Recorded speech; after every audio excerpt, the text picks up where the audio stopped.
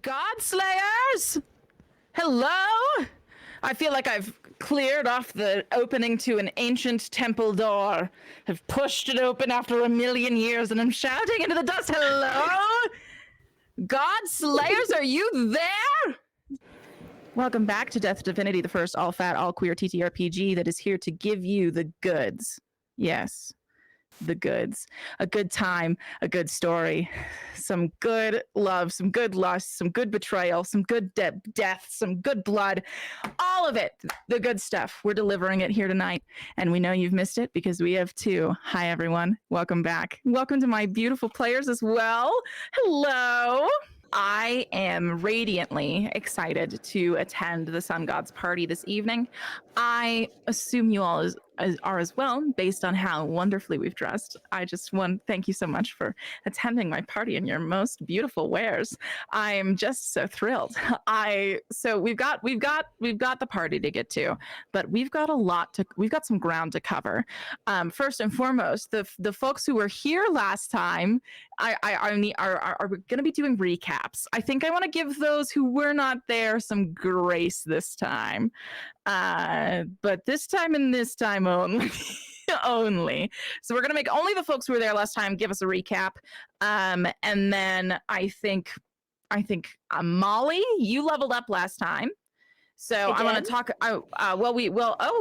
Did you also vote level up, Kaylin? Did you also Pokemon go to the polls, Kaylin? No, you leveled up. Congratulations.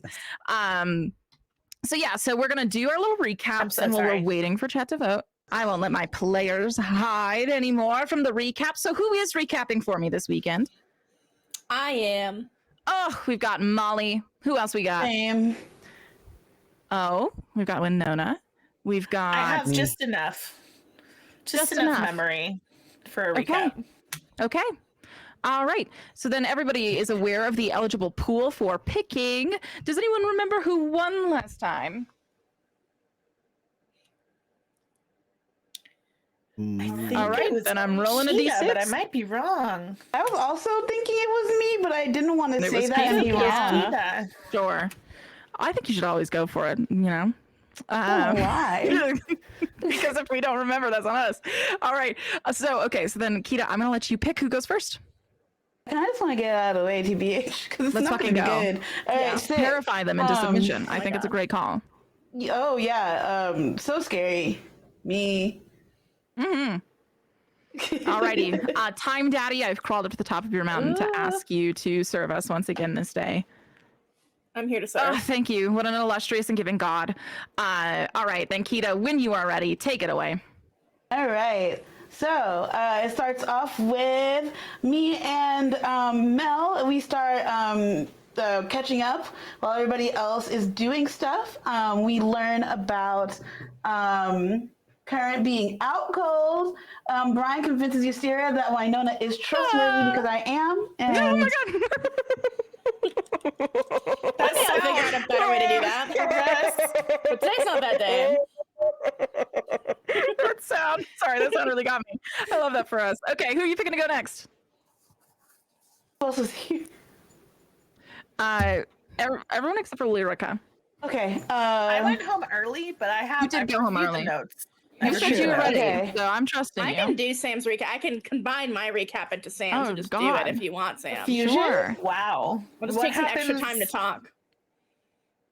Yeah, so you guys are deciding to fuse your times and go for a 30-second recap told by two people. Oh, I'm just going to take it for Sam. I was going to say, I just have like 3 bullet points. Okay. That's all I have. So if you want me to just do my bullet points and be done, I can do it. It's up to you. If you could do the recap, I was offering to fall on the sword for you. I really appreciate prepared. that. I am going to ask Gideon to fall on the sword of dressing Brine for the party. So save your extra 15 seconds for that, maybe. Okay. Because imagine Brine wearing anything other than what she always wears. Oh boy. All right, yeah. Give me my 15 seconds, and I'll give you my like 3 to 4 bullet points. All right. 3, 2, 1, go. Current is passed out. Winona and Mel catch up. There is a sexy wolf. Brine and Yusteria are terrible spies. Gideon talks everybody through their brains, and then Oswald cuts off the head of a meteor statue and gives it to Gideon to give to Ampara. It's wild. Also, Oswald's hot as hell. All done. I forgot about Deborah, the sexy wolf. Oh, I haven't. How could you forget about Deborah the you. Sexy Wolf? It is the name of the show notes from the last episode. I know. Yes. My brain keeps show. trying. Yeah, I know. Deborah the Yeah, Sexy true, Wolf it is is the new also name of the Touch name of the Divinity. show. You're Yeah. right. Deborah, shout out to you. It's my best friend's mother's name. That's not weird. Whoever does a Deborah cosplay first, I will send a copy of the D&D starter kit that we have, the new one. It's unopened, it's brand new. If you want the brand new D&D starter kit, you can have it, but you have to dress as Deborah the Sexy Wolf and show us pictures. That's my challenge.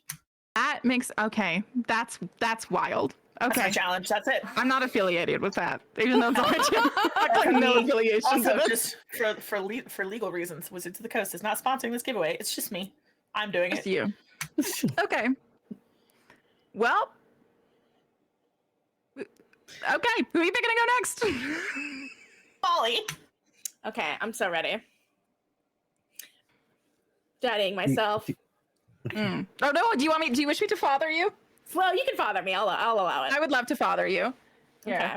I have I have the perfect way to do this. Let me just. Oh, okay. And then just bring that slightly into frame. Can you see this? Can everyone see this? All right. Here we go. When you're ready. 3, 2, 1, go. So this is a Discord message from Kita several weeks ago at 9:24 p.m. Oh my god, I was confused on why the wolf is sexy, but now I get it. Also, so that's my recap. I just said I was right. That's it.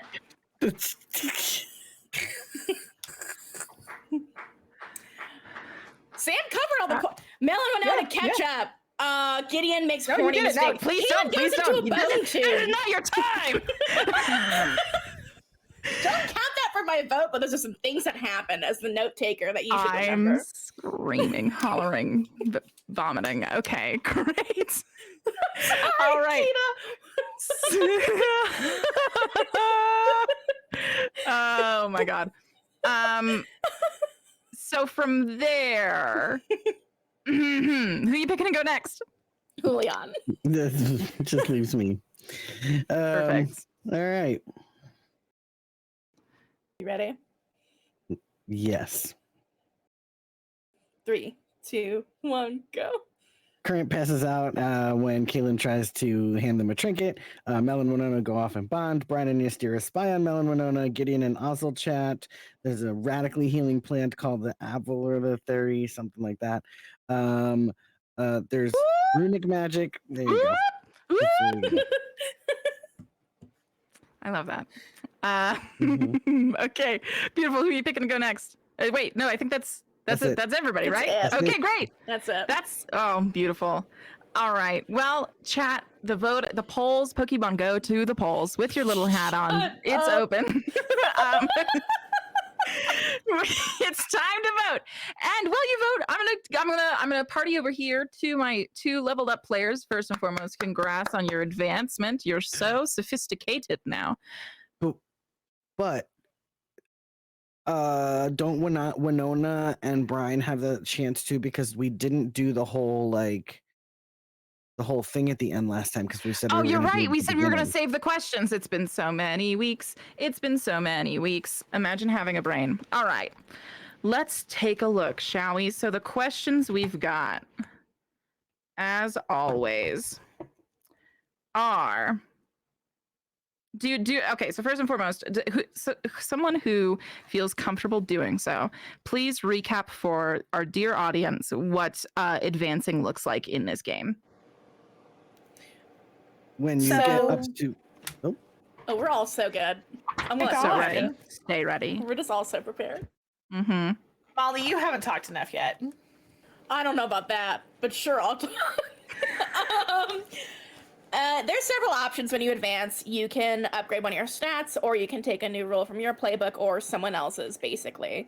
You get 5 XP. You get XP by fucking up, or by answering yes to one of these questions at the end here. I think I got it right. Right? You did. Yep, I chose to absolutely. take a new move from my playbook. That's what I did this time. Ooh. Hell yeah. Was it a hard decision, or did you know right away? I knew right away because it was very calculated. Oh, going I love a into what we're going calculation. into. Oh, okay. Well, let's go ahead and share with everyone what that is. So my 2 existing moves, again, we're walking into a huge party. So when we switched to Thirsty Sword Lesbians, the first 2 moves I chose were Entourage and Gossip, which feel fucking perfect for this setting.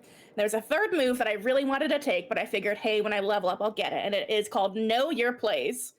When someone insults you and you deliver a scathing retort, roll wit. If I roll well, word spreads of my wit, I get a forward. And then if I do poorly, the person either backs down, makes a fool of themselves, or attacks me. So I can get attacked, or I think there was like a thing where if I roll poorly with this, I'm made out to be a threat to other people, which would be bad for me. Oh, gotcha. I was like, oh, so someone just like beats the shit out of you for having like a not that good comeback. Just hey, really Lyrica. just. Yeah. Congrats on winning that audience poll for your recap. Oh my God, Lyrica gets the treat. What? God, I love our It's because group you were of flute unconscious gamers. and you need all the help you No. can get, probably, Like, huh? I feel I like love I owe that. something now, though. Like, do you want my on-party predictions? Oh, well, we would never say no to this. A god will What? be fucked. Only one? At least one. Okay. We will Okay. have to prevent a fight from happening to save our own lives. And I have a question for you. yes. Is Brine responsible for that? You know, maybe I won't say that I won't say that Brine will like totally solo on that because those reasons. And we're gonna have some delicious ass food that's gonna do some wild shit to us. And I cannot wait for this Alice in Wonderland taste test that's going to happen. I also think that some big ass god secrets are going to be dropped tonight against people's wills. And those are my end party predictions. Wow. Okay. Those were some delicious predictions. So we're going to ask these questions real quick, and then we're going to hop into the session. So with that, I'm going to ask my players, once we do this part, ending the... Okay, great. Perfect. Once we get to this part, do you guys have any pressing final questions about any mechanics? Anything you might need to feel prepared for the journey that lies before you? No, I was gonna say this might be silly, but can we get reminders to do moves? Because I think I'm still like adjusting to the fact that like we don't like roll for things anymore, if that makes sense. Like, sure. like doing checks and things like that. Like I forget that I actually have to announce the move that I'm doing, so I don't think to do them. I think that's going to be one of the really big differences for us is like in Dungeons and Dragons, unless you're saying, can I persuade someone or see if they're lying, right? Mm-hmm. Or like, they're very like, there's a small amount of like social aspect to game moves. Whereas in this is primarily social aspect game moves. So you've got a lot of like potential options all the time. And it's very hard to like, it's very hard to make that mental shift, I'm discovering. So you've got a bunch of special moves as well, right, that are specific to your playbook. Do you all just want me to, so I'm always afeared of being like, would you like to make a move? Because then you have to be like, no. Do I need to make a move? Right? And it kind of conjures that fear. So what I'm going to suggest for everyone else is start getting into other players' business. Thankfully, you all love each other very, very much, as it turns out. And so if you're like, I honestly think, have you thought, don't you have I think you should just start getting into each other's businesses real bad. That's my suggestion, because then it's not coming from someone you are worried might punish you, TM, for not moving correctly in the moment. I think that's a great way to offer support. But if there's like a time where I'm like really I mean, let's let's think about this. I'll make sure to speak up as well. Okay. But I'll Ma'am. definitely I will be the backup. I will let others hold the line. All right. So at the end of every session, players mark XP if during the session any PC confessed their love. No one did that last session. No one did that. No love confessions. So, any PC struck a blow against oppression or de-escalated a violent situation. Anyone? I stopped Deborah from killing Kaylin. You did de-escalate a violent situation, so I think each player gets to mark XP for that. So that's 1 XP for last session. Then we have any PC leapt into danger with daring and panache. Did we see any daring and or panache last session?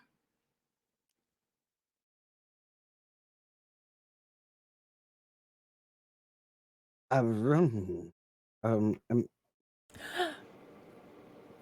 thought of something, but it was your moment, Kaylin. So when you stopped us from going in, so you could get more time to steal stuff. I don't know if that counts, but that was something that popped too. I agree. I think so. Yeah, no, I fully support that. Then we've got any player used as safety practice, and I don't think we had any of those last session. Well, okay. See, my question is it only counting if we're doing them like we're only counting live. We're Okay. not, because we're consistently communicating behind the scenes because we're queers right. who love each other very much, and safety at the table is a major concern of mine at every moment of every day. And so we talk all the time off screen. Surprise. But I think showing those vulnerable moments, that's what I would specifically like to reward XP for this group. So with that, I believe we calculate we had a blow against oppression and daring and panache, so everyone gets to mark 2 XP for last session. Thank you, Deborah. Thanks, Deb. Thanks, Deborah. Thank you, Deborah. And while my players are marking that XP, we have, Deborah, thanks, Deborah. Sorry, I just thought we were celebrating Deborah. I didn't realize that Deborah was participating in the, helping us Thanks let the for worms word, out. Deborah. So, as a reminder, everyone, we have strings in this game, which are a way for players and also me sometimes, to exercise emotional influence or control over the situation. I get 5 base wormies every session. These are my base wormies. But for every $50, I believe, it's been so long, that's 50, right? I'm remembering things correctly. For every $50, like Deb just gave us, we are adding a single wormy of a moment of influence to my worm tree. Everyone, thank Gus, the little treat dealer, for supplying our worms every time. I love you, Gus, my little treat dealer. This is the sole source of my mental health. Thank you. So Gus is going to be our little treat dealer for the evening. We have 6 worms right now. I'm gonna be able to tempt. I can reward XP for players doing what I want. I can tempt them with bad decisions. I can exercise certain NPCs' influence. All of those fun little treats I'm very excited to have tonight. We've got 6 worms to begin with, and I am quite excited for that. Now, I'd like to welcome my resident box stepper, Mantha, down to the front lines. Please get on your box. Tell us about your box. Let's hear it. Thank you for welcoming me to my box, Katie May. Hello, everybody. So in addition to the Sexy Wolf cosplay challenge, I wanted to give a quick shout out to our sponsors, Die Hard Dice. As usual, we will be doing a $20 Die Hard Dice gift code giveaway during our second break this evening. So if you have not won one yet, or if you have a friend who might like dice or whatever it may be, enter the giveaway. Go for it. Let's go. Let's send you some dice. And if you buy dice of any kind, also get a dice tray to protect tables, dice, feet, the whole rigmarole. We also just want to give a shout out to one more multiverse. Imagine pronunciating, I feel like Patrick Stump. the pixel art TTRPG platform that we are using for our streams. They are currently in open beta, so definitely be sure to check them out for your own games. And then, of course, we also want to give a shout out to Mackenzie Mullins, who is our incredible character artist. She did all of the full body art that you see on our stream graphics. Make sure that you check out our Patreon. We do have a Gaggle of Gamers stream this upcoming Monday, which is essentially where we all get together, we play some games, and we just like talk about the show and gossip, and it's super fun. I think after tonight's episode, we're going to have a lot to discuss, and that is a Patreon exclusive stream. The only way to get that is to subscribe to our Patreon for at least $3 a month. That also gets you a whole bunch of other cool content. We're completely feral on those nights. If you've ever wanted to see like an evening of us just being weirdos, that's the one time you get it. And you also every week get to hang out with Katie May while they do session prep, which could include why can't I speak? Oh my goodness, which could include building a worm tree, creating a murder wall, you know, just little things. And then last but not least, if you want to catch up on in-game lore, if you feel like you missed something, you want to look at a recap to see if there's a detail that's just niggling at the back of your brain from season 2, you can do that at our community pages, which will be linked in the chat by our incredible mods. And I think that's it. I think that's everything for the box today. Yeah, well, thank you. And now I'm stepping back down and resuming for your my box. place. All right. Thanks, everyone, for all of that. I think the last thing that I want to have us recall is if anyone has any conditions currently. So remember, these are emotional conditions that our players, our heroes, can take on. And they have certain effects to how you roll, how you act, what you need to do to clear them. We're going to, I believe, see quite a few more of them today, but who's worried? Not me. Does anyone have any conditions currently? I might. Okay. But because I'm not controlling Kaylin at the moment, I can't. Oh no. Okay. Well, we'll find out soon. It'll be a fun little reveal in a moment. Yeah. I love that for us. Okay. So with that, then I think this is like the last moment. This is your last opportunity to get in while the getting's good. Otherwise, we are going to descend back to Acramon and let the future take shape. Okay, wait. We already did Molly's advancement, right? Oh yes. Yeah. Oh my gosh. Yes. Talk about yours. Okay. Yeah. So I have decided that apropos to walking into a large party, I have decided to add the move, the main attraction. Oh. These are falling off. I'm falling off my desk. That was important news. The main attraction, when you make a dramatic entrance, roll plus grace. 10 plus, I get to choose 2 of the following. 7 to 9, I get to choose 1. And I have 4 options. Either all attention is focused on me for a moment. I can hold the attention of one person for as long as I deliver a dramatic speech. I can take a string on someone present, and I can take a +1 forward. Those are all very cool, very, very terrifying. Oh my god. Do you have any thoughts or plans, or are you just gonna kind of keep those to your chest for now? You know, I have no plans, but the strings I'm hoping to collect are aplenty. Ah, a collection of aplenty strings. Oh wow. Oh dear. Oh very dear. Well then, I guess there's nothing left then, sweet gamers, than to attend to Acramon proper. Well, sorry, it's hardly proper anymore. This is Acramon post-proper. Long after the wilds have taken over, of course, led none other by the sun god Anpara with his flux court and army in tow. Yes, everything was taken by the wilds for quite some time. And then slowly, little pockets of mortal kind peeked back up, Terrapine, Kurthus, and the like. And then slowly, you had something arrive with a hunger. For you, sure, but more importantly, everything. The Null. Creatures of gray and shadow that were loosed upon Acramon, causing the young prince to flee.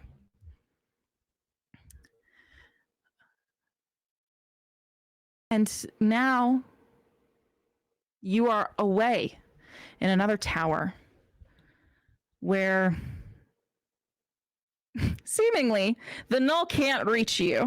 And you've taken not to trust that these days anymore. Ever since that first tower where you thought the null couldn't get to you, your sister more specifically. But it's been some time. I think it's I don't know how Kaylin takes having left the wilds, right, a place where you assume there's a lot of nothingness, to being back in the specific structure of like architecture. Even you're in a place with finely laid bricks, this beautiful palace that could also be called the largest living temple to a god. It's been just a few moments, Kaylin and Gideon, since you've returned. My question for you two, and this is just a small little question up at the start, and I'm going to zip away from you quite quickly after this, but my very first question to the two of you is, even though Ozzel is present, very present, I must say, do you take this moment to discuss anything outside of the other player's purview before you return to the tower?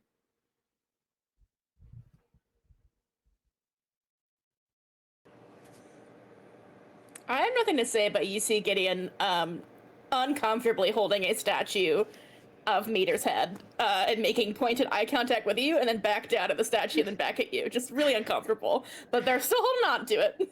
I'll say that. And what kind of vibes are you returning with that eye contact, Kaylin? I think very much just like, yeah, listen, bestie, I don't know what the fuck just happened, but I guess hold on to it for now. Understood. That's all from me personally. Perfect. Great. All right. So then you guys are heading in relative quiet. Totally fine. Just wanted to make sure that you weren't like, no, we were using that time to discuss a treaty that we have in secret. Totally good. So, Brine, remind me where we last left you. Sure. So Ystira and Brine had been temporarily eavesdropping on Winona and Mel's conversation, and then we had a little tete-a-tete with Gideon and the crew, and the cool telepathic convo. And then we were going to go rabbit hunting so that we could return this missing rabbit to Anpara as his gift. Great. And I believe that we said that you had dropped off those spices, flowers, we were on the way to, and we got waylaid. Have not done it yet. Yes. Okay. I couldn't remember if we had said that you had done it or if we hadn't gotten there yet. Perfect. We had not gotten there yet. Awesome. All right. So I believe you said that not Mel, but specifically when Nona was invited to go rabbit hunting with you. Yes, correct? Absolutely. Okay. Then I think I am going to have us pick up there. Indeed, with I think Brine and Ystira, who, let's head on over to that map. You are ducked beneath a giant vine right now, looking at this at this conversation happening between Mel and Winona. And I think my biggest question for you, Winona, is what kind of vibe they can pick up on from their rampant eavesdropping. I think there's like a sense of unease, but not like running into your ex at a grocery store. You know, oh, sure. Yes. Like the will they, won't they? Yeah. But angry. Yeah. Right. Okay. Yeah. I think would be top veil. Okay. Perfect. And I think my other big question is, Brine, do you wait for this conversation to wend to a natural end, or are you interrupting the moment you find this to be too boring to be of consequence to you? I think I would wait until it seemed as if it would feel natural for Ystira and I to walk past on our way to the kitchen. Okay. Yeah. So you wait for a polite little lull in the conversation. And I think both you and Ystira are frankly like well trained in the art of this gentle deceit. I think Winona, I think you and Mel kind of sink into like an easy but kind of stilted conversation after your big initial reconnect. I think the majority of the conversation is her giving you pretty extreme details of what is happening in the weeds, like rebuilt right now. Okay. Right, like who made it, who's running it, the patrol system, the security system, right? Like what she is most worried about, what she is most confident about, those different kinds of things. And I think there is a natural lull when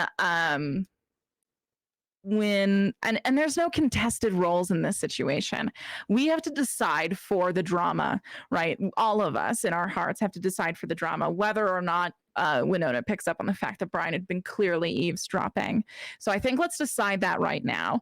Does Winona pick up on it? I think we had a brief little when Did we? Gideon was talking. Yeah, I think we'd already kind of acknowledged that we were all in this soup. If I'm remembering correctly. Yeah, The scent. we all smell Well, I each do other's. remember the sense. Yes. Yeah. Yes. All right. So yeah, now Brine. So you are very aware that Brine has probably been eavesdropping for a fair majority of this, but I'm sure you appreciate the fact that they're not giving it away. So yeah, there's a natural lull when I think that Ystira like stands up from where they are behind like the trunk and is like, and that's our final clipping, right? And she kind of like tucks it away. It's just dirt into her pocket as they both stand up to kind of get your attention. So tell me what that looks like as you two reunite. Yeah, I think Brine just kind of follows Ystira's lead, stands up, and I think she acts like she's like tucking something away into her little bag that she carries. And then she starts counting, like as she's walking, okay, so we have this, we have this, we have this. Did we get everything? Can you think of anything that was on the list that we don't have clip-ins of? I'm pretty sure we're solid. Yeah, we've got everything. All right, that's what I thought.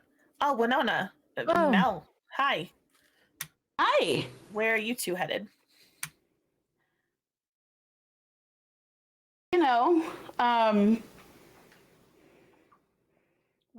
were we headed? And I think Brine picks up on Winona's kind of like and just jumps in and goes, well, we're going to the kitchen to drop off these clippings for Anpara, and then we're going to hunt for that rabbit that went missing for his gift. Are you two going with Gideon, or do you want to join us? I could hunt a rabbit. Hunting a rabbit? Yeah. And I think I turn to Ystira and just go, more eyes are probably better, right? Oh, surely. Rabbits is slippery from what I recall. She just nods. Great. Okay, well, you want to come with us to the kitchen, and then we can head out to the gardens. Have you seen them yet? I haven't seen, honestly, no, I haven't seen too much. Oh, the gardens are huge, and they have the wildest, I mean, obviously we're in the wilds, right? But these just incredible plants, some of the things I've never even thought of. Trying to harvest some of these, I mean, look at this. And Brine like holds out her arm, and you can see that she has like a little like burn mark on her arm from one of the plants that they had to take a cutting of. She's like, they fight back. That excites you? Yeah, kind of does. It's been a long time since I had my fingers in the dirt, but it was nice, just to kind of go back to that, my roots, so to speak. And then I think she's embarrassed that she just said so much. And I think like the moment of embarrassment that brings this on is you kind of look over to Mel, who knows of you in an entirely different context. Yeah, we worked together a lot. Yeah. And so there's just this measure of like, it's like she's breathing in this like informant really like has this one, relationship, and like two, is here, three, loves plants. Like there's a lot for Mel to be taking in about this. And so her head is just kind of like, And I think Brine just kind of looks at Mel and then gives a little nod and says, I'm glad to see you made it out. glad to see Winona made it out too. I'm thrilled. Yeah, we've had each other's backs. Thanks for that. Anywhere, anything, anytime. You know how it goes. And Mel just kind of nods and says like, and so the rabbit we're catching is a gift.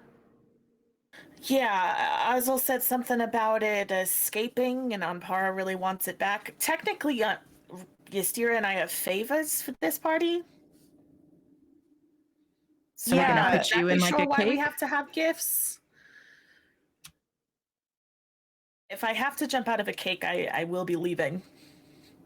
That's just... I don't know That's if too anybody's far. going to ask you to do that. I really hope Not that they wouldn't ask you to do that. Saying Brine wouldn't look great jumping out of a cake.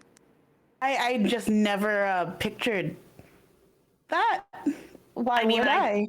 I've discovered that we're apparently also supposed to dress up for this thing, and I think she just takes a step back and like looks down at what she's wearing and says, the last thing I dressed up for was House of Huntress the night before we left. Oh, And it was jeez. something I stole from your closet that I'm pretty sure Karina left there. I'm sorry. It's gonna be a bit of look prep. of disgust on Mel's face. It's gonna be a bit of prep. I don't know. Yeah. Okay. I guess it's. Does he want the rabbit dead? Alive? No, alive. I'm pretty sure. Okay. Typically alive. Ystira says, I just wanted to clarify.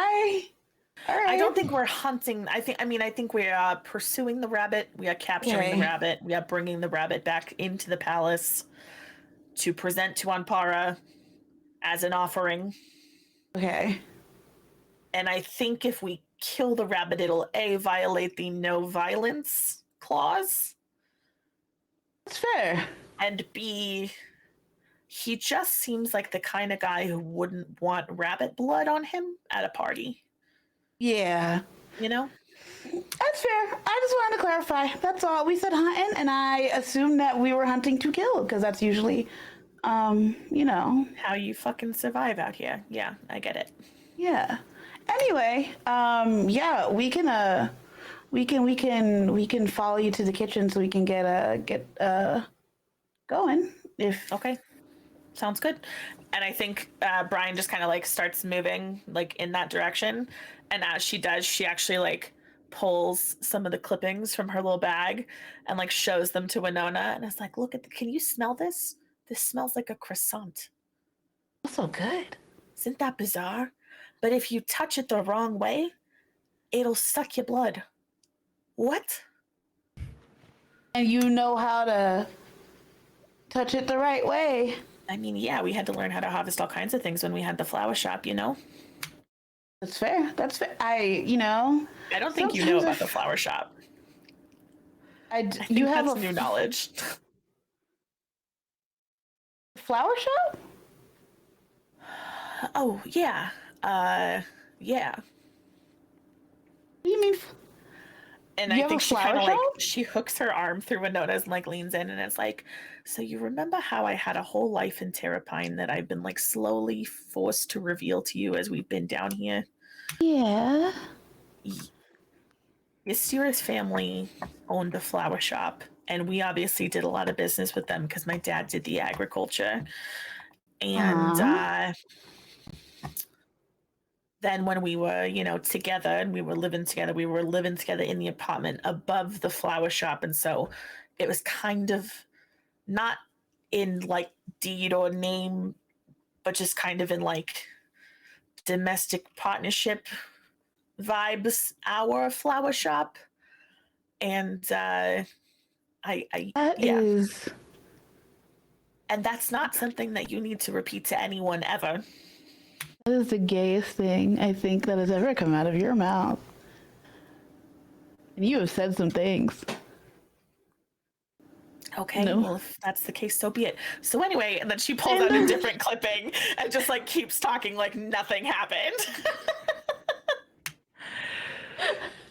That's great. Yeah, I I think love that it. you two are like, you've linked arms and have kind of taken a few steps forward to walk, and Mel and Ystira have kind of like fallen into step behind you.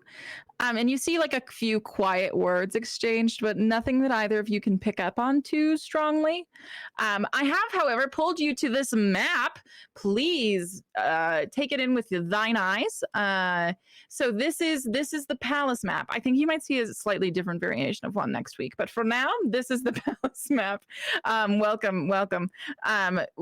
So this is kind of a view of all of the different available areas here in the palace. So everyone breathe this in. It was a lot of hard work, so do a lot of breathing.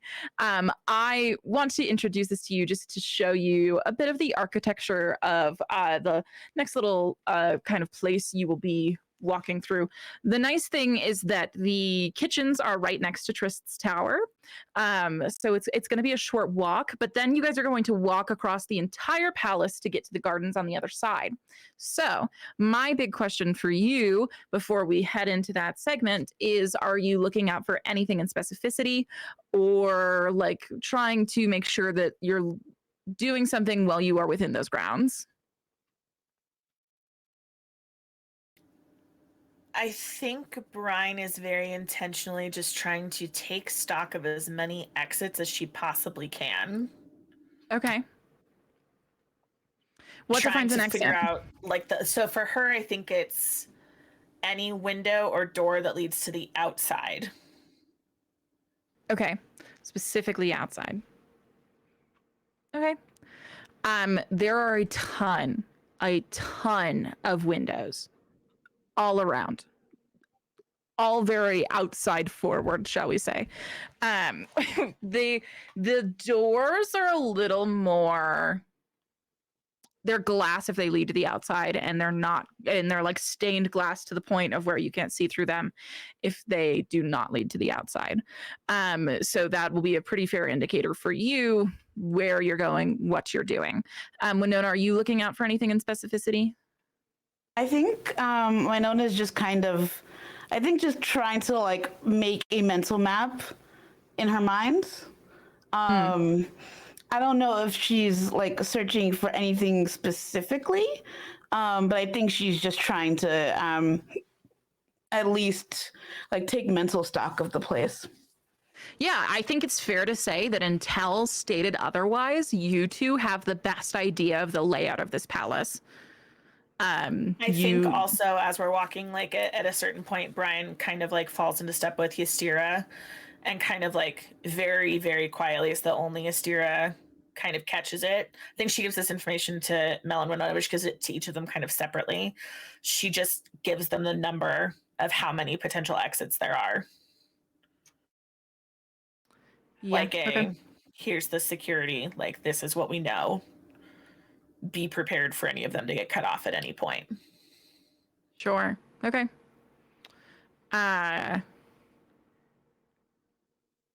Yeah, I think that like you notice that like Ystira seems less interested in those numbers than I think you'd think she would be. I think I clock that and just kind of tuck it away for now because it doesn't seem like something that should be talked about right now. All right, so then you all proceed. You kind of get to the edge of this palace, which is made with, and I think like Brine, it took you a few days in to realize this, but this palace is comprised of organic material. The more you stare at what this palace is like built of, like the more you're like, is this some kind of like amber? Right, but there is, you can tell like there is a life to the material of perhaps even the floor and the walls of this place, and that makes sense when it comes to the wilds. And I think like that becomes more apparent as you are walking with Winona this time around. You guys make it to the kitchen, which is this octangular off wing from the sunroom and the ballroom, two separate places. You will find this later. And it's very confusing. There's a lot of formal rooms, and that seems to be the only thing that's around, and that doesn't make any sense. And Brine, the other thing you pick up on is that you're not counting guards because there are no guards. There's no rotational watches. There's no stationed at the doors. You'd think that like Empire would even have like someone like standing at the doors to open it for him. No such thing. Right? There is a very shocking lack of staff. And it becomes very apparent when you walk into the kitchen and it is completely empty. This beautiful kitchen, the biggest kitchen you've ever walked into. You can see different like types of like literally like cooking utensils from like back before the wilds broke loose. You see ones that are specifically flux. You see ones that were like recent Kurthinian advancements. You see like specifically Terrapinian spice sets. You see that like there is everything from all around the room collected in this kitchen, and there is not a soul inside of it. Is anybody else a little weirded out by the lack of people? I mean, I feel like if you're a god, you can kind of control everything. So, I mean, Sure, but the gods don't have unlimited power, right? oh no. Can you define a limit to their power? Is that Mel or Ystira? Ystira.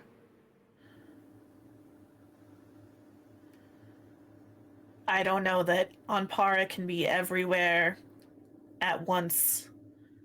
If there were a multi-pronged attack on this place with people with power, magic, strength, whatever it may be, could he simply blast them all back to where they came from? Ystira shrugs. Just seems a little odd. Seems a little... No, I'm sorry. It doesn't seem odd. And then I think Brine kind of like tilts her head to the side and looks around and like does like a little like slow spin as she's like really kind of considering this and taking it in. And then she folds her arms across her chest and she looks at the three of them, Winona and Mel and Ystira, and she says, "It feels cocky." Hmm. And in my line of work, cocky's not very smart. Just an observation. And then I think she just walks over to a counter that has a cutting board on it and starts unloading all of her cuttings. Yeah, you just unload it. You kind of like leave it on the table. I think like you watch Mel like immediately start like ransacking this place, like just like starting to like look in the cabinets, just out of like nosy, just pure nosy curiosity as it starts. And you watch her like pocket a few things as she's going, just kind of casually, while you and Ystira kind of load everything out. Winona, what are you doing while you're in here? I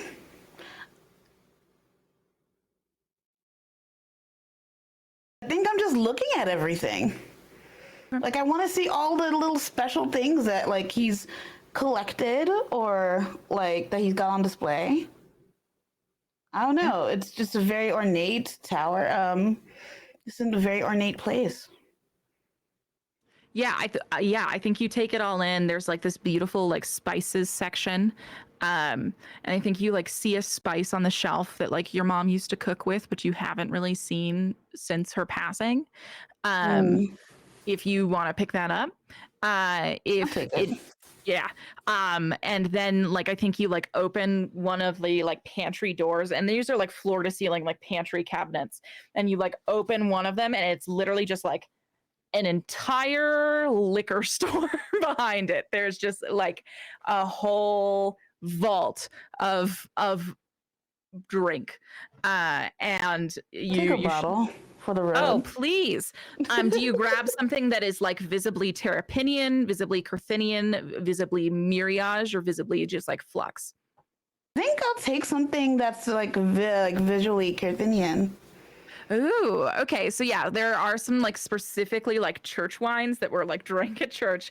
And then there's they used to make this very, very specific kind of like berry mead that was prepared slightly differently from the wines, but it was oftentimes like people from the weeds would go and they would steal the fruit in like the dark of the night, and then they would go and specifically prepare it in this style. And so I think you see like this relic of home, and I'm gonna take 2 bottles, one for me and one for Brine. perfect. Yeah, so you grab those two. And I think as you're going to grab those, you guys hear voices from the corridor walking closer and closer to you. What do you do? Bride's gonna straighten up and turn so that she's facing the door. Is the kitchen a dead end, or are there other doors leaving? There are other doors. These pantries are so huge that you could like walk into one and be like, I'm in the onion pantry. Like, especially at your size, right? You could theoretically like walk into one of these cabinets and shut it. You could disappear into the wine cellar, right? You could sneak under one of the tables. You could just leave out to the gardens, not the gardens, but like back out towards Trist's wing. There's a lot of things you could do in this moment. Okay. Yeah. So I'm gonna like finish unloading these cuttings and close my bag, and then just turn towards the door where these voices are coming from, and just put on a very firm "I belong here" kind of attitude. Like, I'm not doing anything wrong. I've done what was asked of me. Great. Winona. I'm tucking the bottle somewhere that's not easily visible. Mel walks over and like holds her jacket open, and you guys just like throw them into the inside pockets, and you've done this 100 times. Yep. I'll go ahead and pull one of those, and I know that I cannot be violent, but I am. So I'm not going to reach for my axe like I usually do. But I am going to kind of mirror what Brine is doing, but be just like kind of on guard. On guard. Okay. Well, so you guys hear someone like saying a goodbye of some kind. A farewell. You begin to pick up on a voice that does, to some of you, have a vague familiarity to it. Now that you know that this voice is familiar to you, are you changing your mind at all? How familiar? Familiar parentheses scary, or familiar parentheses friend? Yes. Not friend, that's for sure. It's not like, oh, that's like Gideon's voice down the hall, or that's Gemma. It is a familiar, not great. I think Brine is going to like make eye contact with Winona, and just, I think she has taught Winona some thieves' cant, and so I think she does the sign for hide. Okay. And just like opens the cupboard that's directly behind her and just kind of like folds herself into it and closes the door, but like presses her ear to the cracks so that she can hear what's happening. And I think Winona's probably just going to like sneak in between rows of, I'm assuming that there are like rows and stacks of wine. Yes. And so she's going to try to become as like agile as she can. Yeah, exactly. And get between in like a nice dark stack of red. What was coming out of my mouth? Who knows? I love that. Yeah. So you and Mel both immediately like step into the same in the same kind of like shadowy aisle of this cellar. And it is literally just in enough time, I think, like Ystira just like goes invisible. Fuck you guys. Like she's just like she's done. And then it is like literally just enough time as the door swings open and two things are very evident right away. There are two beings in front of you, the first of which you have never seen, and the second of which you wish you had never seen. The first of which is this 8-foot tall being that glows this radiant gold orange. Incredibly slender arms, almost tendril like, as this still goes down to this creature's knees. The only thing mortal about it is its stature. And its head is this many-pronged sun. This being that is created of only the stark light. The only thing that you can see of it that is reminiscent of a face is these sunken indents of where a mouth, nose, and eyes should go. This is the thing that you've never seen. And the thing that you have wished you had never seen is Fang, who comes in and is like, all right, just gotta load up. And you notice he kind of saunters over to the wine cellar door. They've got this, you can tell that they've got this like half put on arrival wear look that includes these very shiny gold pants. And he comes over to the cellar door, flings it open. Winona, you hear Mel kind of like suck this breath in the last moment as like she goes completely silent as she stops breathing to keep you guys from getting caught.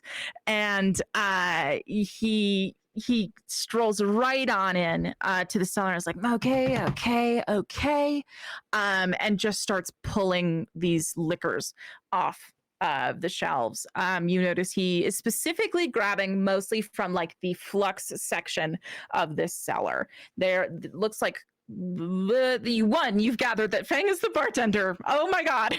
That is the first thing that you kind of gathered from this moment as he's like kind of muttering some drinks to himself.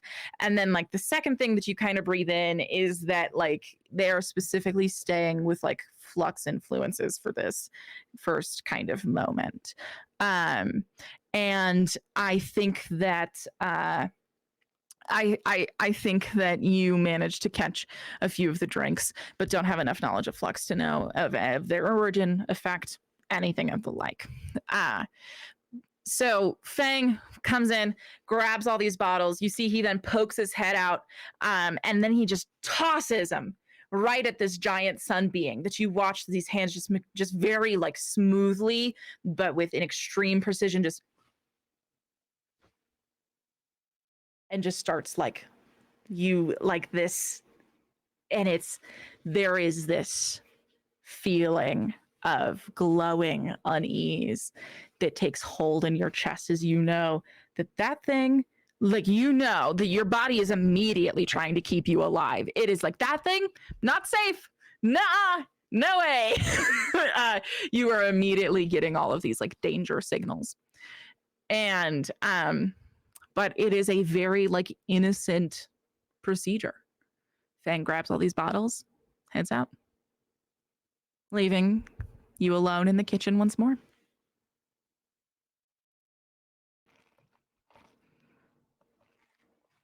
Okay, once their footsteps are completely gone, Brine is going to like edge her way out of the cupboard, but she stays low so that she's like just underneath the height of the counters in case there's anybody like lingering.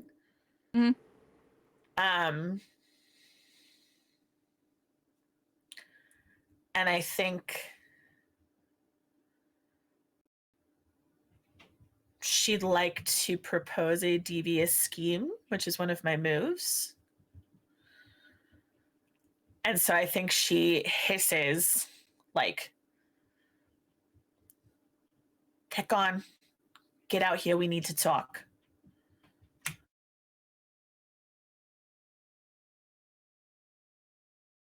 Does that specifically? Are you trying to summon Ystera or My friends, all of my friends, all three of my your friends. All three of your okay. friends. Next to me. Great, perfect. I didn't know if that was a specific secret signal. All my friends, please.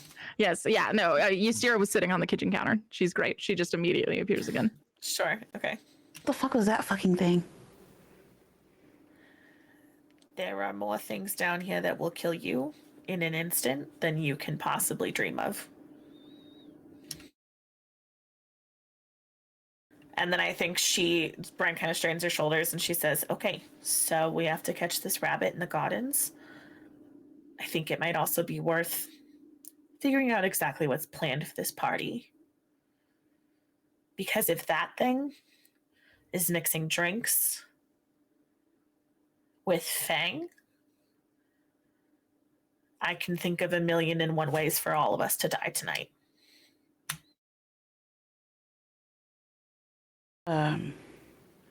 Okay. Jesus, that thing was scary. How do we even begin to like figure out? Here's my idea. We go to the gardens, we find this rabbit, knock it out as fast as we can. If all four of us are like nose to the ground searching, should be pretty easy. We capture it, we put it in some sort of lock. I mean, I think Ystera, you can produce some kind of magical collar, right? And just kind of keep it with us. Or a cage. Something. Keep it with us, and then just get a lay of the land. And if anybody asks us what we're doing, we can tell them that we were hoping to find the rest of our friends who had left the palace grounds to search for a gift. And we were just trying to figure out what was going on. Okay. Because I want to know as much as I can find out.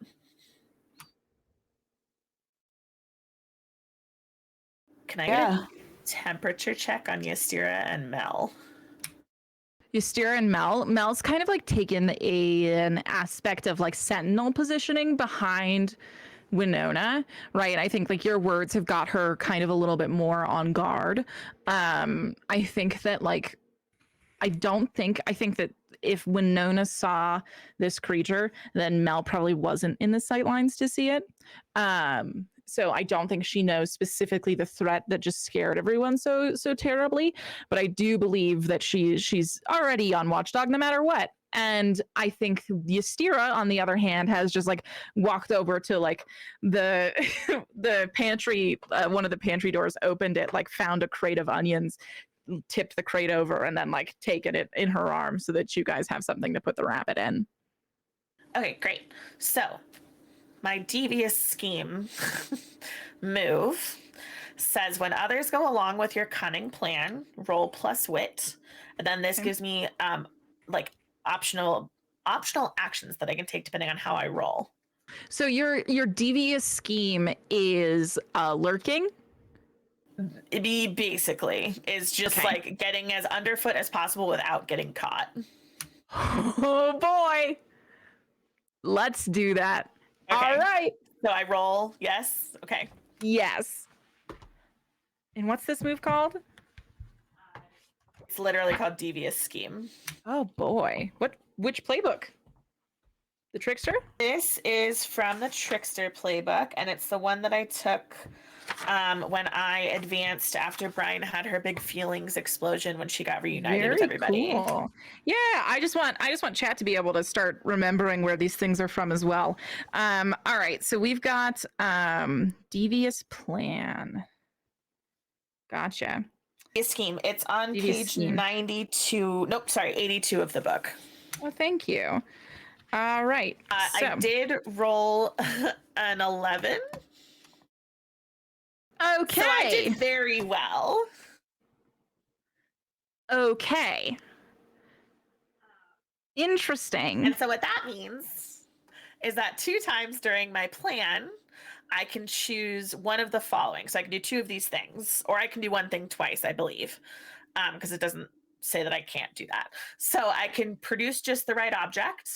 I can describe an unexpected weakness in an obstacle, or I can appear right behind someone at a crucial moment. Oh my god.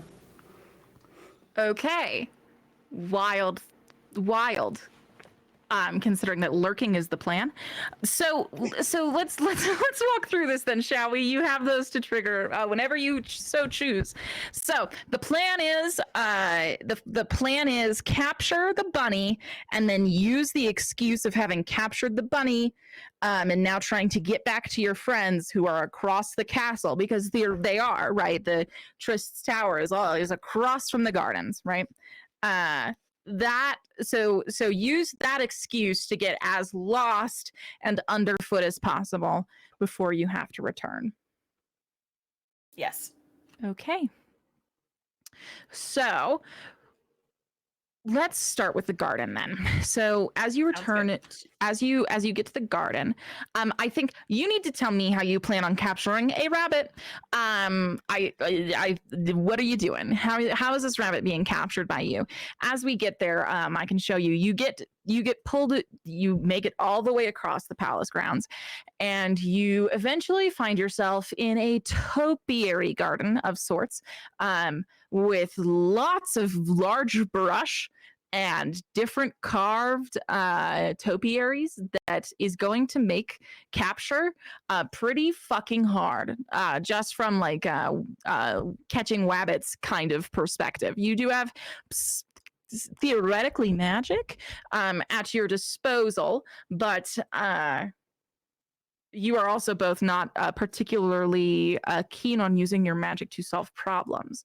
So my question is, as you roll up to these topiary gardens, what strategy are we approaching the situation with? So I think I have some freeze-dried or like dried bits of veggies that have been in my bag since we left Kurthus that I've been like holding on to for ages. And I think I'm going to, very Hansel and Gretel style, leave a little trail and see if I can entice this bunny to follow the trail. Yeah, so you get into this topiary garden and you start laying out this trail. Winona, are you doing anything as part of this strategy? I think I'm just kind of like, if Brine's doing that, I'm keeping watch. So I'm looking to see if like maybe the rabbit is coming out to like peek, you know, like looking for little kitties when they're trying to get like caught. Yeah. Okay. I think that yes, let's say, okay, so I like that. I think that, let's say you go ahead and you send Mel and Ystira to kind of like do a little bit of a perimeter moment. And they're kind of standing in those corners looking for I think the same thing as you, Winona. Brine, you are laying these bits of veggies out like, oh boy, this is gonna foolproof. And as you lay them out, you wait. How long are you willing to wait? I think say probably 10 to 15 minutes. 15 minutes passes. There is no movement. I think, Winona, you have seen there be some rustling in the topiary set further in toward this garden, but that is literally the closest thing you have to a lead. Have we spread veggies over there yet? I'm out. No. This is all I've got. Okay. Well, I think Winona's gonna pick up some of the stuff that's nearby and make her way over to where she saw the rustling.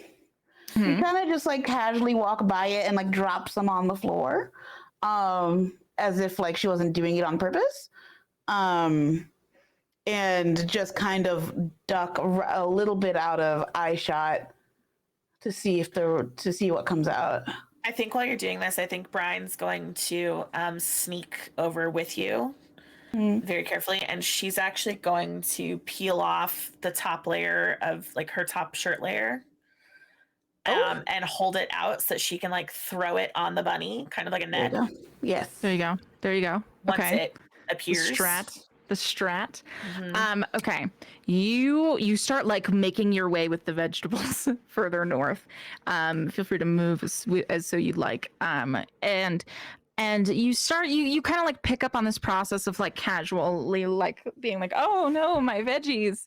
And you start getting the sense, Winona, and like specifically Winona, you are starting to get the sense that whatever this creature is, it is a bit too cunning for this.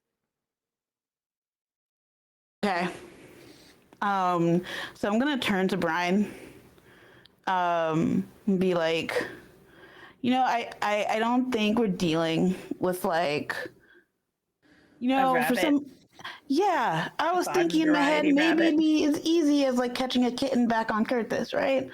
Cat just walked into my bag one day. I didn't even have to catch them. See?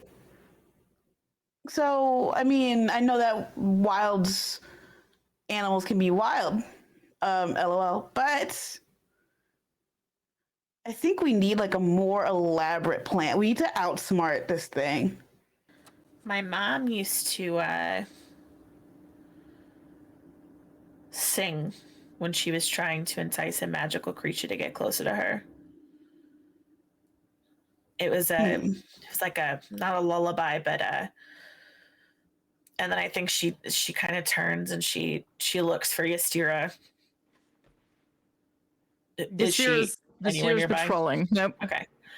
And I think Brine like very hesitantly starts to like hum this thing that her mom used to sing when there were like magical pests in the grove in Terrapine that had to be kind of brought into an enclosure that they didn't want to be in. And Brine, I think, knows that it was probably some kind of magic. It wasn't something that she ever necessarily learned, but I think this is the first time that she's like trying to tap into that like family knowledge and try to like use it for this purpose. And so she just starts like Sure. humming this little song, and I think her voice sounds awful, but she's doing her best. Okay. Yeah. So let's say as you start singing this song that does contain this magic with which you are not aware to this rabbit, I'm going to have you go ahead and roll to defy disaster. I think that you're using your cleverness or knowledge, or your willpower or metaphysical skill if you're specifically relying on magic. Either of those, I think, defying disaster is probably, you're about to spend 6 hours catching a rabbit if you can't get somewhere here and now. She said I could use my cleverness or knowledge for this. Yeah, I'm actually happy to have either of you do the roll. I think there is going to be the one roll. I think either of you can do it. I sounded more like Brine because Brine was singing the song. However, Winona, if you feel as perhaps that is not going to succeed and like to use it as a distraction for something else, you are welcome to, and you may take on that role yourself. What do you think? I mean, I'm happy to roll and see what happens. yeah. Okay, so Yeah, go defy for it. disaster roll, so it's going to be a plus wit. Let's Hey. see. Okay, that's an 8. That is an 8. So a 7 to 9, the GM will offer you a hard choice or success with a sacrifice. I'm not gonna give you like, I think like the sacrifice that I'm going to give you is you can either do this in a short amount of time and kind of lose some pride, right, and have it be very humiliating. I'm just thinking like the yakety sax song. Like I think like either like it gets very funny, but you do it in a short amount of time, or like you manage to do it in a very sophisticated and cool looking way for any onlooking eyes, but it does take you a long while. Oh no, let's do the first one. Okay, so yeah, so Winona, this rabbit does start just so Brine starts singing, and I think that Samantha and I can both reflect in this moment and say that maybe Brine isn't the best at that. No. I think And- like my voice breaks. I think there's a very like tone deaf quality to it. Like she clearly has heard the song and can repeat the sounds, but there's no musicality. Yeah. It's not good. Yeah. And I think like that Winona, you see this happening, and when she starts singing, there's like this weird gross feeling in your tummy that you're not a very large fan of. And I think that like you look around and you can actually see like a squirrel like scurry away for the exact same reason, right? You see a bird take flight off into the sky, right? And then you're like, okay, people are fleeing. I just have to look for the fleeing. And in this moment of which you seek out this fleeing, you watch this rabbit, this bright white rabbit, jolt from one hedge to the other. And then this ensues. Please describe to me this hilarious next few minutes of being able to use Brine as a repellent to get this bunny into a trap. Paint me a little picture. I think for Brine specifically, she keeps humming, but she kind of does the thieves can't sign for like, should I stay put or do you want me to go with you? I tell. This is hard because I'm like, I want you to come with me, but I also feel if you come with me, you're going to continue to repel the rabbit. So I'm just going to say, you stay put, and I'm just going to take my little winged shoes and take my jacket off, and I am going to ease myself off the ground so it doesn't hear me running after it. And I am trailing after this bunny. And I think Brine keeps getting louder. Okay. Until she's eventually like low-key kind of screaming. Scream singing, if you will. Oh, that's a big boy. Sorry, that's a big chonky man. Yeah, so she's like low-key like scream singing. Yeah. So, and I think like two things happen at once. Oh yeah, tell me more, Winona. And it's successful, right? So I end up catching the rabbit. Oh yes. So I think what I do is I kind of just like hover over it with my jacket, and when it stops to take a breath, I just however Winona tells the shoes to stop flying. Sure, she does that and just drops down on it and like ties it up like in her jacket and like is like gripping it to her chest. Perfect. Yeah. And I think that that happens, right? You drop down, you capture it as Brine does this lovely little high note. That like Brine, you actually notice as one of like the tree heads kind of like withers as you hit this. You are beginning to wonder what awful you have wrought in these moments, but you've done something with magic. And I think that it's like the pretty rough moment of that is as you are like loosing those final high notes, you do look up to the balcony and see Clove just at an open window, smirking while drinking some kind of cocktail. I'm gonna blow her a little kiss. Okay, so you blow Clove a kiss, and you watch Clove's eyes go to Ystira, go back to you, catch it, and you watch her tuck it into her bra, and then just shut the window. that is those are the few things that happen. I think Brine kind of like spins her shirt around her wrist and then like turns away from where she saw Clove and starts like pulling her shirt back on as she walks back toward Winona. Perfect. Yeah, great. Love that. All right, and yeah, so then you guys, that is the first part of the plan executed. Well, Winona, you put this bright white rabbit with these like really jarringly, startlingly green eyes into Ystira's little crate, and you guys start heading back into the palace proper. So with that, I'm going to bring you back to the palace map and ask the question, like, where are you trying to get underfoot? That's going to have a great deal of effect on what happens to you in that moment. And so I think that's the big starting question is like, okay, where? Because there's everywhere to go. I want to find Fang. Okay. I want to know what Fang is up to. Okay. However, I'd also be interested in seeing if I can find where Valpyne or Chinthryx or Malaya Pira are, if they are in the castle. And I think Brine has at this point picked up that her obsession, because that's what it is, with killing Malaya Pira and Valpyne to save Ystira is higher on her priority list than it is on Ystira's. And so I think this is something she keeps to herself for right now. And she kind of, like, as they're re-entering the castle from the gardens, presents to the three of them, like, well, if we find where Fang went and we find that thing, the safest place to be is as close to your enemy as possible, right? So let's find out what kind of drinks they're making for tonight. I'm down with that. Okay. How do you seek to accomplish that? I want to head toward, like, the ballroom proper. Gotcha. And figure out where they're kind of setting up, like, the bar area, or if it's like there's a dinner before the, like, party proper, right?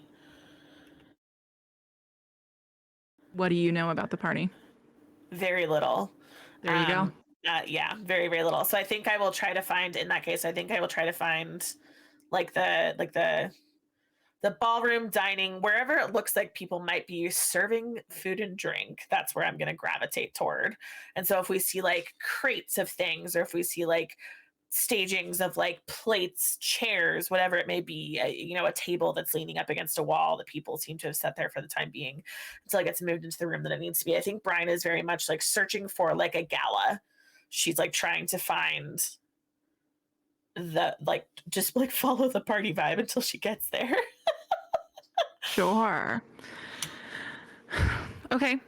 And I'll let you, I've closed the book. I'm not looking at your moves. I'm going to let you pick them whenever you would like to, including right now, as I describe what happens next to you.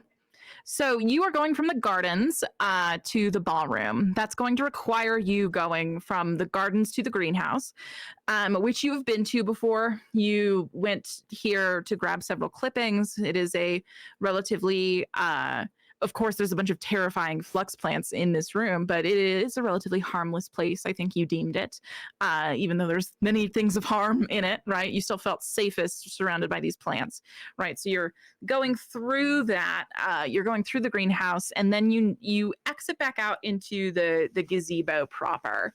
And the gazebo proper is what's going to lead you in, like, you have to come out to go in through the palace entrance, right? Which is going to lead you straight to the ballroom. So you're essentially getting onto a main highway of this palace.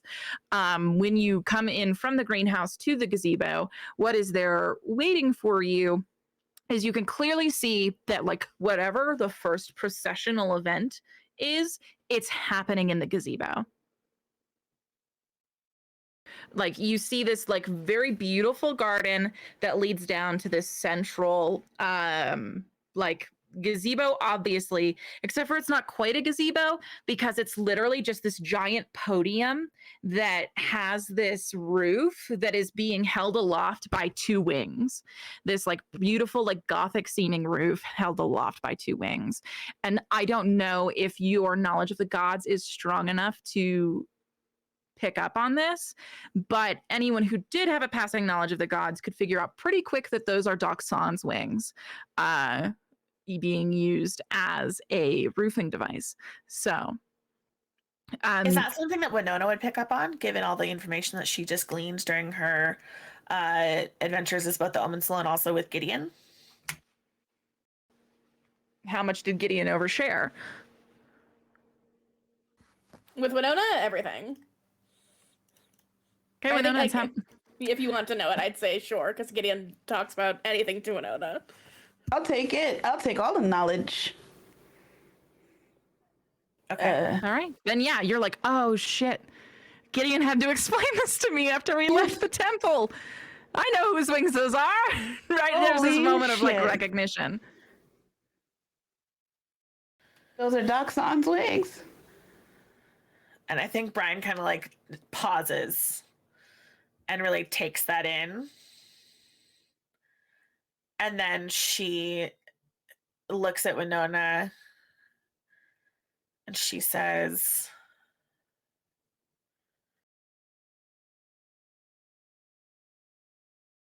what kind of being puts their biggest trophy somewhere so fucking obvious that another person with enough anger could rip it down? And then I think she smirks a little bit and she says, like I said, cocky. And then she just like keeps walking. Okay. Maybe he did that on purpose. Yeah, I'm starting to think that Anpara is a little bit more show than he is tell, if you know what I mean. A little more bark than bite. I'm starting to feel a little, and then she turns, and so she's like walking backwards and facing them. Mm-hmm. She says, I'm starting to feel a little bit like a pawn who's being underestimated. And I don't like that. Especially not when the chess master is just so obvious.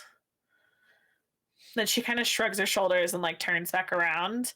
And I think if there's like a crate or something like nearby with something on it, like a goblet, a trinket, something that she can grab, that is clearly going to be useful at some point, she just kind of picks it up very casually and has it in her hand.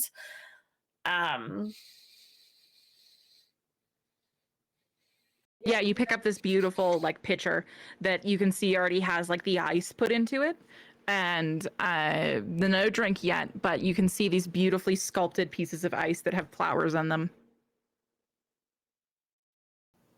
She just goes, oh, this is beautiful. I like this. At least he has taste, I guess. And then she says, has anybody seen the bartender? Any of you? You just start asking people? I ask Winona specifically. Oh, Winona specifically. Okay, Yeah. gotcha. No, I haven't. I don't think I've noticed anybody yet. No. How about our little sun friend? Any idea? Yeah, you've actually, as you like notice, if you look into the gazebo, there does seem to be like several of those things, putting out chairs, setting like putting set out. You will also, however, notice that like there will occasionally, as I think that you're like taking a moment to like breathe this in, like occasionally just like a like stone from the floor will meld up into a chair. Right, like there is a like seamlessness to this. There's a whole army of them doing shit. What are they made of, do you think? Did he make them? And Yes. I think Brine The kind of Spirit like says that immediately, just like nods, fully confident. Yes, are they dangerous? yes. Okay. And then I think Brine just kind of like slips behind like a tree or something, a shrub. So she just kind of watched them work for a second. And then she says, we need to find out exactly what is going on those plates. So I will say, if you wait long enough, you can actually notice that in this gazebo there is a bar being set up. If you want to stake out here, you will probably see Fang at some point in time. Okay, I think that's what Brine wants to do. I think she communicates that. It's just like a let's pause and observe for a little bit. Okay. What moves are you deciding to enact at this point? As you kind of have a feeling for what is happening. Yeah. So I snagged the picture so that I can produce it if anybody sees us. Just be like, oh, Sure. like, encountered this in the kitchen, thought it was necessary for the bar, brought it over in our quest to find our friends. And then I think the other thing, you're asking me like what I'm picking from my moves list, right? From the You have two choices. yeah. And then I think the other one is I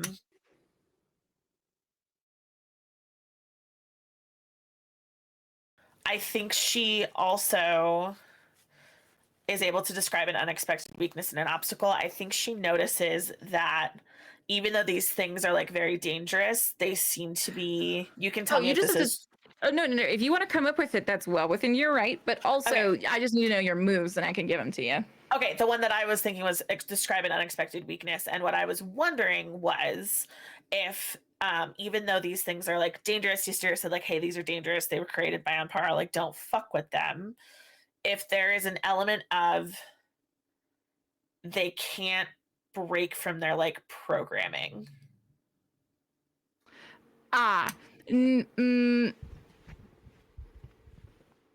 So, and if that doesn't work for the flavor, that's totally fine. It was just something that I was thinking of as I was like following the thread. These are very specific creatures. I think that the thing that you would notice, should you were taking time, you see, if you're specifically seeking a weakness on these beings, is that because that is specifically what you were trying to do, correct? I'm trying to find like a way of like, hey, like if I get too involved right here, I can still get out with my neck intact. And You this don't is have why. that. Okay. That does not exist right now. Okay. What you do have is you are watching these creatures like move and act, and you watch it for a really long time, and it takes you a while to understand, because from what you can glean, they do not have ears, they do not have eyes, they do not have mouths, they do not have noses. How are they existing in this space that they are in? I believe that you slowly over time begin to figure out this, just by pure like being good at staking out, right? That is a well-developed skill of yours. You can kind of tell that they are getting their bearings based off of the surroundings of organic life around them. They seem to have an innate sense of it.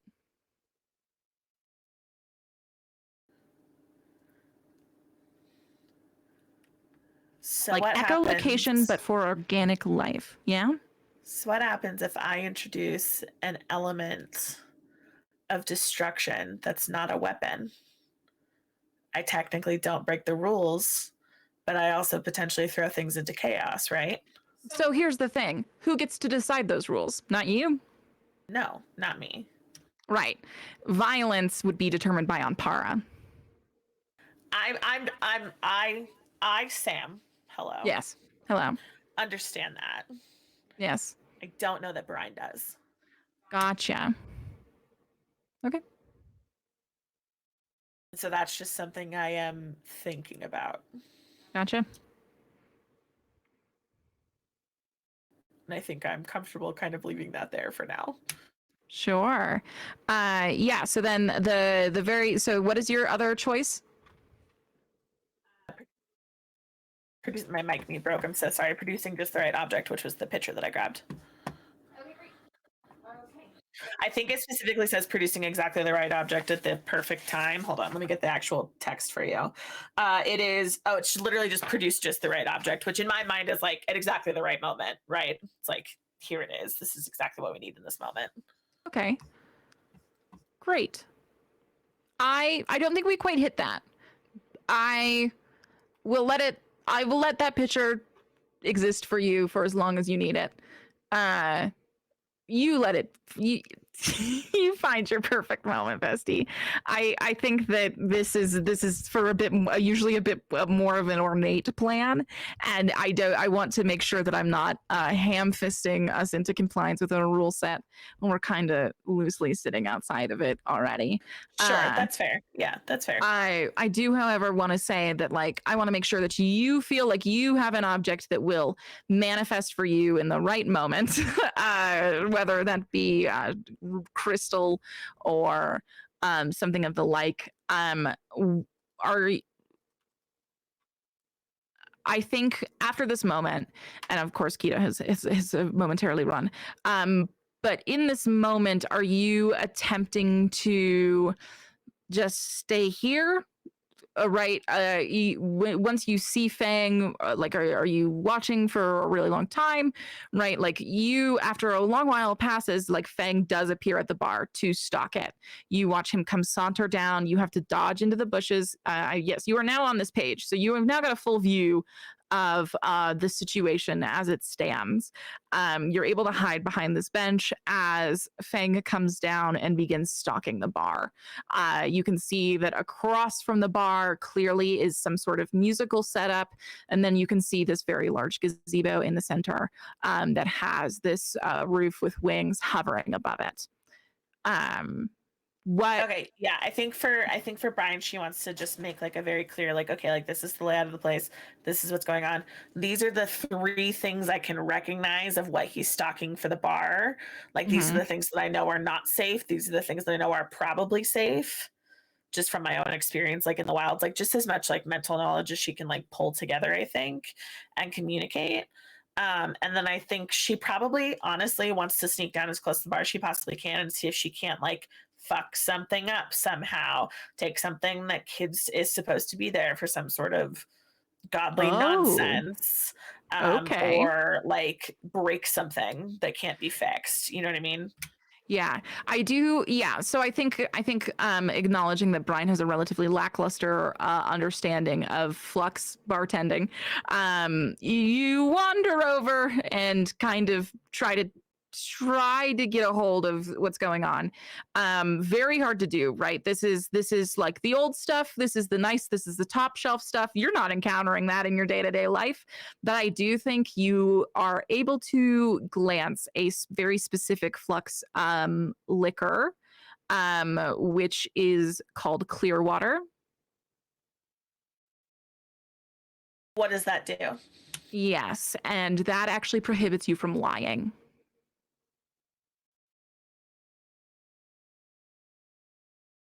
Okay, I have a thing I want to do, and I don't know that it necessarily fits in the devious scheme move. Okay, well, we're here. You know, what is a devious scheme if not a place to jump off from? Cool. So Brine does have a little vial of sentient goo in her bag. And I think she is going to, if possible, sneak down to the bar when Fang steps away for some reason. Take that bottle of that liquor that she knows is going to make it impossible for anyone who drinks it to lie, which seems like a bad idea for Brine specifically to ingest, but also many, many, many of her friends. I would say that the one leg up that we have on the Fae right now is that we can lie to them. Sure. Which, even if they know that we're lying, like it still feels like a little bit of a advantage to Brine. Especially because she spent a long time getting very, very good at it. So very like high schooler stealing the vodka from their parents' liquor cabinet. I want her to dump some of that bottle and then dump her little vial of goo in just to see what happens, just to contaminate it enough that maybe it doesn't do that anymore. Yeah, so you take this vial of dark black goo and you tip it into this clear water, which is usually this shining, illustrious lavender. And you watch this bottle has a it starts as a very like clear glass, but you notice as it fades to this deep magenta at the bottom, this very dark magenta bottom, and you pour a little bit out into the plants below you, and they turn this beautiful little silver that like when it catches the light has these like purple flecks to it. And then you pour this vial of goo into this booze, and you notice that the goo in this viscous black form kind of just sinks like a lava lamp that's turning off to the bottom, but it's staying in subtle movement. Does it change the color of the liquid at all, or anything like that? It is hard for you to tell. I think maybe. Okay. And then after I do that, I'm gonna snag a couple bottles of whatever else is there and replace them with the pitcher Okay. and tuck the bottles into my bag Oh yeah. and then sneak back over to Winona. Winona, Brine, you wait, you lie in wait as Brine like sneaks off. And I think Mel and Ysera are like hiding in the bench across the way from the two of you. So you're waiting for a long moment, and then Brine, you reappear again. Well, I don't know exactly what I just did, but it's certain to fuck up somebody's plan somewhere, so I'll call that a success for now. Okay. And we just need to make sure that we don't drink what you just did. Absolutely do not drink anything that is the color of that beautiful, beautiful purple you dyed your hair that one summer. Noted. Okay. Okay. Yeah. You shouldn't have drank it anyway, but definitely don't do anything else. Sounds good. Yeah, and as you make this decision, you kind of like gear in for it, and then you hear this hovering sound, and then you realize as you're watching it catch the light of the sun as it passes over you, that you are watching a ship arrive.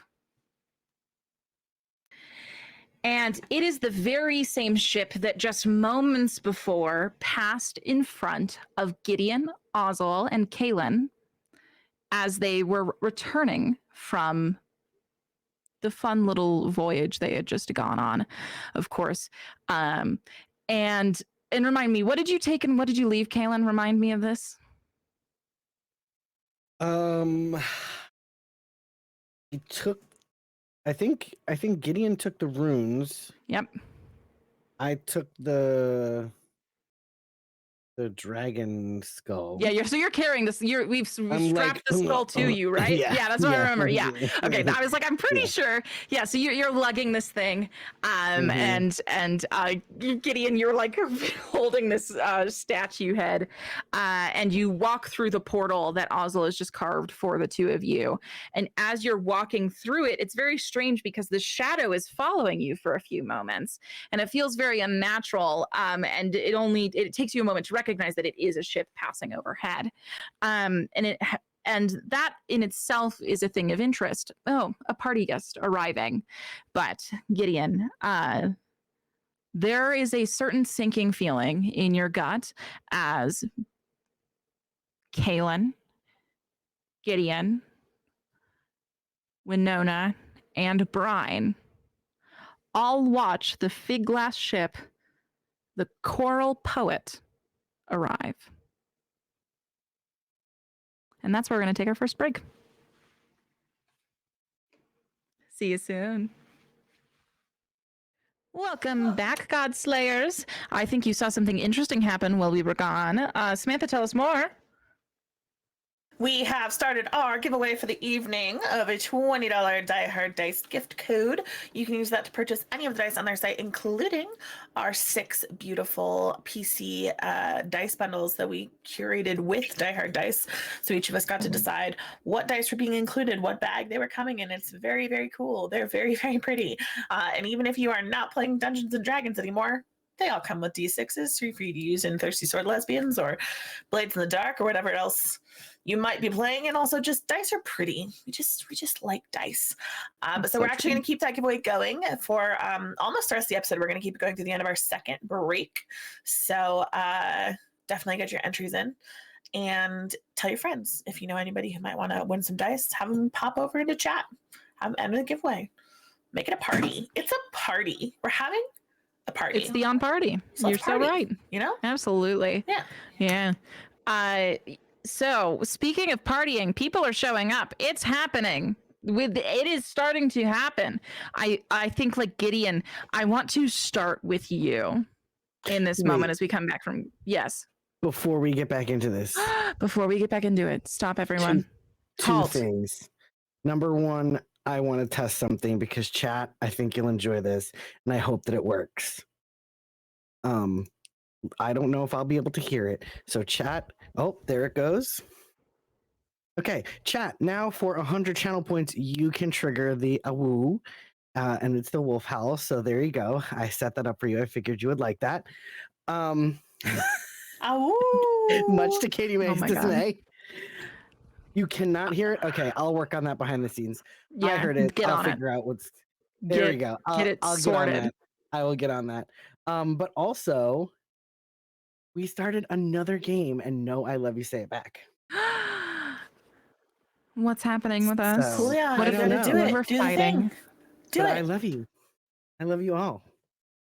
I love you all Say it so much. back. I love you all. Say it back. Love you, say it back. It's so nice to you. be back. I hate I it know, when I've we go on missed you all so extended too. breaks. Oh my I know. gosh. My soul gets Yeah. so sad. We deserve Oh. better, and we're creating better. So good for us. Oh. All I'll right. just woo out loud if someone redeems it. I'll do that. Oh my God. Oh boy. Oh wow. Oh, what a funny little time that would be. Oh no, Katie Mae. What a hilarious little time that would be. All right. No, I'm so thrilled to be back. You can't take that from Oh, me. wait. I miss you all so dearly. Yeah, woo. Okay, Great. hopefully it worked that time. Let me know, chat. Okay. Okay. Well, now that that is ever present and looming in Okay. our hearts Put a hyper cooldown on it. at every moment, let's continue, shall we? So at this point, I think, unless any final player questions before we head into our next leg, checking in with my beautiful little players. Hello, everyone. We ready to keep going? All right. So we've just watched this bold ship pass overhead that Gideon, I think you pretty readily recognize. In that moment, I think, Kaylin, there is a recognition for you as well, albeit a bit fainter one. You know that this is Zara's chosen ship, and that's the extent of your knowledge. Gideon, there's a bit more knowledge there for you that that may affect how you're feeling about it. How do those first few moments look for you? To be clear, is this the ship that like broke into the temple at the end of season 1? I get them mixed up. Yeah, no, sometimes. this is Enzo's ship. Yeah, this is yeah. Okay. Not to be dramatic, but I think Gideon starts like running, almost like chasing the shadow of the ship. Oh my God. Like fully, like I forget where I am almost. I think Gideon just starts like running back to the palace. So yeah, you're at like the tower, and you're supposed to go back into the tower, meet your knocked out friend. There's like a whole huge palace over here that ship is clearly heading towards. To be very clear, that is the destination that Gideon is now pursuing.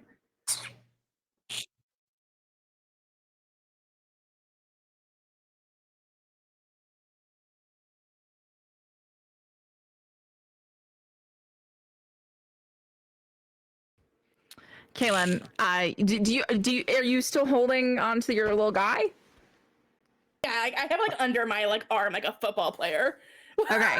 Yeah. So Kaylin, you see this ship pass overhead. There's like this faint recognition. You're putting it together, and the next thing you know, Gideon like puts the statue head underneath their arm and it starts like, what do you do? Gideon, what the heck? Where are you going? I slow down to a jog and kind of turn around and go, that was the ship in the temple. What ship in the what temple? What are you talking about? The temple your sibling died in? That one. Okay, and the ship? That's Zara's ship. Not anymore. Okay, whose ship is it? Her ship. She's here. Gideon, She's showing up. You're not giving me a lot of information here. Who the hell is she? Meanwhile, he's like trying to chase after Gideon as best as he can, but he's got a giant dragon skull on his back. Sure, yeah, I'm that make it I hard. mercifully stopped. Sure, okay, great. Yeah. I think Gideon told you about Valyria. I think that he knows that she was at the temple because he's heard from Mirafel and from Nikia, but I don't think he knows that she took over Zara's ship. Yeah. But okay. Yeah, I think Gideon stops and just shakes her head and goes, I guess I'll see her at some point anyway, so no need to greet her.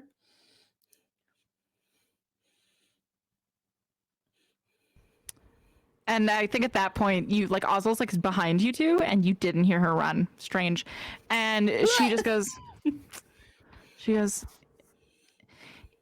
yes, I also just think you deserve the opportunity, Gideon, to dress accordingly for such an important meeting.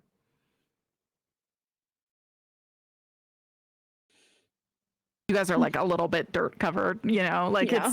you've just been out. Yeah. Okay. Also, we have to get back to Current. Who's like passed out? Right. And put on an intimidating front, right? Sure. Yes. Oh, Intimidating. no front needed, babes. You look fine. You don't have to lie to make me feel better, but I do appreciate it. You see Gideon like literally like dust themselves off. Like they like don't look particularly like formidable right now, so they're trying to like upgrade a bit. They nod. Yeah, Ozzel takes a step closer and goes, "Oh, don't you worry. Formidable comes in many forms." And she like dusts a little bit of dirt off your cheek, and then like right turns back to the tower and says, "Shall we?"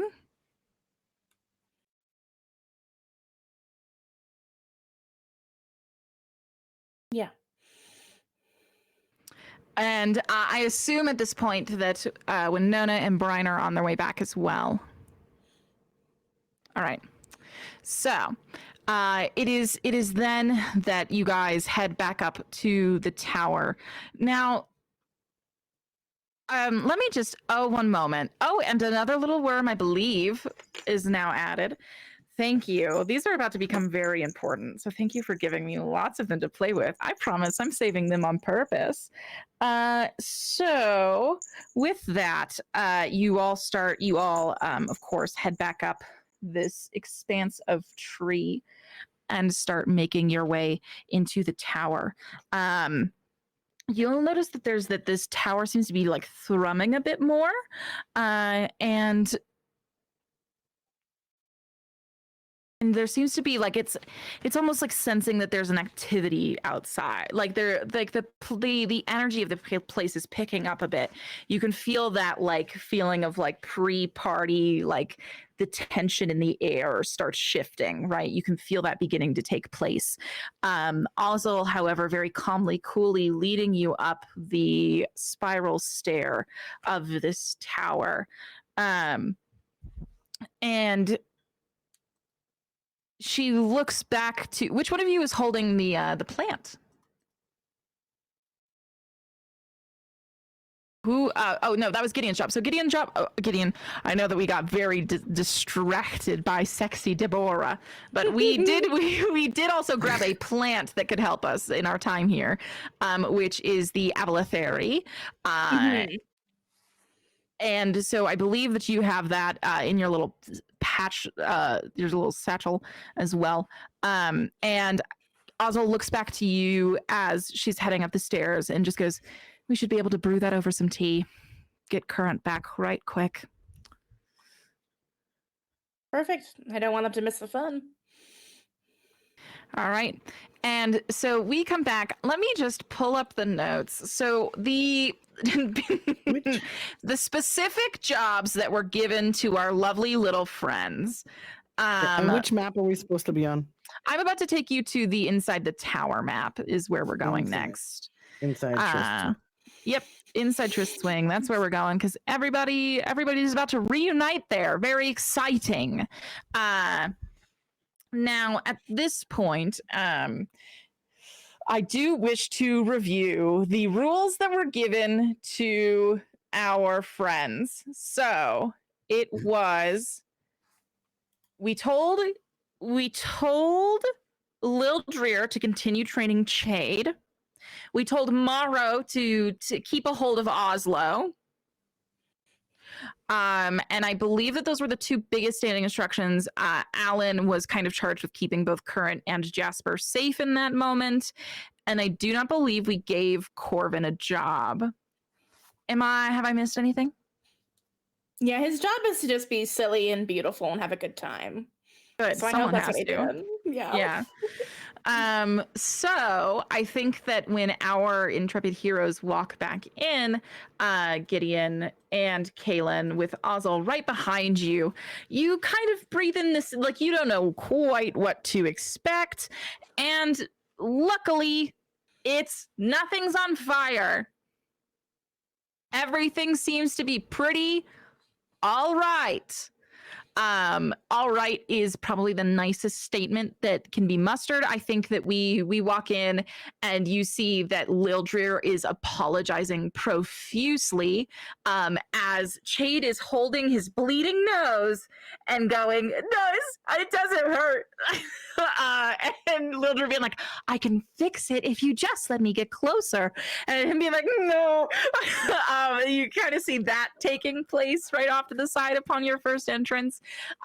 You see that Crovalone is sitting cross-legged facing Lildrir and Chade, like clearly watching it, but also like carving a bone of some sort.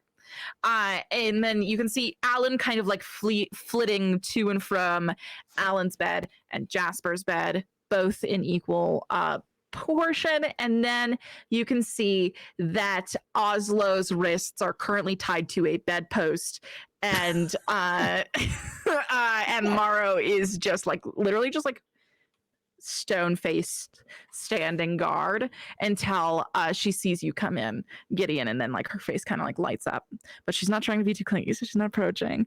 So, and I think like that's the scene that you all walk back into. I think I visibly relax when I see Morrow. Like my shoulders like go down an inch in like tension. Yeah, do you guys kind of exchange like a nice little glance? Mm-hmm. I love that. Perfect. Yeah, let's get this tea going. I want Current conscious as soon as possible. Oh yeah, so you say that, and I think like Lildrir, who had like just was starting to get a hold of Chade's head, like immediately lets go of it and turns to you and says, "Oh, I keep the most beautiful tea set on me."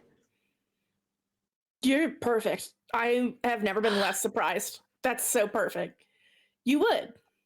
You're perfect. Stop it, Lildrir. Have you seen this before? Like showing like the plant. Oh, I thought you were like the skull. I was like, Jesus. Oh my god, no. Oh my god. She takes a look at it and goes, "My god, yes, I have seen that before.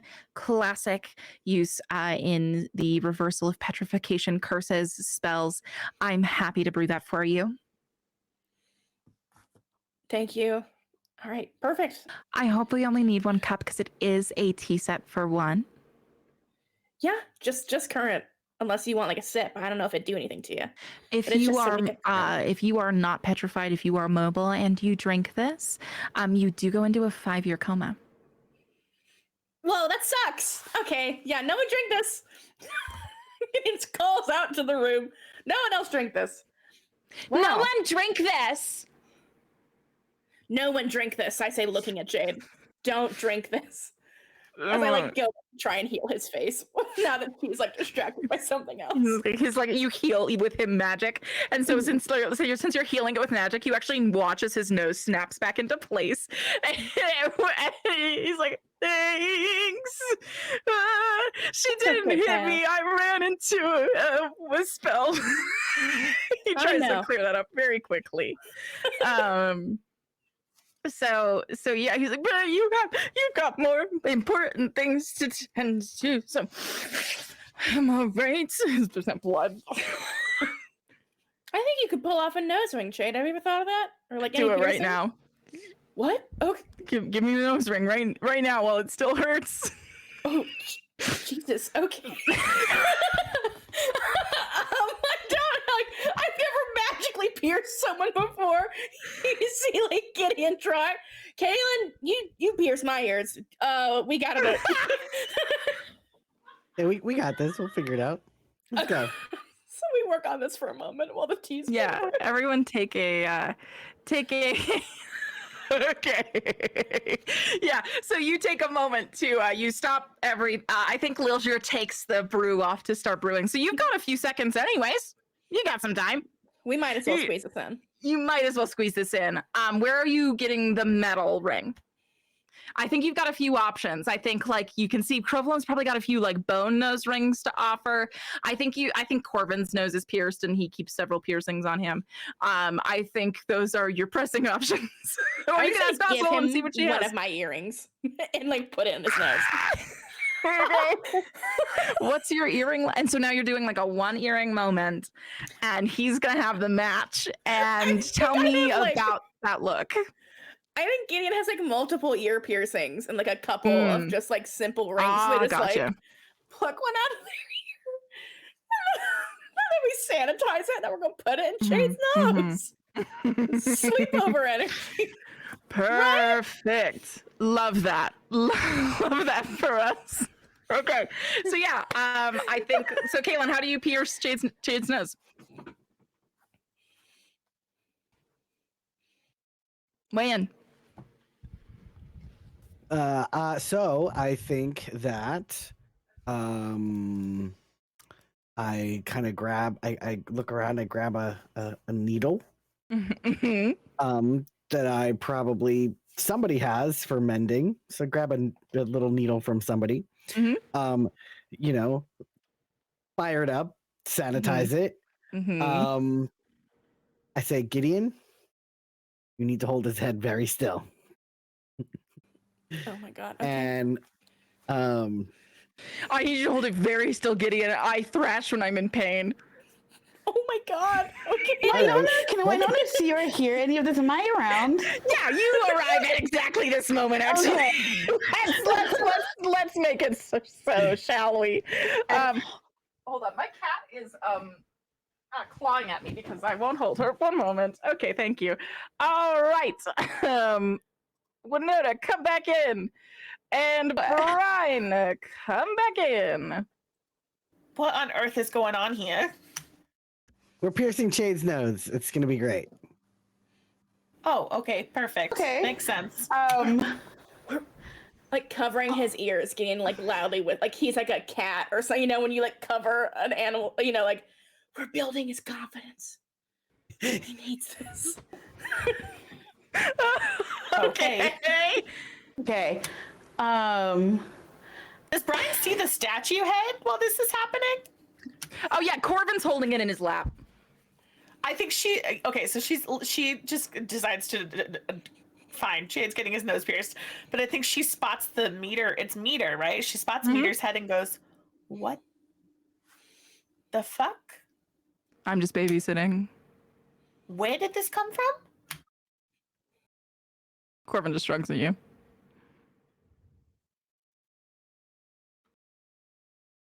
Oh, and Winona, the moment you get back, Rory is so happy to see you. Rory is immediately just running in circles around your feet. Oh.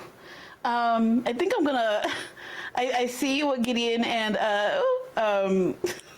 Kaylin are doing, so I'm gonna hold up Rory in front of Shade to distract Shade. Oh, little. perfect. Yeah, no, I think you hold Rory up, and Rory like specifically reaches out to put one like calming paw on Shade's shoulder, and then we just brace for this moment. And then I just take the needle and Katie May's disappeared on me. What? Oh my There we gosh. go. Okay. I'm so glad to see you again. Thank you for reappearing. Yeah, no, so Matt okay. Okay. And like Gideon, you're vice gripping the situation. He does thrash. He was right. He does thrash when he's in pain. And what is that? So without snapping his neck. I look over at Brine and I cover his ears again and I go, "We're replacing his head with a statue." I think Brine, like without even thinking about it, she just kind of nods and walks over and like grabs Chade's legs and like locks them in place to keep him from twisting too much. And she just goes, "Okay, and how exactly did how exactly did a stone head of Meter, a god we are actively trying to save, I might remind you, end up here in the sun god's palace?" It's Ozzel's idea as a gift, and I think Chade, I it's swear to God, if you kick me in the ribs again, I will end your I'm life. sorry. Everyone can let go of me now. The first part's over. Does it look good? Does it look good? Looks great. Brine, you won't lie to me. Does it look nice? Do I look scary? You don't look scary, but you do look better.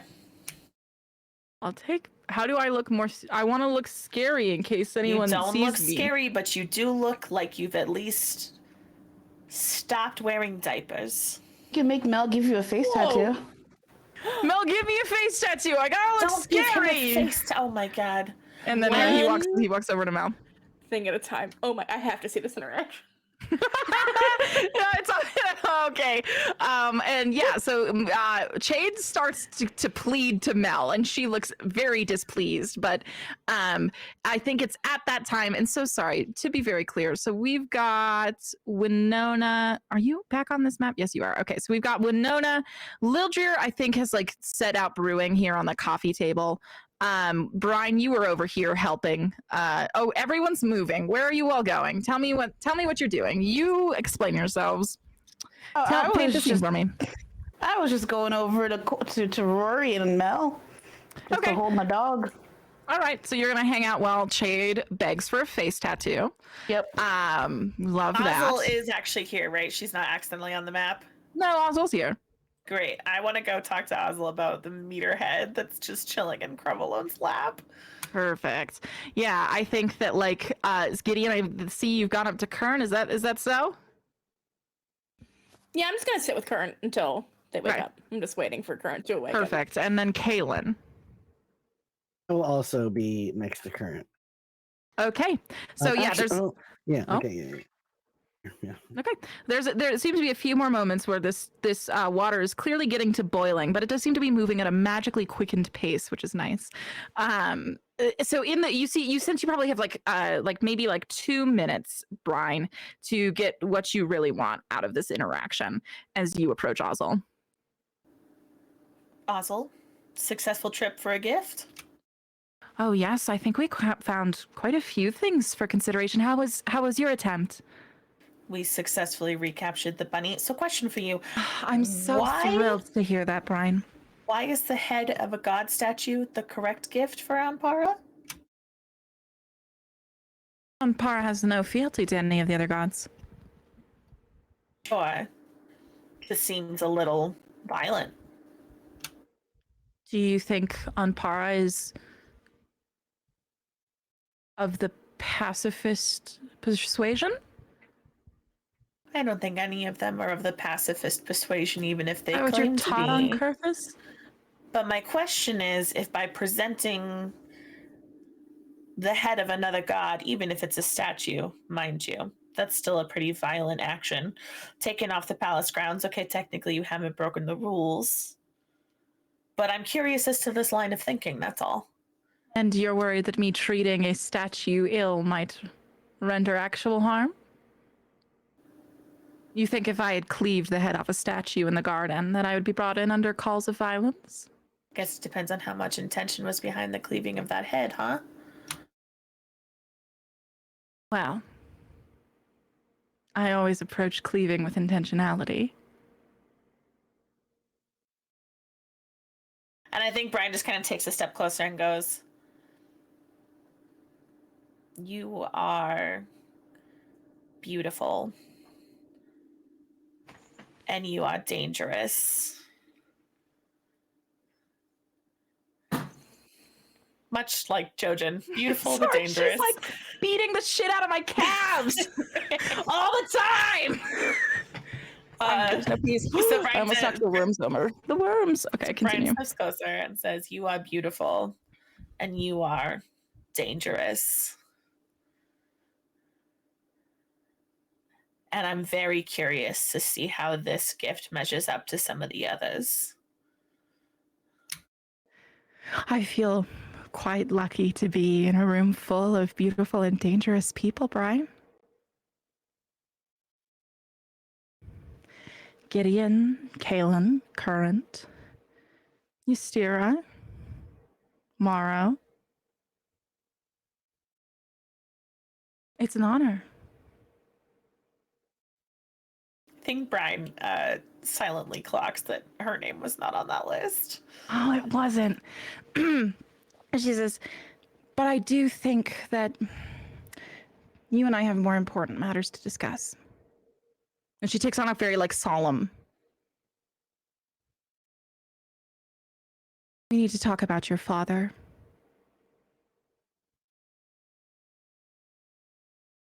Brian's energy shifts just a little bit. She seems to almost be caging herself off. She says, "What about my father?" Well, I know that since you were both favors, you gathered that he's here. And I did happen to hear the story of why he went missing. But I know he's still here. Do you know why he's here?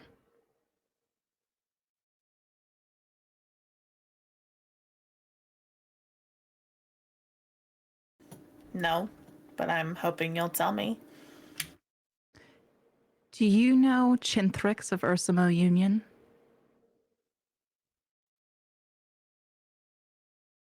Yes, I believe he was part of the framing of my father in Terrapine that made him a wanted man. Yes, that's why your father is Chintrix's favor. Brine.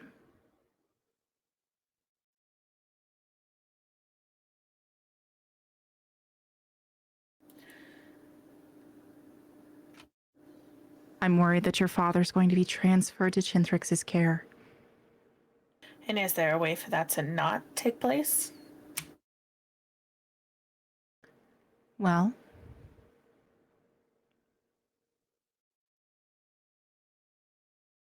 I think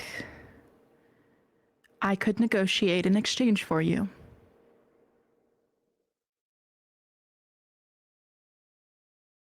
Chintrix would rather have Oslo than your father, and I know I can make that deal happen. Why Oslo? Does help have to come on your terms? Not necessarily. I'm just curious, I guess. Curiosity isn't the most suiting trait that one could have in the palace of a god. Brine? I disagree. I think it's one of the more powerful ones. The more curious you are, the more you might find.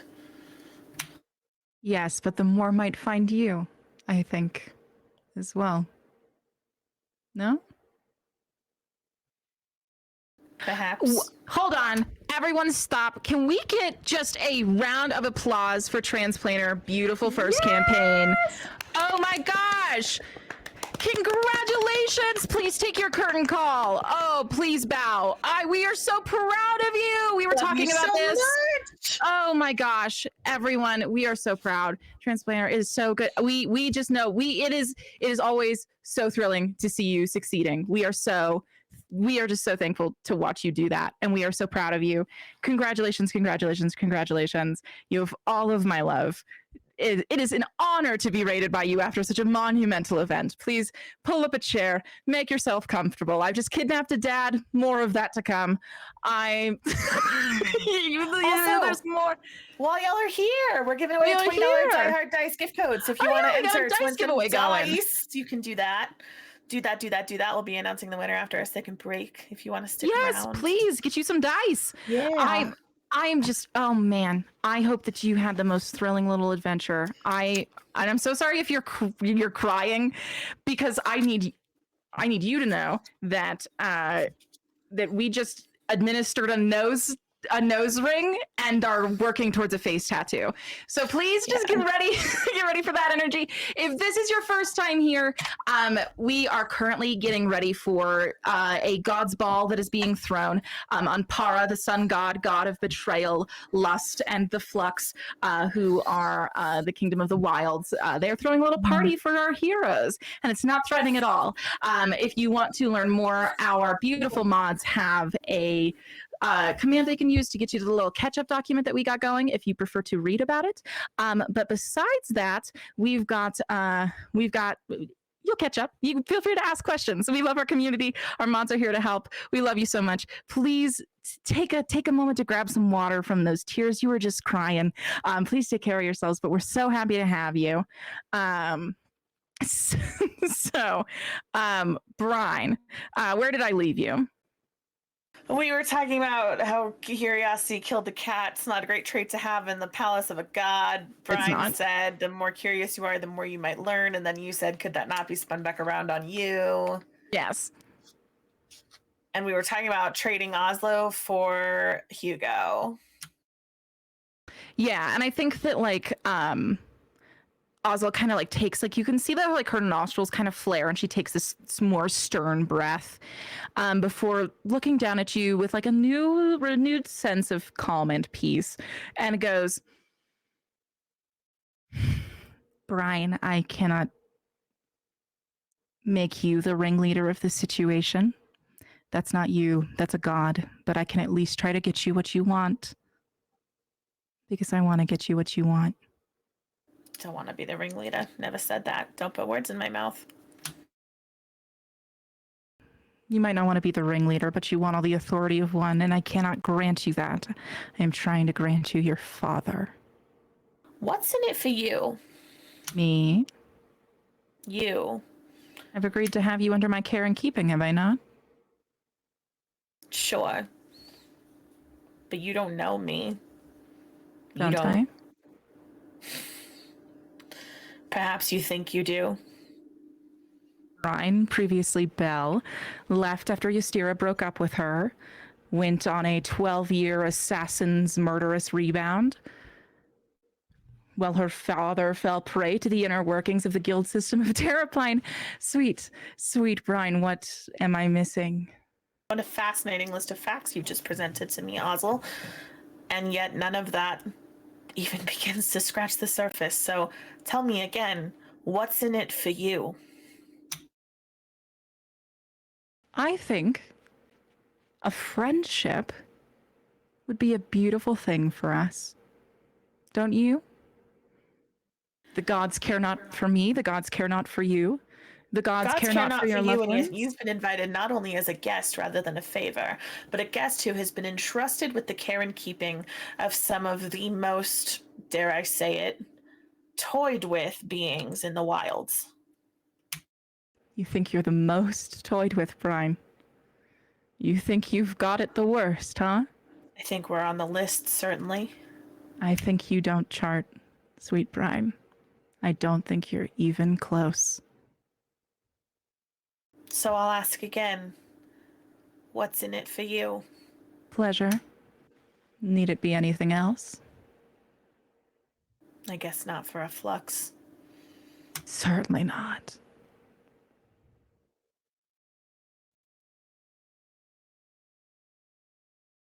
Do you want my help?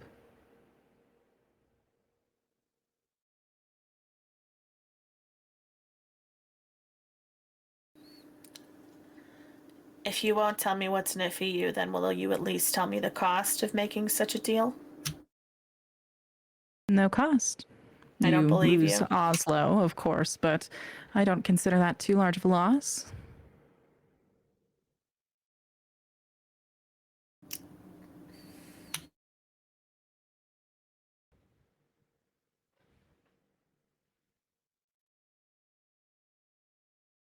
I know that your friends are probably more of the moral sort, who thinks this kind of a deal is reprehensible to think of, let alone act on. But morals isn't going to bring your dad to you. This would.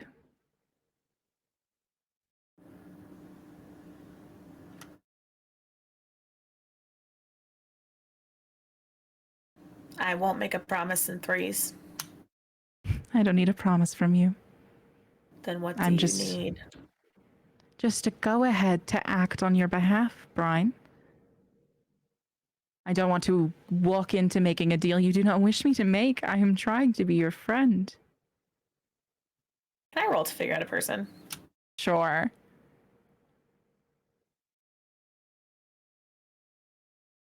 My question is, has anyone started eavesdropping at this point? I feel like I have to be morally sound and that I'm like across the room.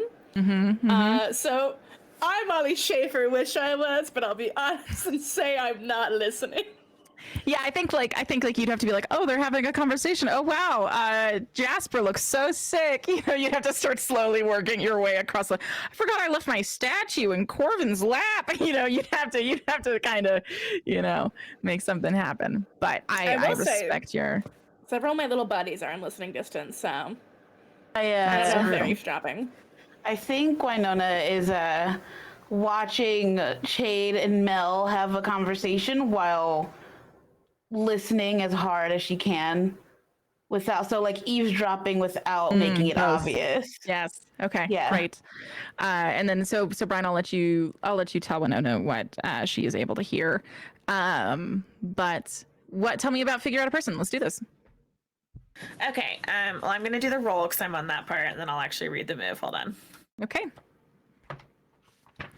In the future, please read the move first to set the stakes, and then roll. I got stressed and I hit the button. Okay, That makes a lot of sense. I rolled a 7. But so figure out a person is when you try to understand a person, roll plus wit. You can roll plus 3 more if you spend a string on them. I don't currently have any strings on Ozzel, so I can't do that.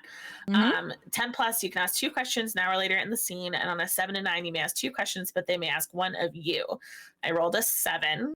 So the possible questions are: what are your feelings towards blank? What do you hope to get from blank? How could I get you to blank? What do you love most? And how would you feel if I blank? So I can ask 2 questions, but you can ask me 1 from that list. Okay. And so I think at this point, I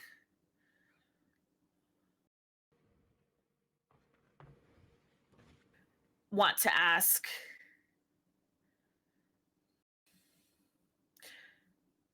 how would you feel if I turned you down on this? And are you asking that out loud? Remember, those don't have to be spoken questions. They can be kind of insinuated in some other form. Is it an outright ask? Yeah, I think I'm straight up just being like, so she's already asked like, what's in it for you? And keeps getting like pushback on that. And so I think at this point, she's just like, so how would you feel if I say no? Like, what does it matter? What's your stake? Yeah, I think like at that moment, if you just ask her that outright, I think Ozzel says, well, I'm not a fan of rejection, if that's what you're asking. It'll always sting just a little to be rejected by someone. But I lose fairly little, but you also lose a lot of ground. You enter a very politically unadvantageous situation, and I'd see you enter a bit better. I think our stream is froze. Oh, is our stream back? Just stream froze, and then Julian went away. Are we here? Are we friends? Yeah, it's back. Julian just disappeared for like 10 seconds, then returned. At least Welcome back. Welcome back, dear friend. Well, I'm glad that you stay. So I'm glad. sorry. Congrats on being here. Yeah. So Ozzel says, well, I lose very little. I don't love rejection. I don't know who does, but you enter a politically disadvantageous situation, and I would see those who I seek to align with not do anything of the sort. those near me who are weak in power make me weak in power. You get it. Okay, the next. So then Brian's going to think. She kind of considers that for a second. You also then notice at the end there that she glances off to Oslo, and you know that by the way that Oslo is looking at Ozzel, those two know each other. Yeah, so I think Brine kind of clocks that, and then she thinks about what Ozzel just said, and then she...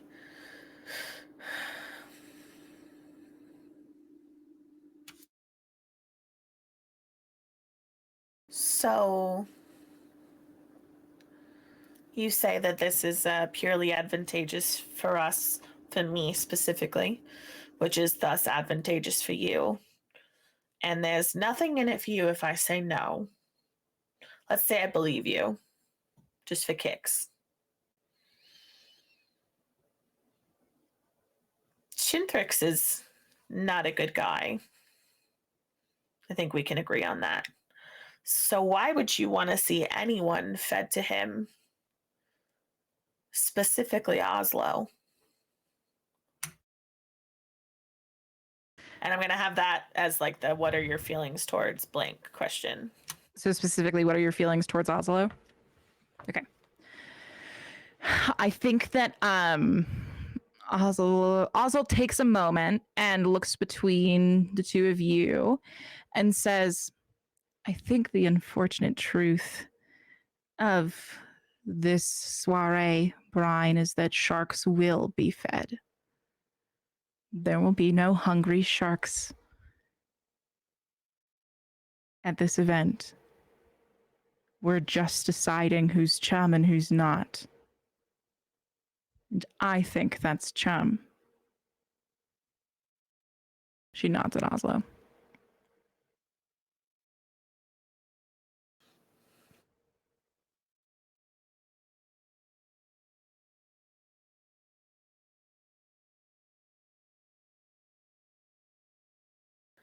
And What at do you this need? point, I get to ask my one question now. Okay. And I'd like to, right now, put a little worm on Gus's head, because I am offering you 1 XP advancement if you take this deal. And at that point,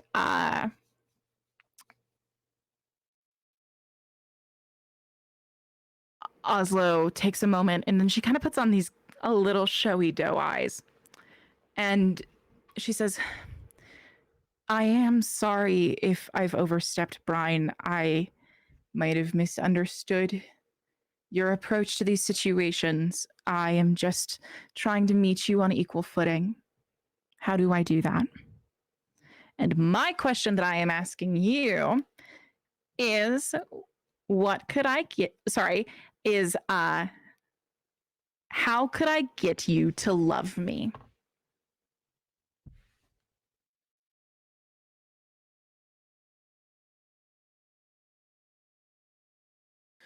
I think Brian just kind of looks at her for a moment and then laughs a little. Just very quietly, just more of a tiny than a full laugh.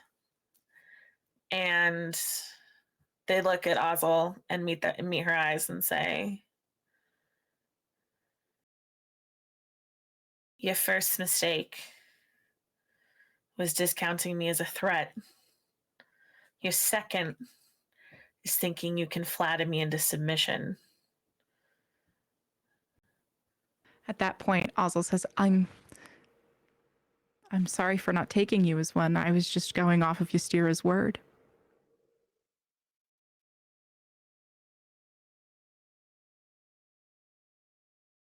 She must have painted a very different picture to who you actually are when we were together. I'll take your deal, Ozzel.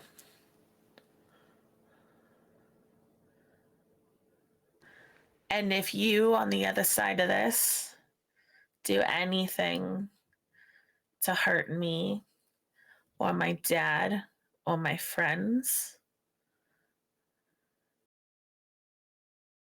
I hope you won't miss your spine when I rip it out.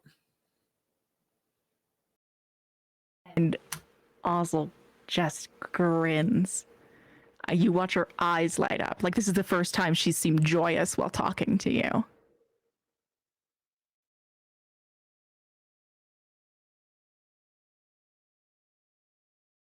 I promise.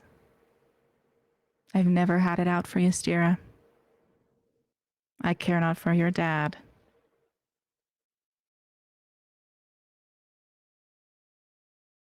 One. You wish me to make it in 3.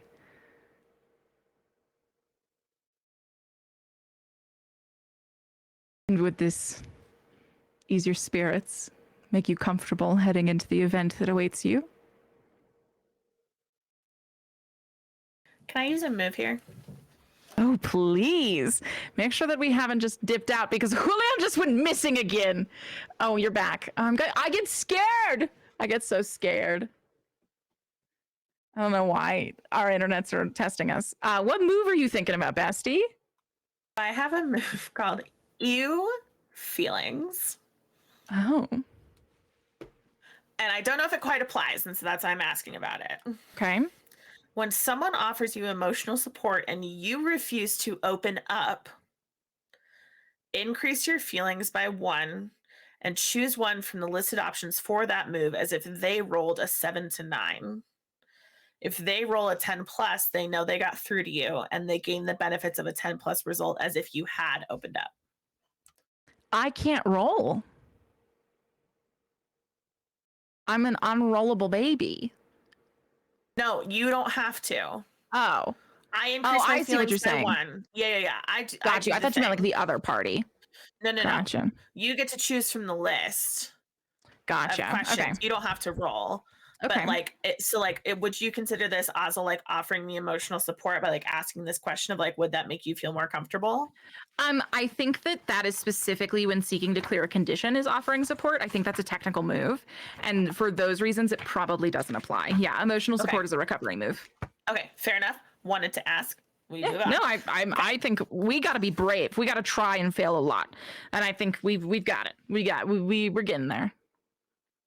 Okay. So you asked me, will that make you feel more comfortable with this? Mhm. Essentially. I mean, I think Brine just like is still like smirking just a little bit and says again, 1.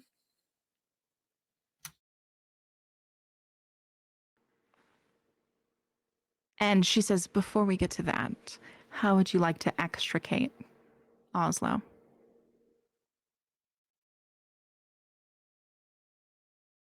Quietly. Do you Don't like make a me to take scene. care of that, or should I? Happy to sneak her off to some far corner of the palace and stuff her behind a curtain, but last I checked, I'm not allowed to commit violence on these properties.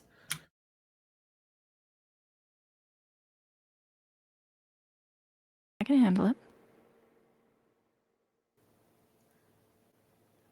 Okay. 1. And at that point, she reaches down to take your hand. Brine goes a little stiff. And I would like to offer Do I get my you... XP point for taking the deal? Yeah, so first and foremost, take that worm. But please notice that I've replaced this with another worm, because if you can keep this a secret until the end of the session, I'll give you another XP. Okay. So, oh yes. Just the end of the session, not the end of the party, to be clear. I've come to play little rat games. Yes, correct. Okay. You're not ready for my little rat moves. I've had too long to think. And yeah, so Ozzel reaches down, grabs your hand, and she's kind of like approached this almost like curtsy-esque position. And her lips brush across your knuckles. And she says, I promise. And then she tilts your hand over and places another kiss on the inside of your wrist and says, "Promise that I will not harm Ystira or your father." And the rest of my friends? Friend is a very loose term. And she stands up. Brian's gonna clock that because Ozzel very intentionally said, "I'm trying to be your friend." So I'm just gonna tuck that in my little pocket for now. I think like also in the other vein of that, like a Flux would never make Sovega promise. They would never. None of them. The fuck? No. Right? Like they're just not. You're not going to entertain them with asks like that. They're just going to be more likely to outright refuse them.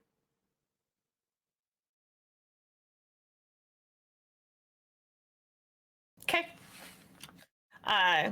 Who? So then now tell Winona what she clocks, and if anyone else notices Gideon the kissing. Is totally ignorant to what's happening. Current, as far as I know, is still unconscious. Correct. If Kaylin notices anything going on beyond the tip of his own nose, I'll be shocked.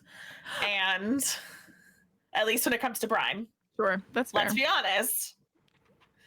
And I think Winona probably sees Brine snatching her hand back from Oslo and then sees Brine walk away from her. And I think it would fit in your expectations of Brine reacting to someone trying to get her to do something she doesn't want to do. And I think that might be it for now. I didn't hear any specifics. I just noticed that. I think so. Okay. Okay. At least for now. Yeah, and so like right as the kissing was happening, I think that the reason perhaps that Kaylin and Gideon did not notice is because Lildrir had just begun to approach at this time with a single teacup of tea ready for you. You actually notice that this is a crystalline teacup that is a gemstone that has been carved. It is this beautiful like garnet color, and she passes it off to you, Gideon. This is beautiful, Lildrir. Thank you. Oh my god. Thank you. No, thank you. Oh, thank you. You're the best. Kaylin, will you lift Current's head? Yes. I gently pour the drink into Current's mouth and go, "Wakey, wakey. Shade's got a nose ring." Yeah, so Current. You have been underwater. I don't know if you were on the internet a lot as a child, like maybe I unfortunately was, but I had dreams for years of this like one internet photo that I saw of like these scientists made this like water cave that was like this wide, but it went down for a mile. And I was like, huh. And I think this place is fairly reminiscent of that. This whole time you have felt suspended in this water with an unintelligible end on any side. There is just an abyss that you seem to be floating in, right? There are times in which you struggle for fear that your lungs will give way. There are times in which you are still. And there is time. And then you lose that too. A day, a year. You have no idea how long you have been out for in any remote capacity before you feel the water you are surrounded by begin to get hotter and hotter. And right when you are worried that it is about to hit a boiling point, you all watch as Current like coughs up immediately what Gideon poured down her throat, and just at the same time, she coughs it out, and Lyrica, Current, they just sit right up. That is like the first thing that happens.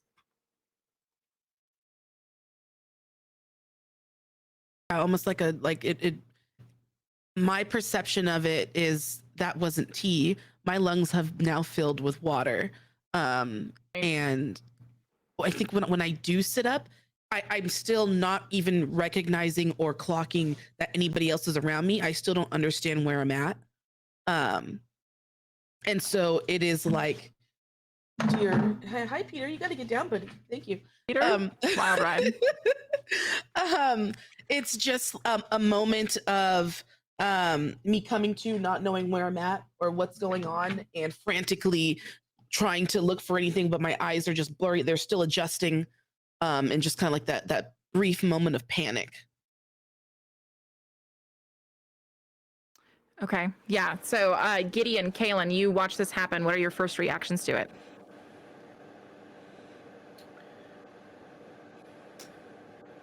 I think Gideon grabs Current's hand and is like, whoa, hey, you're okay. You're here at the palace. And I think The palace, Kaylin the party. Yeah. Kaylin, and how long was I out? Hey, Lyrica, can you unmute in Google Meets really quick? Your captions aren't showing up. Oh, thank you for captions. I love to read. I think you've only been out a few hours, right, Kaylin? I mean, this just happened. Yeah, just a few hours. Something happened. Everything had fallen out of your bag, and I went to go pick something up and hand it to you, and you passed out.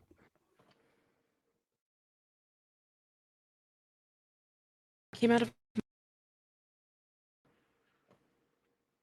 Say it again, Lyrica. Your mic cut out. Your mic is out, Lyrica. God is being so rude to you. What the hell? Yes. Okay. I will say that that Chade has dropped to his knees and is like cry begging at this point. We still can't hear you, Lyrica. So yes, I think that so let's do this. I think I would say to Lildra, hey Lildra, would you mind checking on Chade? She like looks over to Chade, who's begging Mel to give him a face tattoo, and then looks back at you and says, like, check as in stop him from getting a face tattoo, or check as in help him receive one. You know, if the man really wants a face tattoo, then by all means let him have his face tattoo. But just, he might need a little help. I think he's a little pain sensitive. So if you can maybe help him with that, that would be great, and I would appreciate it. I have an idea. You see Gideon like pulls out a drawer and finds like a little like ink tip pen in it, like a bedside little quill, and hands it to Lildra and goes, can you just like do like a little etching on his arm so he gets like a taste for it? And then, if he really likes it, we could make it permanent. Baby steps. He's too emotionally distressed, I feel, to make any big permanent body choices right now, other than the nose ring we did just do for him real quick. You're so wise. To be fair though, he could always get his face tattoo, and if you really hated it, I could take it off for him. But well, True. Yeah. What would you wish for me to depict? Oh, that's up to Chade. I think he would like maybe like a small horse if you need like a direction to go in, like a small horse or like a little bird. Maybe a heart. Want him to have a horse? But Gideon, he said he wants to look scary. He said he wants to look scary, and you're gonna give him a freaking horse or a heart? What the heck? Horses I'm living in reality. Dead horse. Horses do all kinds of weird shit. They're you huge. Brine? They can trample you. I've been here for minutes now. You didn't see me? No, I didn't see you. You could do Brine. Brine's intimidating. You Do can not tattoo Brine me on on this Jade. man. Do not. It makes me want it more when you say not to. If Yes, you could I just know do a that quick about mock-up you, of Brine. Gideon. And then you can get Jade tattooed on you back to make you seem maybe a little bit more welcoming. Twinsies. Wouldn't you like that, That'd Brine? be so Sure, great. I'll get a melted popsicle tattoo. Why not? You know what, Jade, I think would like a gently melted popsicle tattoo on him. I think he'd find that cute. Or like a little ice cream cone. That will be appropriately scary. Yeah. Okay. So Lil Dreer comes on down. Mel, Winona are standing there. And Winona, you have watched for like 5 minutes as Jade has been like, please. And Mel being like, no, I'm literally doing other things. Like it's just been that 4 or 5 minutes. And then at that point, like right in the middle of that, Lil Dreer comes over and says, hello, Jade. I am here to give you a temporary tattoo so that you can prove that you are ready for a real one. And she goes, what? And Lil Dreer goes, yes, Gideon would like you to prove your mettle first. And Jade It's goes, a good Something to opportunity. consider, Shade, is that actually not having permanent identifiable marks makes sorry, you you scarier, followed Lil Dreer all the way down? because then you're kind of like a ghost. Sorry, Brine, you're tracking the situation down. You have abandoned current Kaylin and Gideon and have instead joined this second conversation. Wait, did Shade move? I thought he was still. No, I was down no, with look Winona. You were down there, and then you started talking to Gideon and Julia and You're right. Kaylin, I so I think I'm moved just you up. floating around. I'm so sorry. You're I will- following Lil Dreer at this No, point. I will stay where I am. I will not follow Lil Dreer. I'll just hang out. Okay. But All I will right. say, I'll say it to my friends then. I won't say it to Little Drew. I'll say it to my friends. Has Jade considered that not having permanent markings that make him identifiable would actually make him scarier because then he's like a ghost in the machine? Yeah, I No, don't think why would Jade's he considered consider that. Did you consider that? I mean, What do I you can take think? tattoos off, so Yeah. I'm not concerned. Just burn them off. That's what I look. See, gone. And he points to his shoulder where he previously had a tattoo and now does not. Did you have a tattoo there before? I did. Very impressive. I had no idea. And I think, Winona, you are standing by as you hear Lil Dreer go, you have several options to choose from to begin your challenge. You can have a horse. You can have a scary horse. You can have a portrait of Brine. No. What were the other options you gave? You can't hear this. You're right popsicle. here. A bird or a heart. You can have a bird. You can have a scary bird. You can have a melted popsicle. Or you can have a melted popsicle with flames. That one sounds pretty cool. Listen, Jade. If I were you, and I mean, of course, it is your face, and of course, No, it's I need temporary. advice. I really need it. And it's temporary. But I think, if you're going for scary, don't you kind of want to embody that?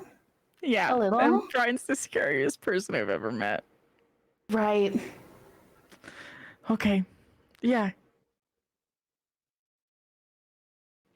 I believe in It's- you. It's got to be them. He says very sternly to Lil Dreer. And Lil Dreer says, it will be done.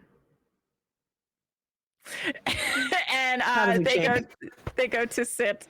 Finally, Chade is no longer with you and Mel, thank God, which actually does free you up to go hang out with everyone else up there, if should you choose to check in on the waking current. But yes, Lil Dreer and Chade are now sitting on the couch as Lil Dreer is very intently drawing on Chade's arm. Winona, are you staying to chat with Mel or are you joining the rest of the group? You know what? I think, because you said something the last time that made me think a thing. Oh? And hold on. I'm so sorry. I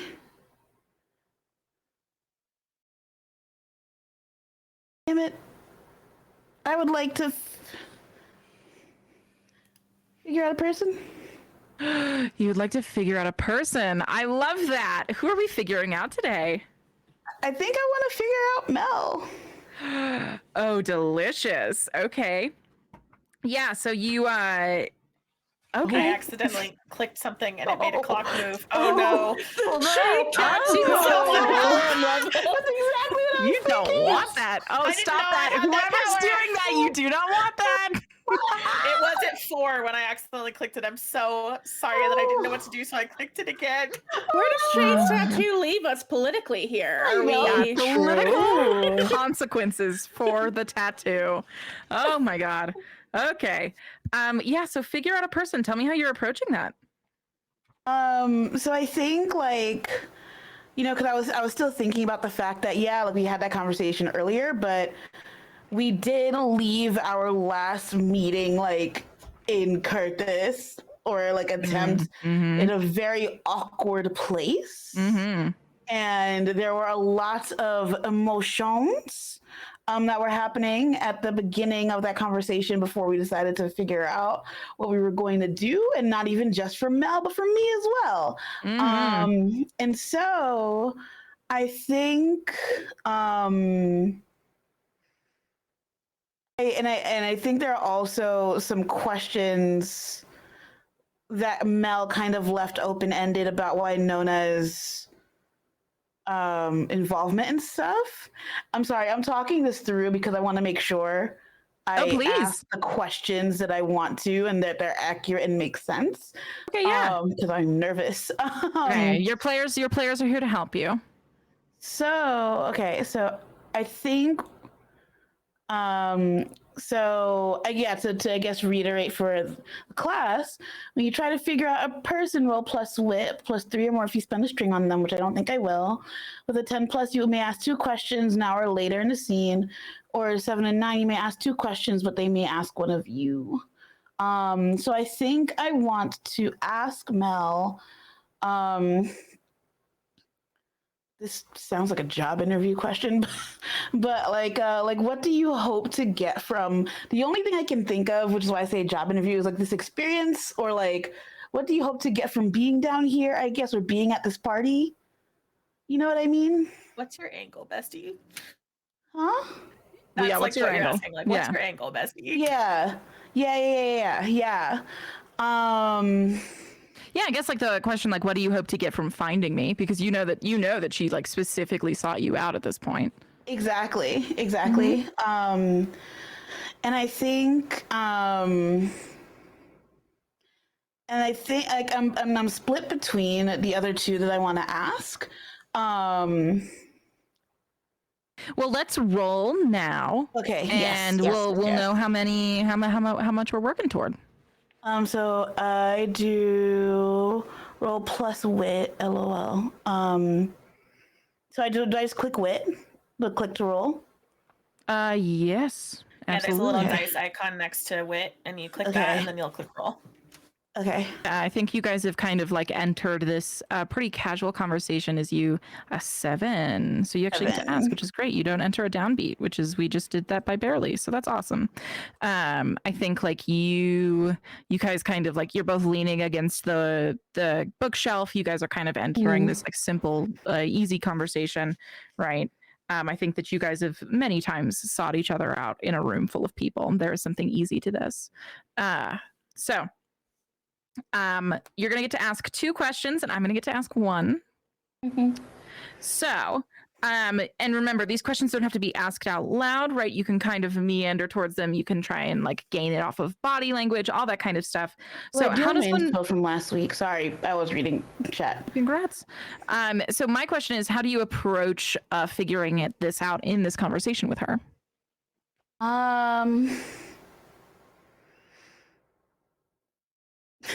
Oh God. So I think I start talking about because my anxiety about the party, I guess, and what to expect. And then I think I just kind of naturally lean into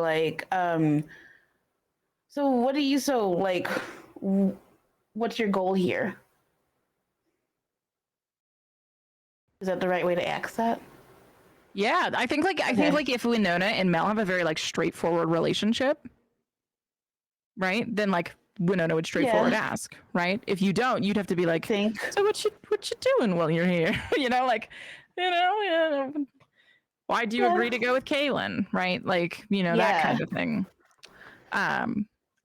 So is it just a straightforward ask? No, I think I would dance around it a little bit. Just a little. Yeah, I guess the kind of like why'd you choose to follow Kaylin here? I don't know. I don't know how to. No, I think that works. Yeah, I think that absolutely works, right? I think Yeah. that Mel very also trying to keep it very casual in this conversation. Kind of like nods when you ask, right? And says like,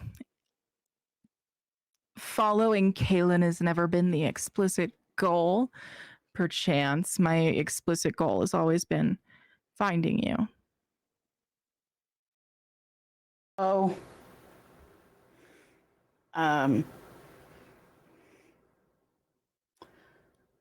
Geez. Okay. I don't know what to do with that information because Yeah, she's very straightforward. yeah.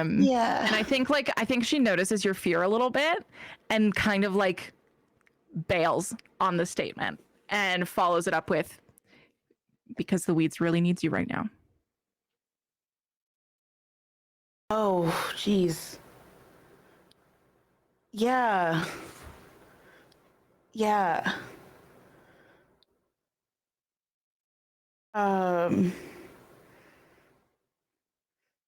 I mean, now that the weeds is down here, I mean, I know we were talking about this earlier, but like,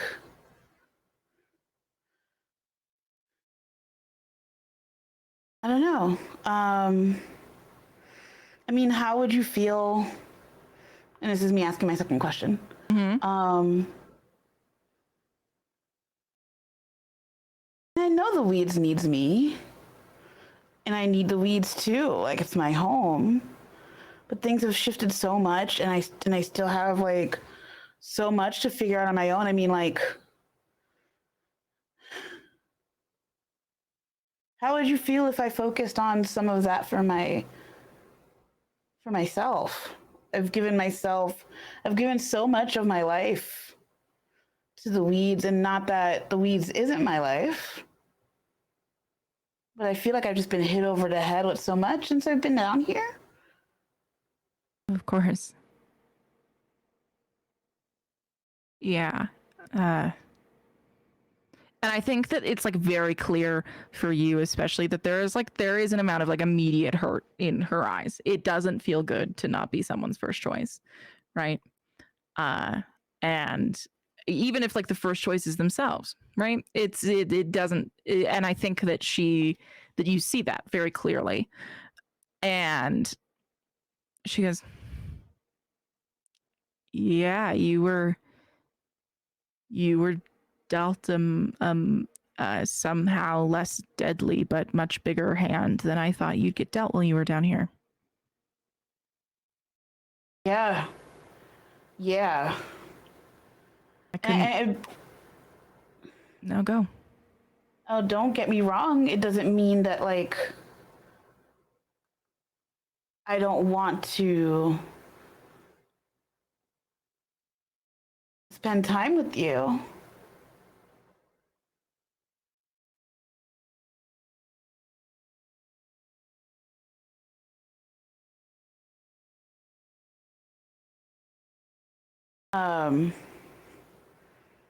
And I think at that point, she kind of like you're watching her start to build this brick wall, Yeah. like bit by bit.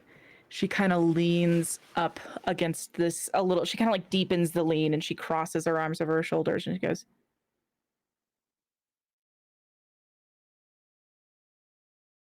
spend time with you? And it's like it's a question, and I would like to ask the question, what are you hoping to get from me?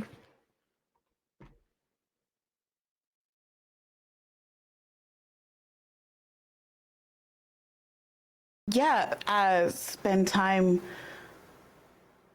with me. You, because I missed you, and you're here, and I'm here, and the whole world is upside down and fucked up, and you are the first taste of home and comfort that I've had in a while, that didn't bail on me. Well, you came for me. Maybe for the weeds, of course. And I, in your words, Yeah. She And I just- lights a cigarette in this room. don't smoke in here. Smoke outside. Smoke outside. This is Outside. the outdoors, basically. Okay. All right. I guess your validation means a lot to me. And I just want your support. That's all. So you want me here to support you and validate you?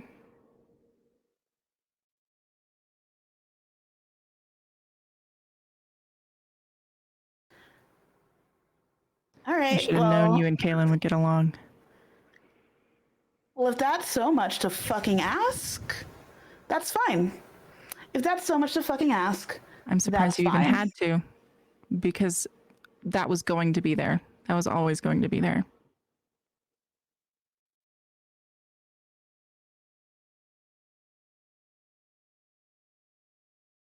And I've only ever given you exactly what you wanted.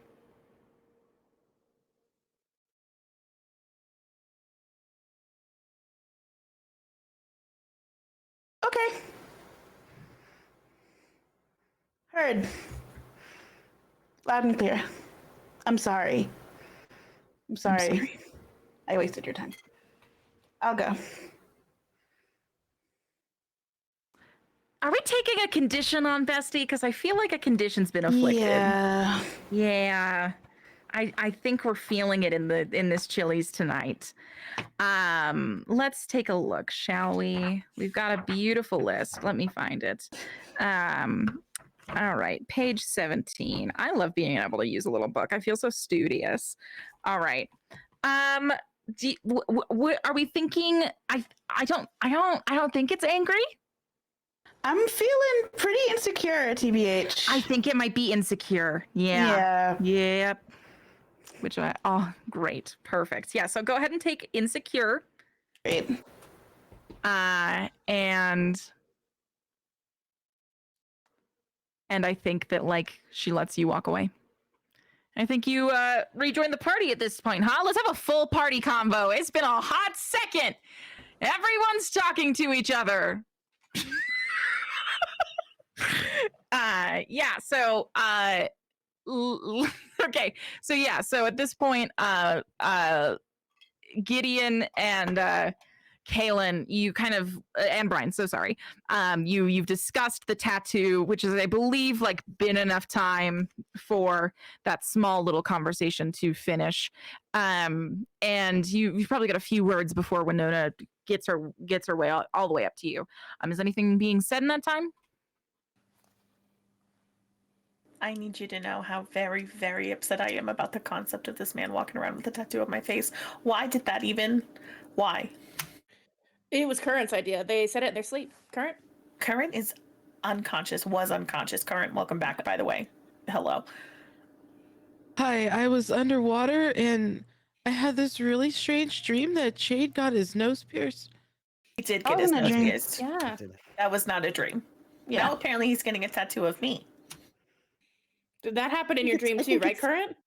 But you said that I was only out for how long? Little Like a couple couple hours. hours. Well, Yeah. what What have How you done did with the real pass out Chid? again? Hold on, I think I missed that part of this story. Yeah, how did I touched something that came out of my bag, Kaylin? Yeah, I went to go hand you something that had fallen out of your bag, and then passed out. And I touched it, I passed out. Yes. Can I see it without touching it? Yeah, and Kaylin will go and I don't remember exactly what it was. He'll go and grab the item and hold it up.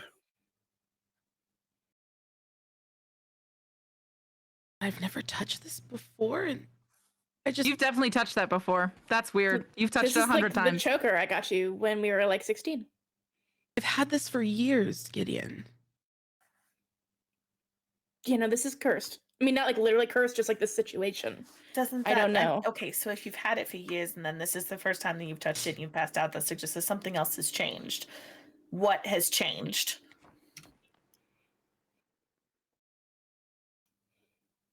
I mean, I guess Someone I else haven't. touch it before you? I mean, if it fell out of my bag, Kaylin touched it. Brine, just to Kaylin. I don't know, Bessie. I just picked it up trying to be helpful.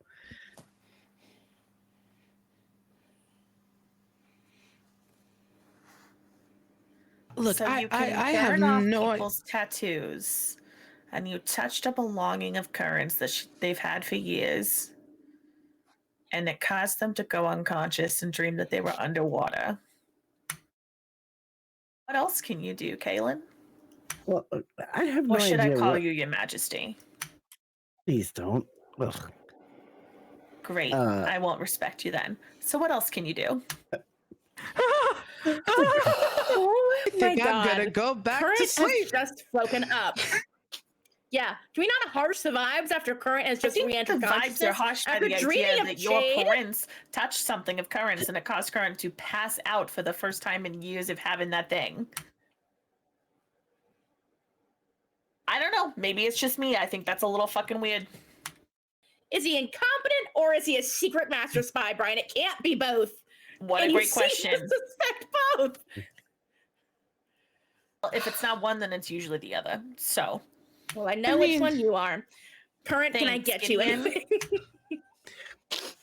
I mean, Caitlin wouldn't try to kill me on purpose, right, Caitlin?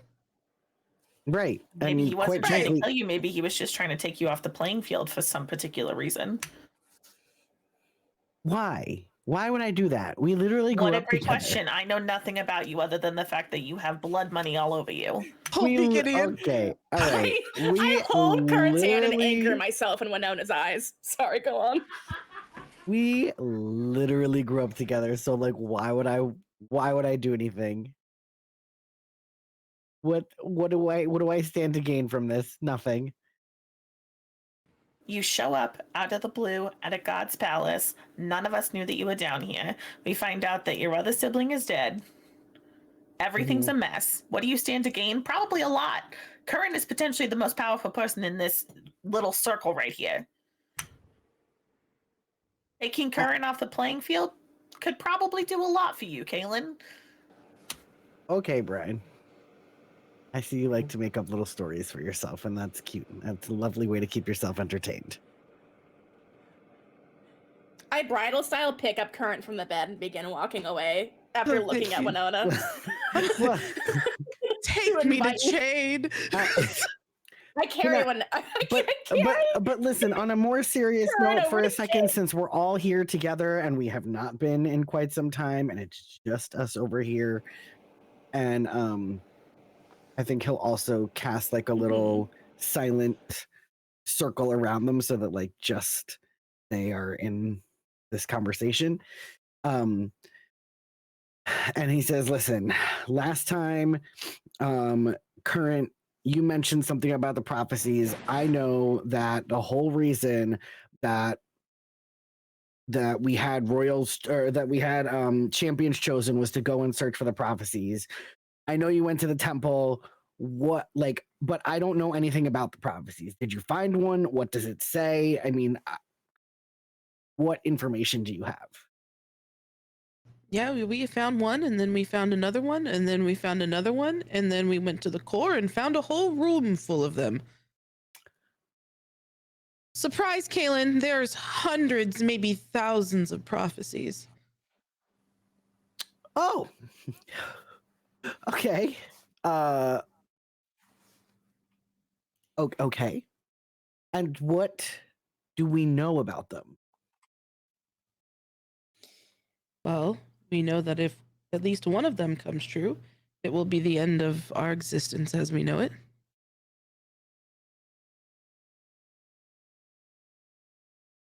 Okay. The tower one specifically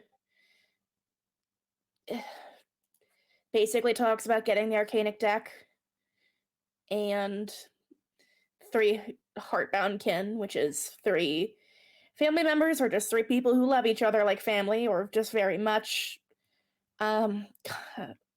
As Molly Schaefer pulls up the prophecies, it's just Gideon. Like, I know, like, we as players have like talked about like the breakdown of the prophecies, so I think like Gideon is just relaying that info to Kaylin about how like our main goal is to get like the arcanic deck because that's like the most actionable line in that fantasy or in that prophecy. And I don't know if Current has shared the prophecy they heard in the heart, have they? No, I don't know that I shared that with anybody.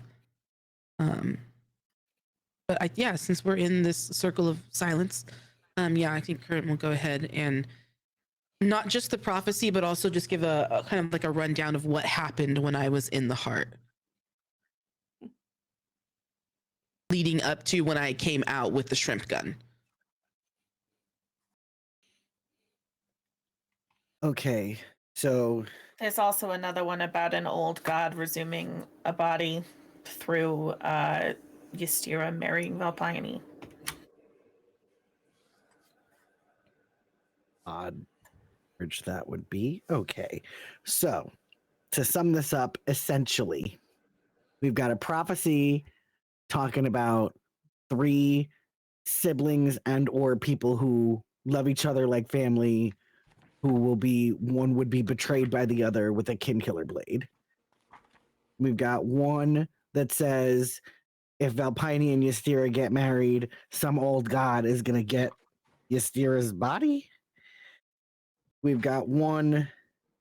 Oh, God, There's I a don't few remember other what the things one- going on in that one that are about the monsters from the Stargaze Grimoire, but yeah, that's the crux of it. Okay.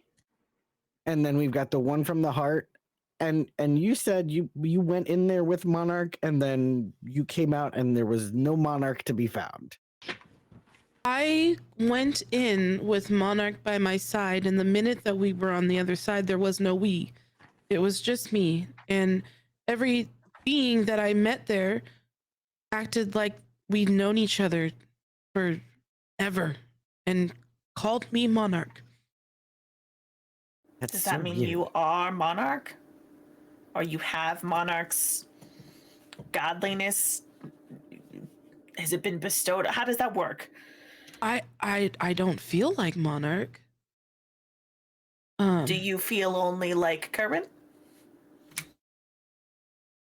Or do you feel like Current plus?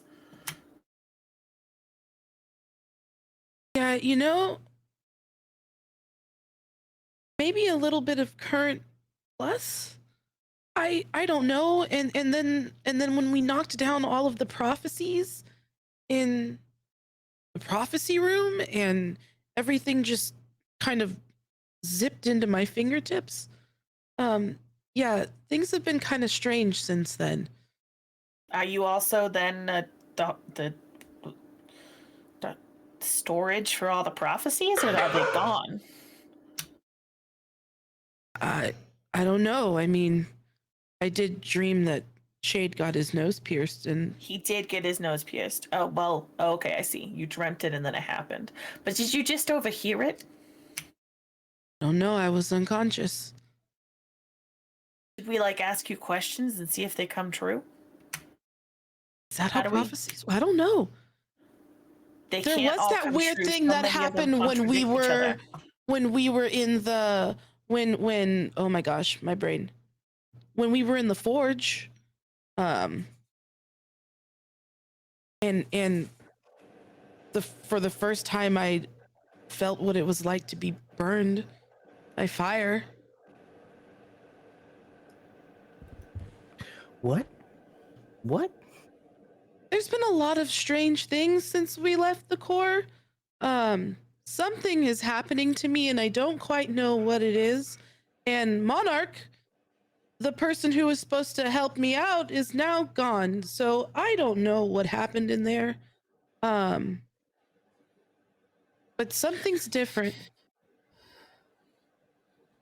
Well, for now, I think it's important we pretend we know what's going on, that nothing is wrong, and maybe we try and figure out what's going on with you while we're partying with the gods. I don't know if they might know what you're dealing with, but I think it is important that we don't let them know how little of a handle we have on everything going on with us current.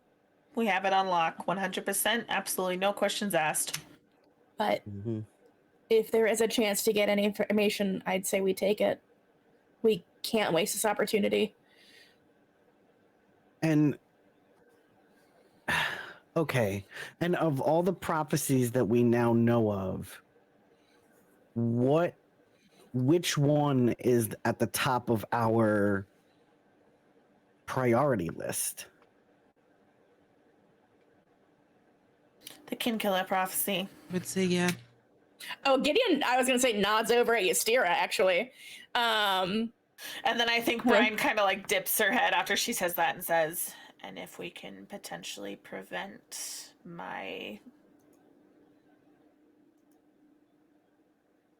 her from becoming whatever a god is when it possesses your body, that would be great.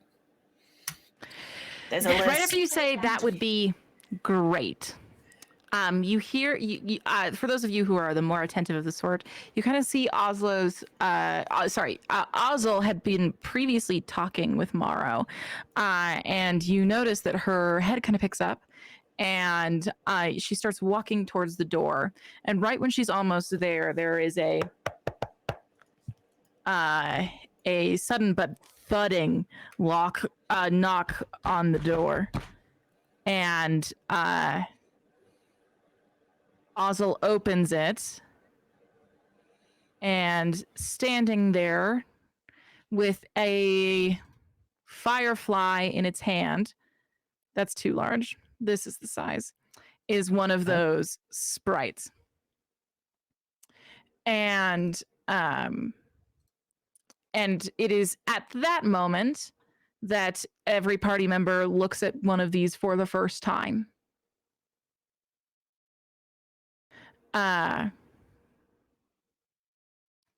So Ozzel opens the door. There is a firefly in this sprite's hand. And Ozzel reaches forward and takes this firefly. And as she takes it, it turns into this like sparkling dust. But then she like turns around as if she had clearly received a message through this form of magic. And she says, there is an announcement from Anpara. He would like to let everyone know that he is no longer accepting gifts until the start of Jolt, and that Jolt will be starting promptly before dawn. It's about 1 a.m. right now. You've got 3 hours.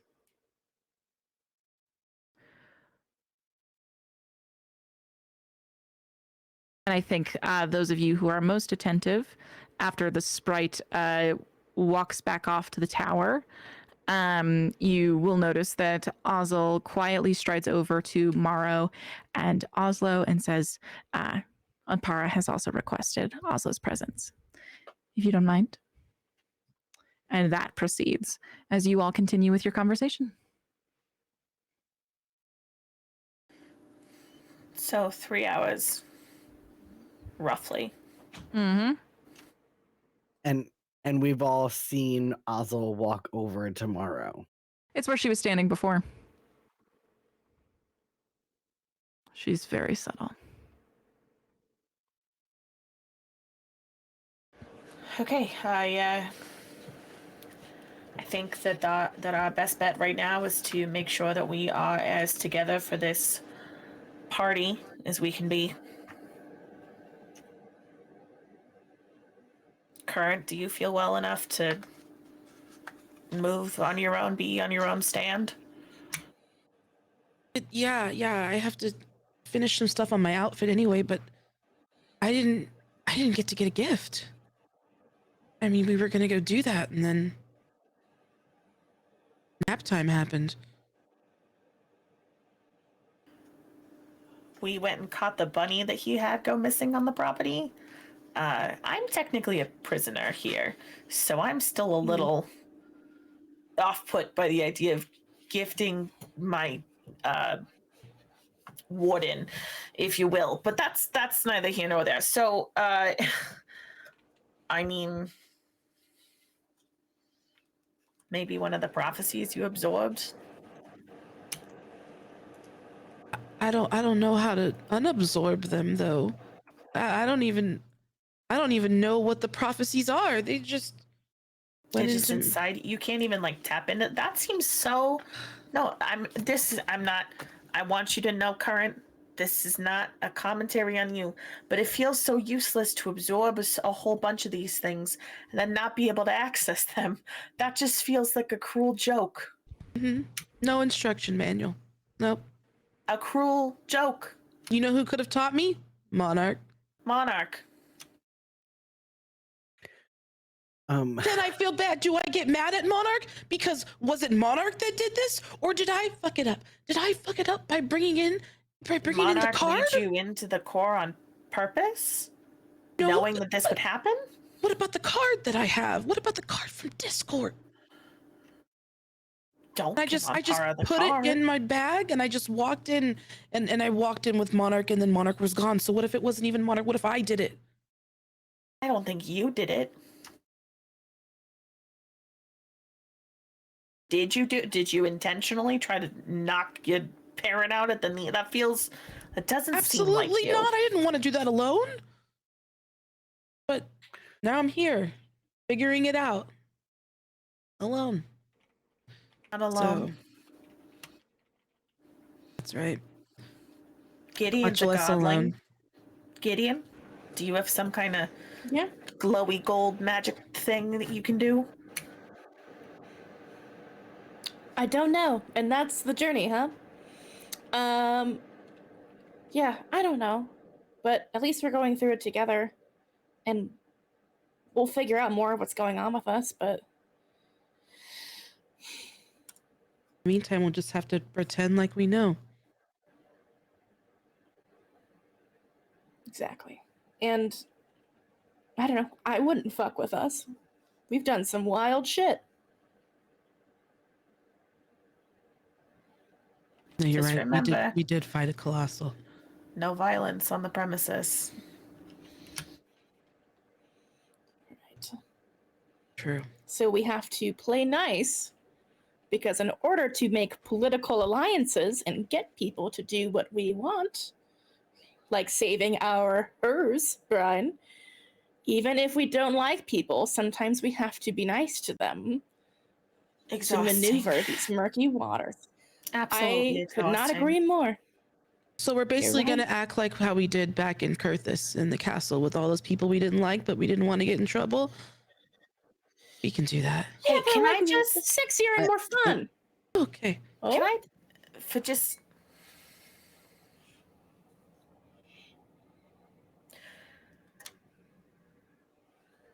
I'm really glad you're all here and alive. And I know that I keep sticking my foot in it. And I can't guarantee that I will ever stop doing that because, God willing, I have tried. But if we're all going to survive this thing and come out the other side not horribly changed or dead, I think the best thing we can possibly do is just be very firmly in each other's corners.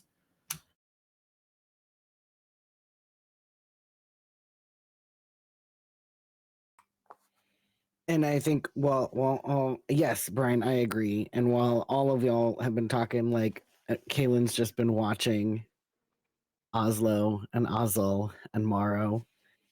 He says, "Current, don't worry, we have a thing for you. We have Gideon. Where the runes that we took from that place? You can give those to Onpar. I'm sure he'll love them." Yeah, I hand him over. But do we know anything more about Oslo? Because the only thing I know is that she was trapped in that card that I had, and that She tried to kill us once. Working on behalf of Sinpira, who is a terrible monster. She dated my sister. we don't really know much more about that. She's a very Nakia scared young mentioned her woman. once since she went missing. No, but Nakia's not the type to really do that. That's fair. Yeah, she's just a scared young woman. I promised to keep her safe. So Yeah, didn't we say we wouldn't, like, because I think she said Chintrix put her in that card, right? yes, specifically that is who we are keeping. Yeah, before he Her apparently safe now. flooded the streets of Terrapine with skeletons, which sounds terrifying and horrible. Okay, Yes. that Yeah, does fun down not here. sound. Yeah, hey, well, Kurthus was overrun by void ghouls, so apparently there's fun up there too. And okay, so why does it look like she's over there making friends with Ozil? Because I don't know that I trust Ozil. At least not yet. But Gideon, you seem to be fairly friendly with Ozil. How do you feel?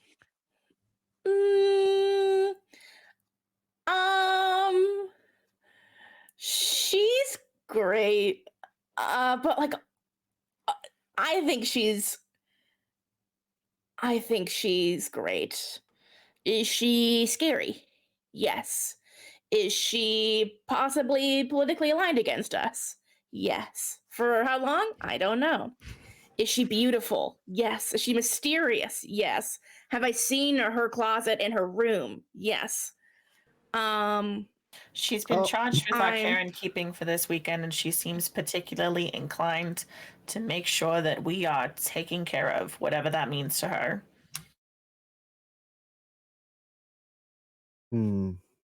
She's I doing a don't great know job. if that extends to Oslo because none of us have really claimed Oslo. I mean, I think technically we have. Yeah. Sure, but in the sense of like,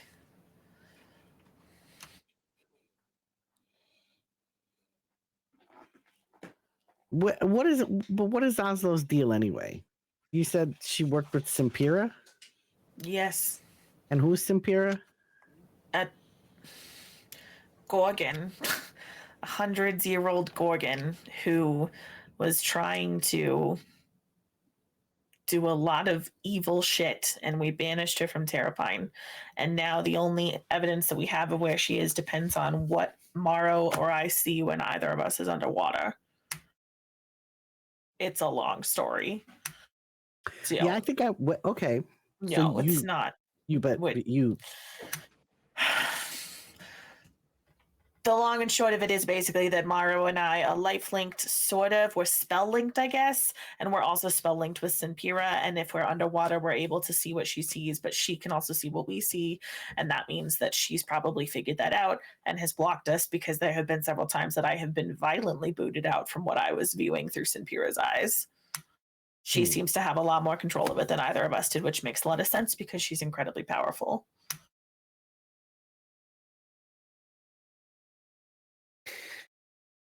And after It was after you banished Simpira, then Chintrix came in and took over. I think Chintrix had been probably laying the groundwork for that for some time. He's been power hungry for as long as I've known anything about his guild, which is many, many, many, many years. He also you wants know- to expand out into the wilds, which is, if I were Anpara, something I wouldn't want. So that's something we're aligned on, I'd assume. But if Anpara invited him here, how do we know that it wasn't just to strike him down for fun? Anpara seems like he would like a show. I think that'd be pretty sick. I have no other thoughts on that. I Certainly will think say Okay. that's for sure. he was working with your mom, Kaylin, so that is something we know, right? That Chintrix was working with Queen Somehow that doesn't Nakata. surprise me. Wait, Yeah. above game, how do we know that again? And what do we know? How do you know that? I Remind actually me. I don't remember. I know that like we know it, but I'm trying to Do remember. we if I know found it that or do out. we know it? I'm trying to remember the Yeah. context in which we found that out. I don't want to metagame. I don't want to metagame. I think. Wait, hold on. I feel don't it, think but you I know can't that. remember. I Did you feel find like- out? I feel like maybe I know that because I think. Wait. Oh God. Where am I doing? So sorry. What are we trying to figure out? We're just If connecting dots. yeah. We know that Chintrix was working with Queen Nakata.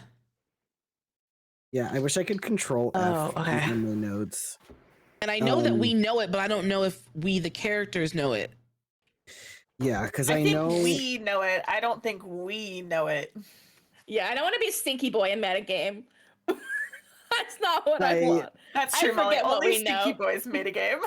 Yeah, It's true. I don't want metagame. Don't be a stinky boy. Don't be a stinky metagame. boy. This has been a I just thought that'd PSA be from fun us. sauce to toss in. Sure. Well, yeah. Yeah, I'm pretty sure there was information about it when Mel was talking about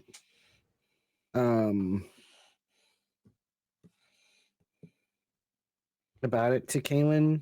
I don't remember. I just don't remember if Mel specifically said that Chintrix was also working because it was when they were talking about the moon party or whatever. the So heck it here's what was. you know. So you met up with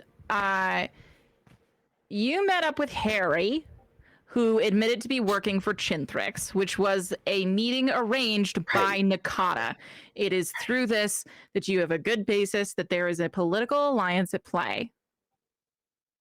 Right. Okay. Yes. So, and yeah, okay, so he's definitely working with Queen Nakata, which is not a good thing. By the way, I will have you know, I don't trust her. And I especially Good don't instinct. trust Renat. Beta instinct. So, What? I thought Renat was cool. They always seem like the least terrible. yeah, between you the know, two. I thought Renat was cool too. I was much closer to Renat than I was close to Nakata, but you know, we've all learned some things. They were less big on Hello? like bullying kids than like your mom was. So. How can we help you? Hazel? Also Hi. significantly You less in have the found public eye, yourself which over allows here them to work a lot uninvited? more in the Yes. shadows. So of course they were more. Hmm? Of course Oswald they has were walked doing over more. and has come to stand at the end of the bed. Yeah, hi. I see you've found yourself here uninvited. How can we help you? Wait, Whoa! is she entering to our bubble of silence? How does this work? She's just walked. It's not a force field. No, She's I know. walked. The bubble of silence. Sorry. She has burst this bubble. What I'm asking specifically is when Kaylin speaks to her, does that like break that? I assume she's walked inside of it, so she's now a part of it. TM. Okay. Yeah. So I think Ozzel walks inside and says, "So sorry to be interrupting what is clearly an important. Sorry, but did you call me an intruder? I hate to be such. My fairest apologies. No, you're I've fine. simply come to thank you, Gideon. I've simply come to inform you that Anpara has requested Oslo's presence, and that I will be going and retrieving my mother's mirror for all of you to get dressed with." Why has Anpara requested Oslo's presence? An answer is no more mine than it is yours.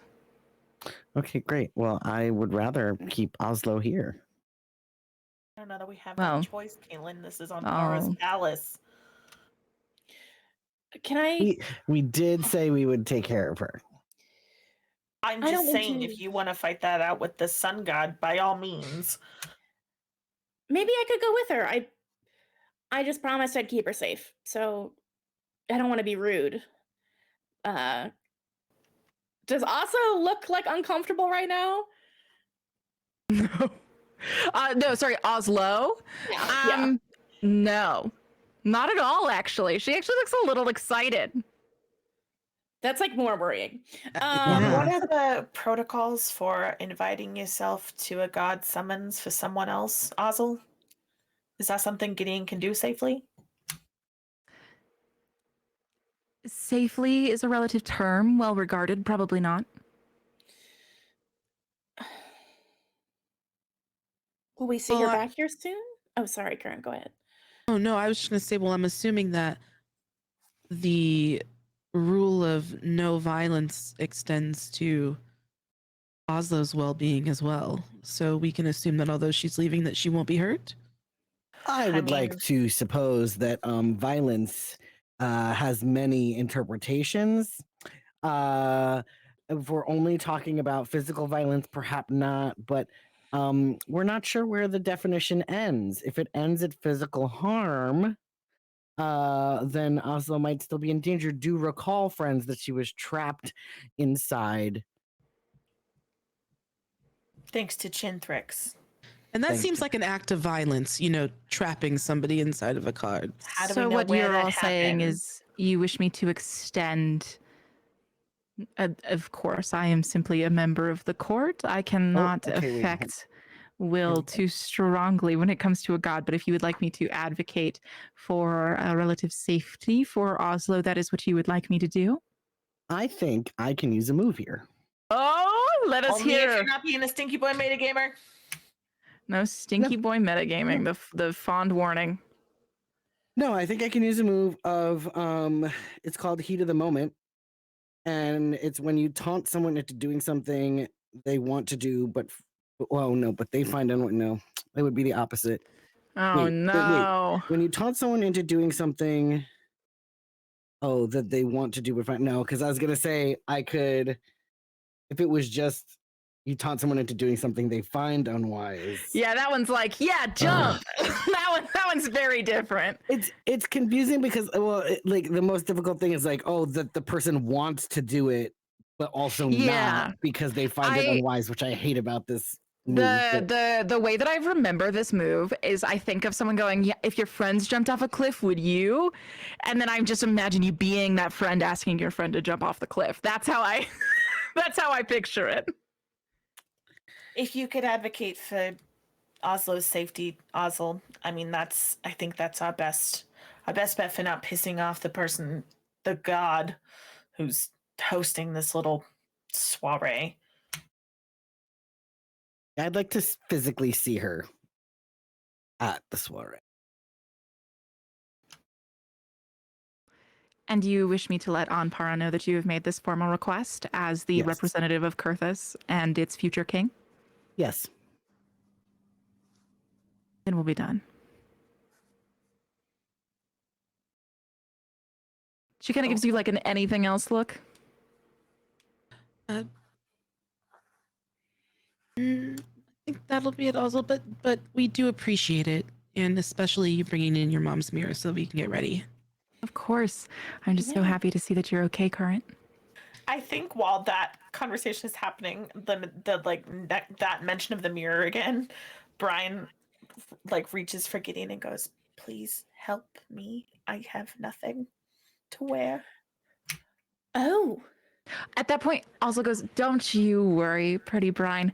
This magic mirror will dress you in whatever you fancy.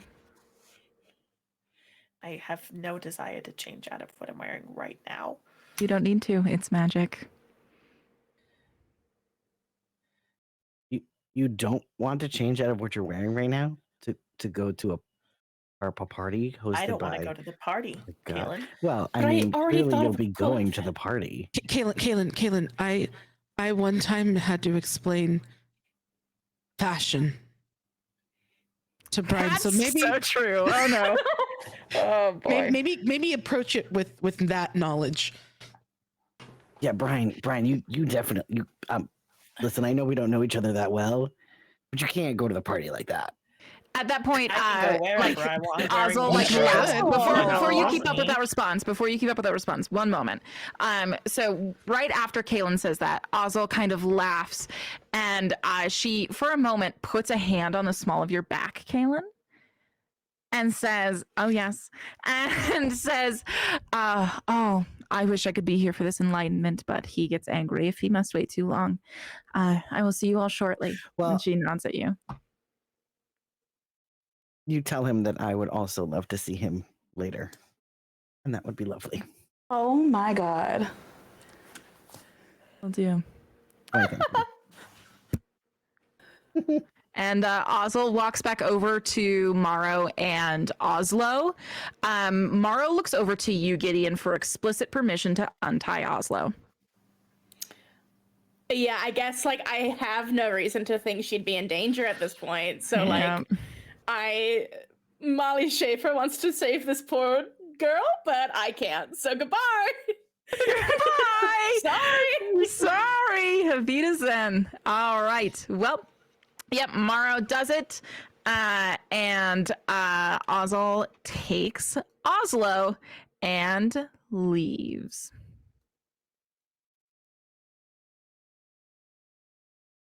We continue. I think I'm gonna actually start like Kern is like starting to actually get up out of bed and Mhm. You're in Gideon's arms right now, I think, technically. oh, that's right, I'm in Gideon's arm. Dear Gideon, would you mind maybe putting me down? Of course, Your Grace. Getting in like like gently tips you. I don't know how to make myself upright again. I'm working on it. Laying on the floor. It's nice. There's stars on this carpet. Have you seen the skylight? There you go. Yeah, it's nice. Okay, good.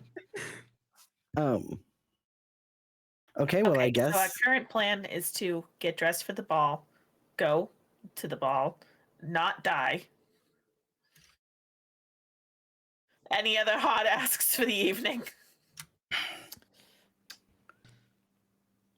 Oh, if at any point we can find a way to wake up Yaldic, I know it's a hair from that grimoire monster. I know this is a long shot, but there's a lot of powerful people Which here. one? The bug mommy, you know the one.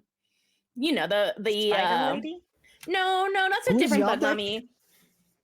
Yaldic's the love of my life. The best person I've ever met. That's about it. Sorry, one of the best people I've ever met. Whose actions have honestly only helped us since he came into our circle. So we have a great investment in making sure that he survives. Okay, He's now is he? unconscious because of sun. us, so we gotta wake him up. Gosh, Because of Well- me specifically. where is he? Over there. Over where? Where is he? No, he's not. that- No, He's not Who here. is He's laying with- in the other he's with- bed? Is that That's what Provolone? dear That's Rosalind. Jasper. Jasper, sorry. My brain just went, he's here. He's Right, right again, there. I'm gonna pull out my skull phone and just dial Rosalind real quick and put Rosalind on speakerphone. Rosalind, Oh boy. What is Rosalind up to right at this very moment? Yes. I hear less clashings of swords. Is that a good sign? Yeah, it's just the executions left. What can I do for you? Oh, okay. Yeah, no, that's fine. You know what? When we left, you're doing good. You're doing great. We were just checking. Is Yaldic still sleeping like a peaceful baby child? Hold on.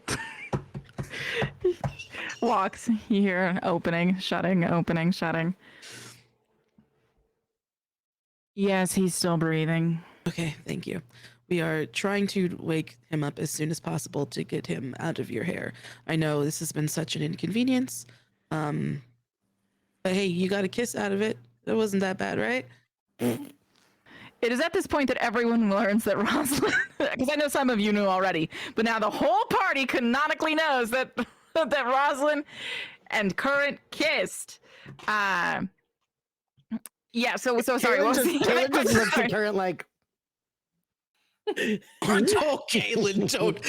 Oh, Kaylin. I get to kiss whoever I want, okay? Brine just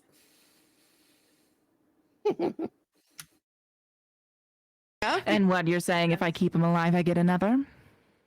Well, I mean, I was going to give you one regardless, but yeah, let's go with that. Yes, yes, yes. If he stays alive, you get another. Yes. All right, everyone stop. Don't throw him in the fire. She hangs up.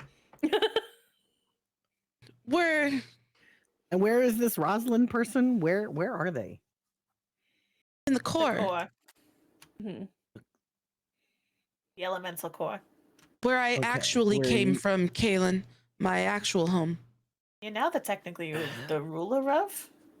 Co-ruler? Something like that. We kind of broke the crown and threw it into a fiery crack in the earth's crust. Is this before or after you absorbed all the prophecies? Before, I think that's actually what gave Rosalind the confidence to trust me enough for us to do that. Yeah, there's Nice. Now, okay, so you said, okay, yeah, I remember all growing up you were looking for information about where you came from. So it's the core. Huh. core, which was so interesting, you know, when Luceau, who had been with us the entire time, suddenly couldn't go into the core with us. And then I come out of the heart, sans Monarch, and now he apparently wants me dead. So He there's wants that. all of us dead, to be fair. We did jump him in an alley behind a bar. We did jump him. But put a Wasn't he- 50,000 gold bounty on it? Or Okay, something well- to Wait, that. but didn't he get assigned he's to your still ship? on my list, and He get what? anyway, he's currently still on my list, and I promise that it will be taken care of at some point. I need to have a chat with him first. If you Have we not already established that your parents are awful, Kaylin, and anyone who was assigned to the ships is probably not trustworthy? Figless Industries, not trustworthy. Yeah, Goldeneye the I've since pirate? learned that. Not Yeah. trustworthy. Yeah. The He's only so fun to person play that I cards would with, say that though. was trustworthy on that ship was Gemma, and that's because we hired her.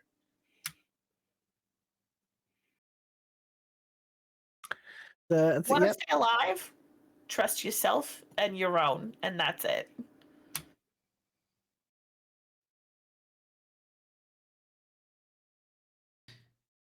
Yeah, Kaylin, my family's been alive this whole time, and the crown's the reason why I never knew that. So what else are they hiding? A lot. I don't know that I know more specifics about it. Probably more than you could ever imagine. Probably because they don't even tell me anything. Why would they? You're the erstwhile prince, always going off on your own, doing whatever you like, secret identity in the weeds, blah, blah, blah. Hey, my You name's can't be Brine. We all trusted. have to be in each other's corner, except for when I want to be. I'm not saying anything rude. I'm telling the truth. Kaylin's always been the most rebellious of the three Asarov siblings. If they were going to tell anybody anything, it certainly wasn't going to be him. You seem to know a lot about me and my family. I know a lot about everybody. It's how I stay alive. Hmm. Yeah, I know I only woke up like 5 minutes ago, but I think that if we're going to be going into a situation where we have to look socially and politically like we have our shit together, maybe we should pretend like we have our shit together and we could fight later when we're allowed to fight again. I'm not I trying will- to pick a fight. Oh my god. I'm here for this. You know, Yeah. here's my other question. What exactly Okay. is it? Thank you, Winona. We've Welcome. already established there's many prophecies.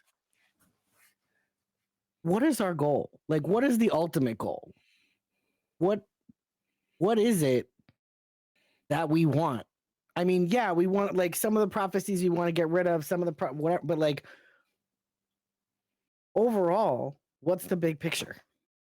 Because I think that would be important to know before we go to this party. I think not dying is probably the biggest picture, which is what ultimately happens if some of these prophecies come through. We definitely end game need to have all of these arcanic deck cards in our possession. We definitely have to make sure that Valpione doesn't get to bring back a god.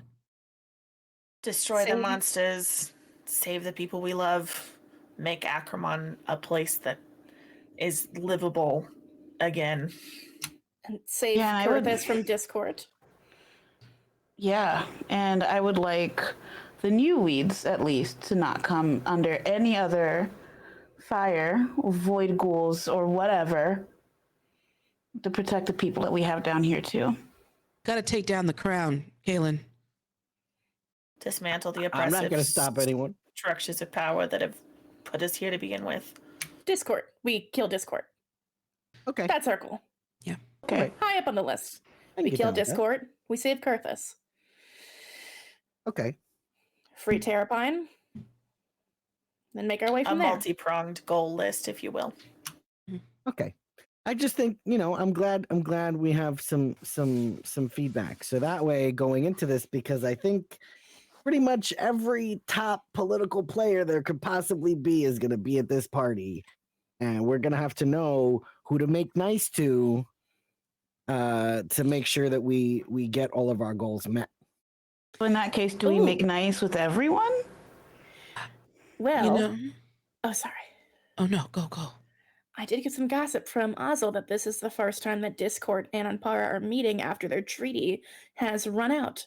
So I think it would be in our best interest to make sure that those talks do not go well.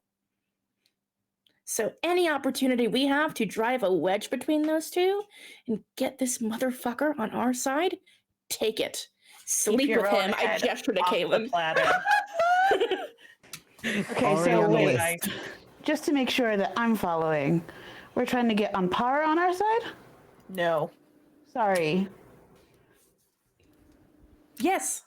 Wait, yes, Yes? we are trying to get Ampara on our side. We want to be Sorry, friends with yes. Ampara. Okay. Just Oh, yes. Oh no. Okay. I also think it's important for us to maybe consider that allowing certain people to think that they have the upper hand is a really great way to let people let their guard down. Speaking Yes. of which, is Ozil still here or is she gone? She's gone.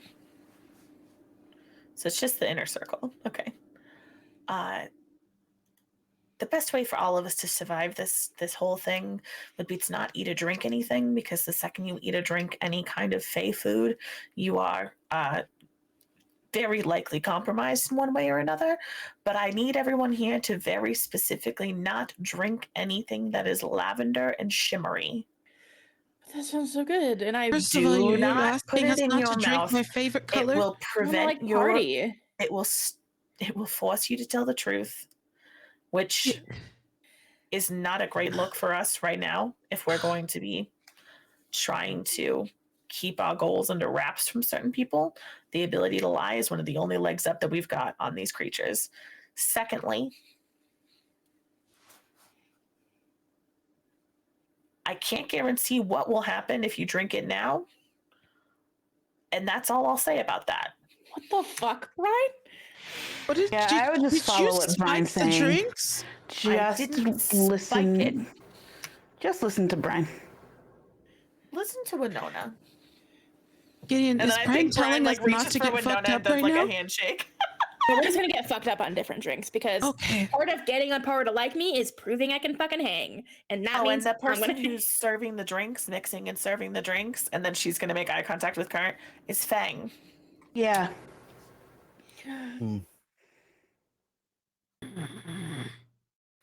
Fang. I'll make my own drink.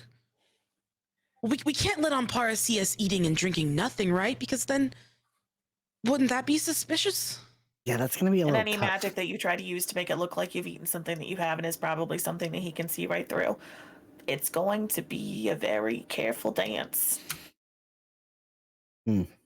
So what if we kind of observe, and if we can buy our time correctly, see what happens when other people eat or drink certain stuff? Potentially. And then if it's all Not a bad right, if idea. it's not too bad, then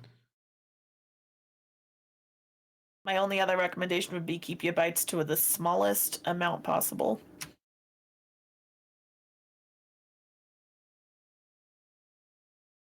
What are other factions that are here that we should kiss Well- up to?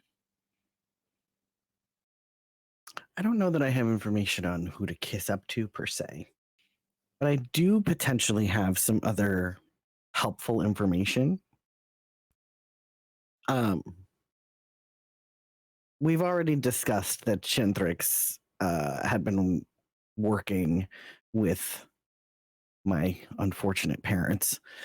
But I also know that he's actually been a traitor to them as well.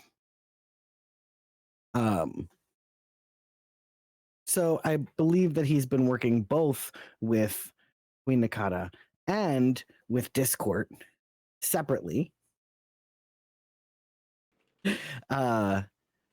So it would be interesting to see if we could potentially use that to our advantage to kind of drive that wedge, further with Discord.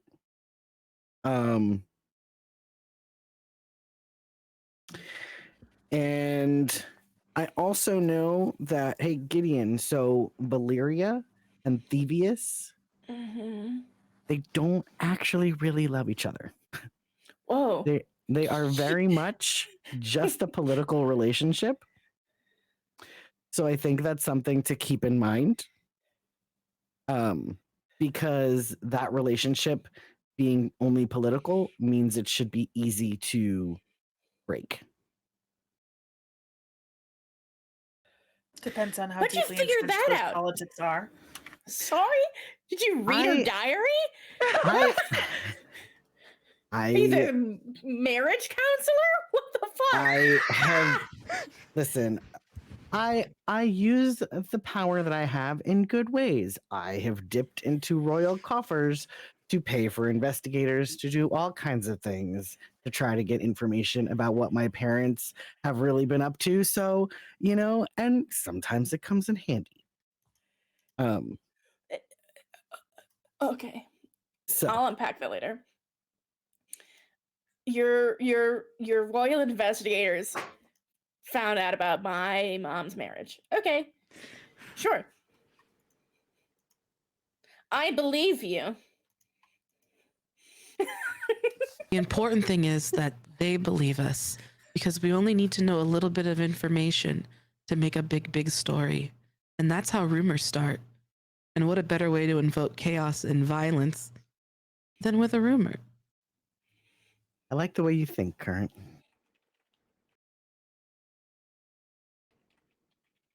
Learned that one on Kurthis. Remember that one time, Gideon, when we started that rumor? Oh my God. Yeah, we'll talk about that another time. Oh.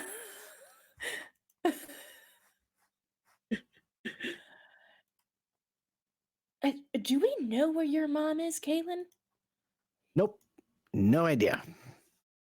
All I know, she's dead on Kurthis. Okay. Well, hey. I don't like her either, but that's a powerful person who I think is probably vested in the interest of people on that city not dying. So if we can work with people we don't like to make that happen. Let's do it.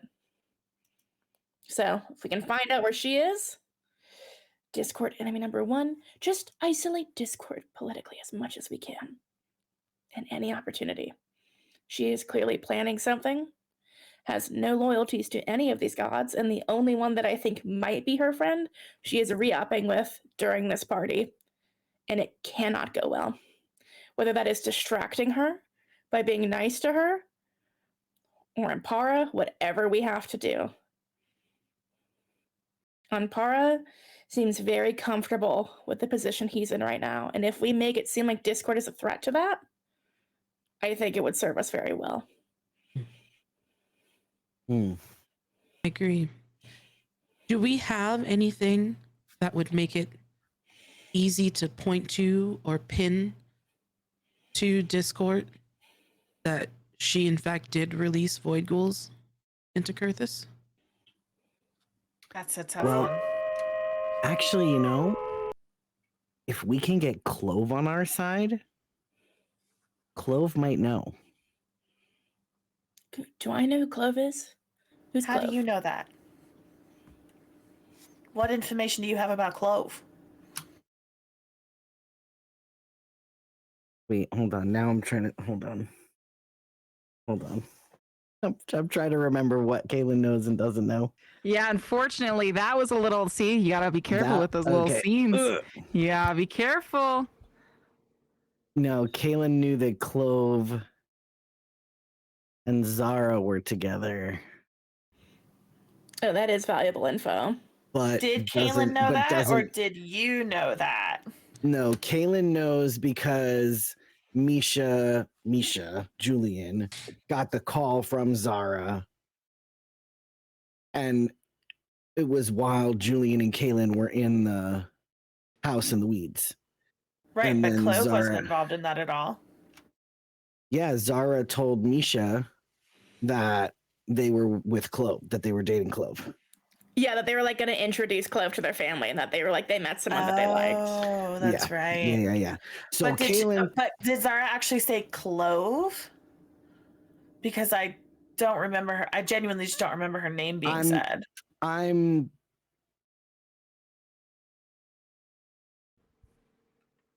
All the receipts. got all right. Gotta go back to the one shot. So y'all boy. keep talking. I'll go look it up. We at the very least, well, no, do you know that Clove even works for? Is that something you know? I don't think we can tie Clove to Discord. No. So even if No. even that name, even if we know that Clove and Zara were together, we can't tie Clove to Discord. I will say, even regardless, I think she's someone we should try and win over, even if we don't know this information. Because she seems pretty fucking scary and aloof right now. So I'll say that. She's an enemy of Ystera's. It's going to be complicated. Clove is an enemy of Ystera. Okay. Kaylin, can we go back for just a second? Can you remind me how it is exactly that you figured out that Valyria and Kilthorne are strictly political? Yeah, I've been trying to just do as much research as I can on anybody that might be connected to the Moon Alliance, and I just Why keep did their names branching. come into play? Because as far as anybody on Kurthus is aware, Valyria has been dead for decades. I have, like I said, I branch out from everywhere I can. So it started with Fang. It's So Fang gone told to- you that Valyria is alive. Why would Fang know that that was of interest to you? No, I know I haven't met, but no, I know that Valyria is alive because I went to Cairn Coast Village. That's an interesting piece of information. Yeah, I was at Cairn Coast Village. So it wasn't actually a After- private investigator that you hired to look into the potential that Valyria was in a political alliance relationship with someone in the Irony, the Enclave, but rather that you met her, met No, I haven't them. met Valyria. I have not met Valyria. Who I have met you met? Thievius. and I've met Nakia, and I've met Mirafel.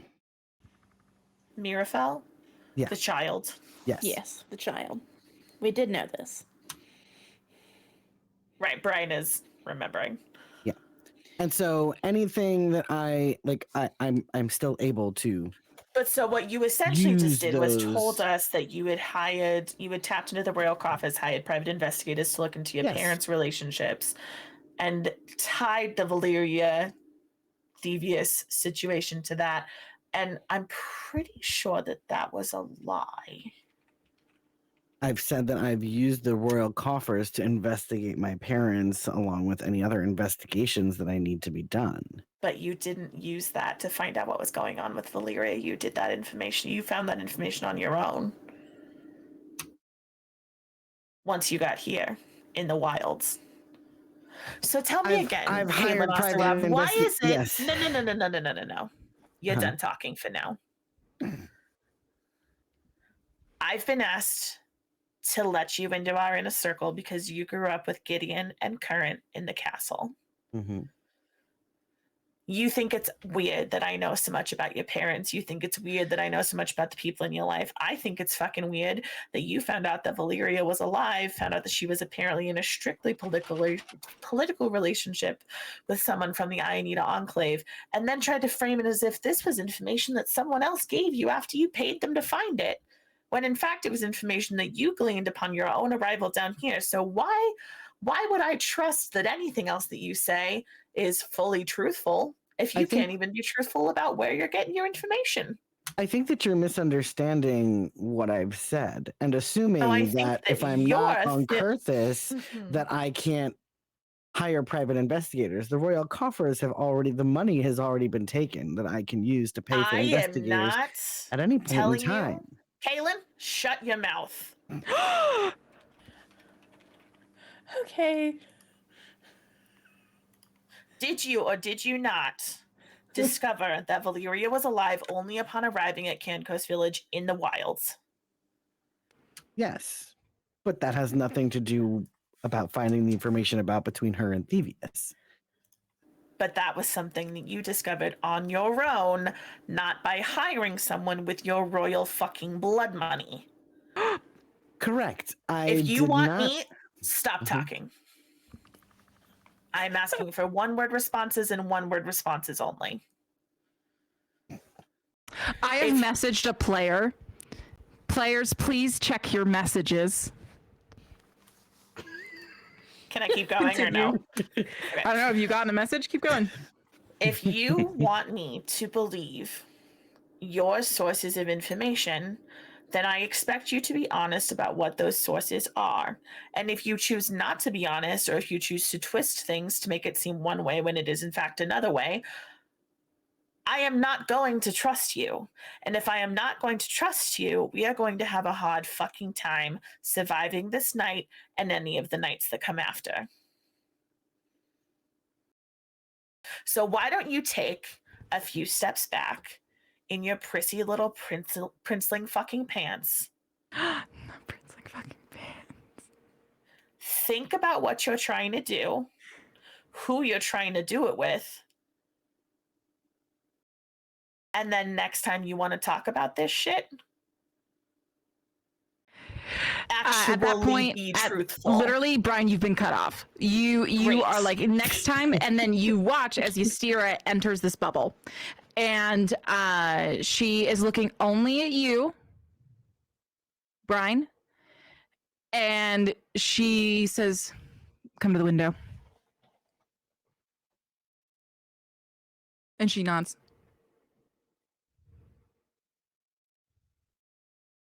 Before I go to the window, I'm going to point at Kaylin. You think you're going to play a good fucking game? Get better at it. And then I will go to the window.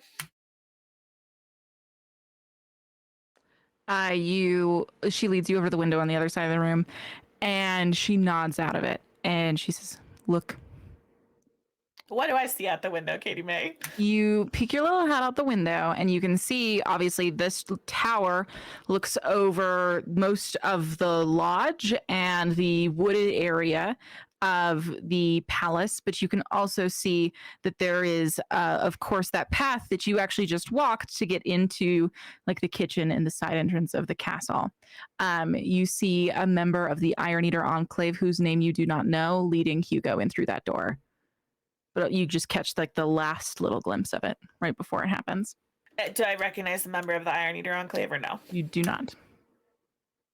But I think you just saw your dad. that's my dad. Okay.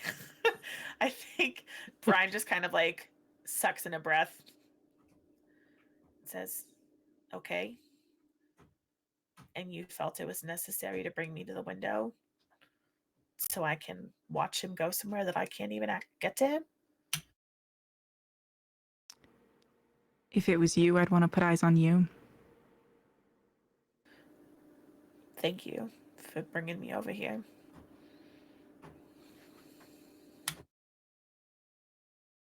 Remember what we're here for, okay?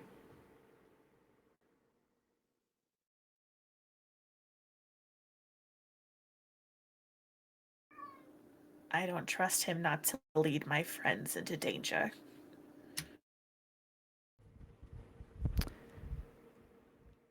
I promise to keep him in line. And what power do you hold over him exactly?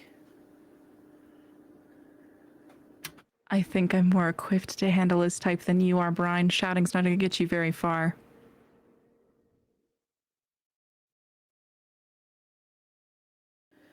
For the first time since we were reunited, I don't believe her.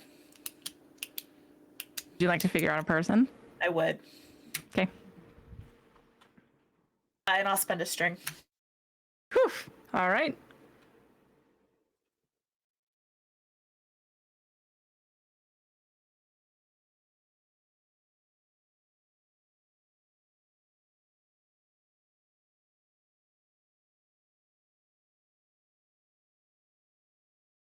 Tell me what it looks like. I think I messed up the modifier. But so Oh, no. the 2 dice got me to 9, and then the +1 for the plus wit, and then +3 extra for the string.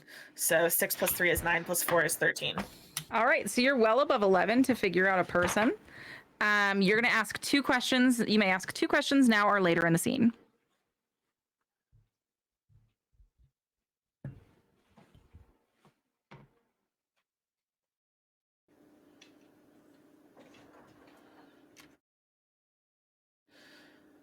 Ystira,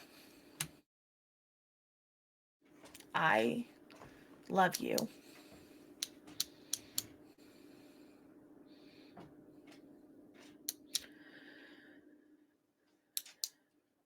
And I need you to answer that question again, but do so truthfully. And that is me asking, how can I get you to tell me the truth?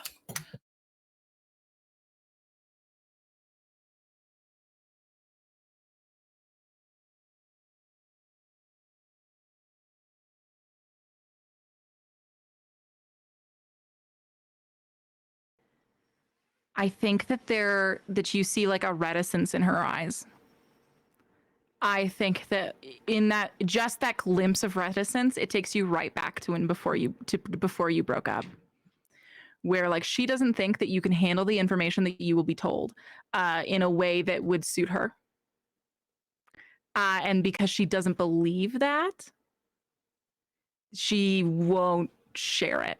And I think I think there's an aspect of like, oh, well, I don't trust you enough to like not be a firecracker about this.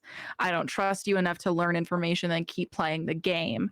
There is a very familiar wall there that I think you run up against for the first time in a while.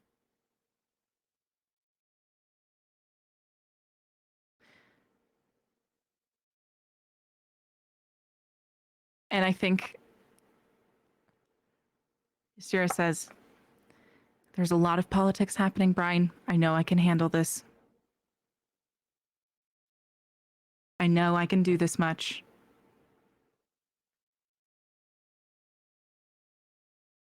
I know enough to keep him in line.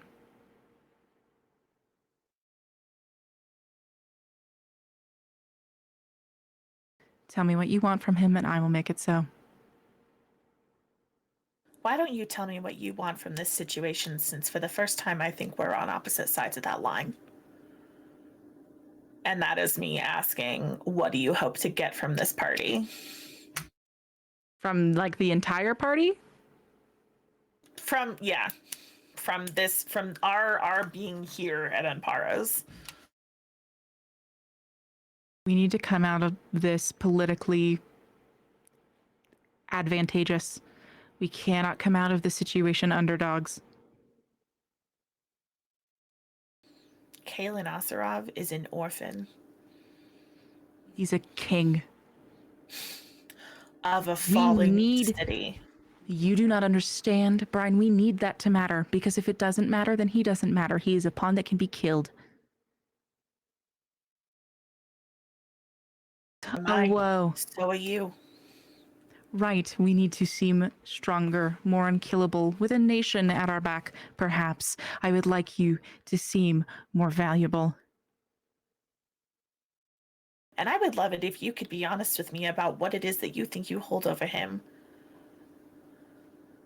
Because as far as I knew, until a few hours ago, you'd never laid eyes on each other. I had never laid eyes on him until now. So what is this fucking desperate interest? Peace. Something you do not know how to obtain, so do not pretend like you do.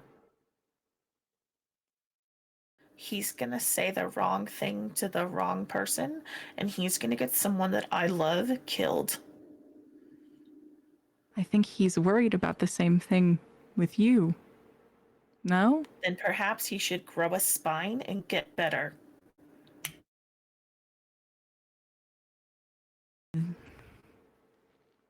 If that is the case, then we must lead by example. I'm not a dog, Ystira. You can't put me on a leash and stick me on people when you see fit. Is that what you think I am? I asked you what I could do for you. Not for me. So that I behave the way that you want me to. Why? I don't know. But I'll figure Strengthen it our out. few alliances?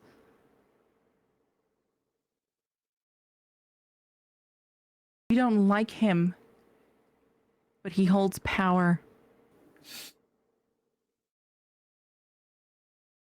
We are about to meet many people who we do not like, who hold power over us, our well-being, our loved ones, our futures. And And none of we those must are people make that my them friends love have put their us. trust in.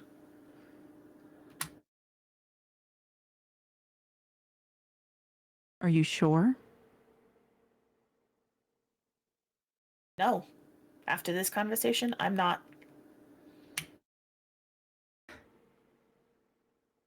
I love you, Ystira. But I loved you when you were trying to get into Sinpira's good graces 12 years ago, too. And this is exactly how you acted back then. And if we weren't this, we'd be dead on the streets as part of an undead uprising. Brine, half of Zubifax is dead. At least I wouldn't be questioning whether or not your feelings for me were stronger than your feelings for power. You'd rather be dead than in love with me? That's not what I said. That's what it sounded like. I'd rather be dead than fearing for your life because you are still trying to grasp at power.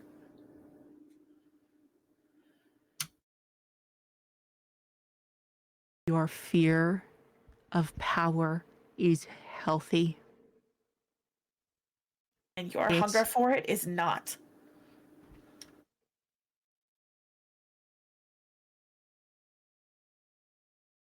I know I wasn't. I know that. I know that. You don't have to remind me.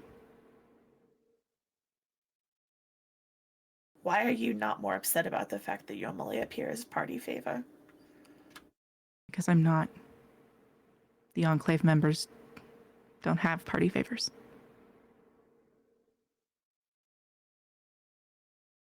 I don't believe you. Okay. I was told whose favors I am. And whose are you? Just like you, I'm Twos. You are both favor to Winona and Gideon, and I am favor both to Gemma and Valpione.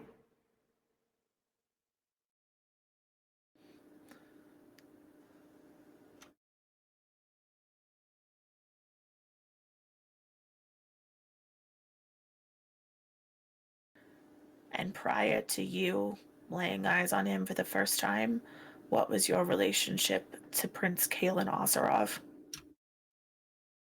Nothing. Now? I have a vested interest in his safety and the smoothness of this event. Why? Because it is our cleanest path to safety. And in your mind, what does safety look like? How could I paint that picture?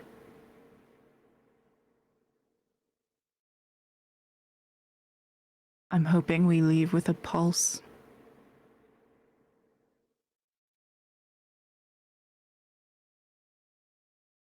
And I will fight for that.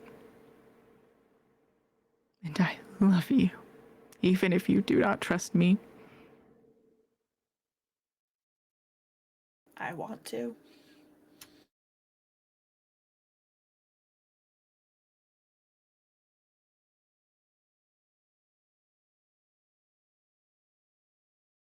I And I cannot am do doing what I my cannot. best to do everything that you have asked me. I am trying to keep my nose clean. I am not threatening violence. I am not pulling a dagger when I could be, when perhaps I should be.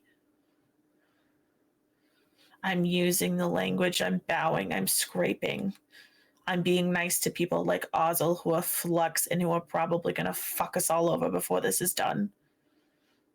And I'm doing that because you asked me to.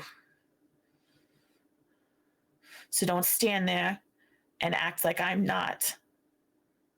And don't stand there and act like my telling Prince Kalen to remove his head from his ass when he is trying to tell people why they should trust him. It could Is be putting as danger. Well, it could be as simple as safety for his country is ensured if someone who doesn't particularly like you can have your head. That's an easy deal for him to make.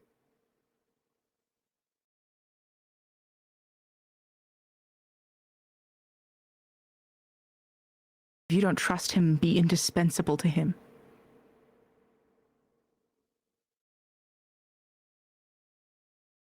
Make him need you so you can control him. That is the only way that you can exert any sort of safety over that situation. Yelling at him, screaming at him, that will only push him into the arms of whoever despises you most. I don't think that's true. Because as of right now, he has the trust of Gideon and Winona, who, aside from you, are the only two people in this world who I trust. Actually, no, I take that back. He also has connections with Current, who has surprisingly become one of the only people that I can rely on in the last couple of months. And so if all three of them trust him, and you just screamed at all of them, do you think when you draw the line they'll fall on your side?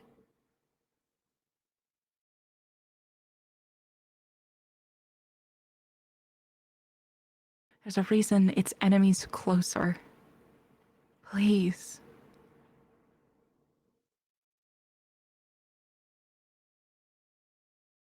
Please.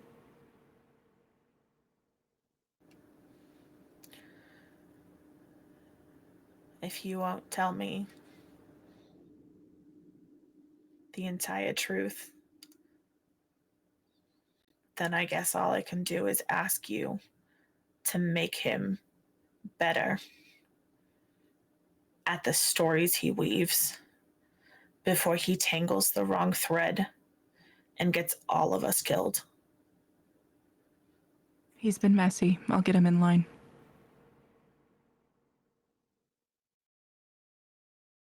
hope that pleases whatever higher power you're clearly working for here.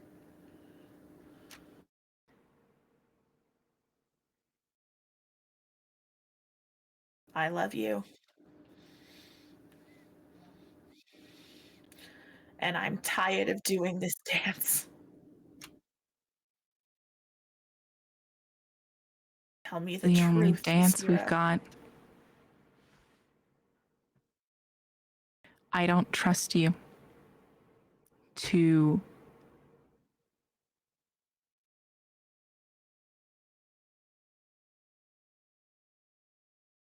use any information that I give you wisely, Belle.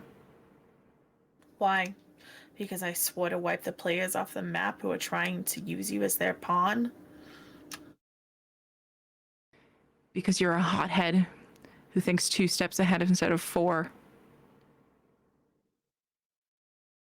Sometimes those 2 steps are as far as I can get, and it's kept me pretty fucking safe for the last 12 years.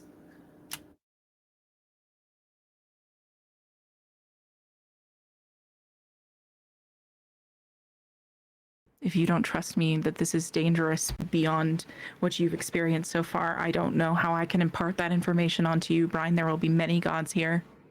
Have you dined with a god before? Besides breakfasts with Meter, they were cozy, calm, and nice.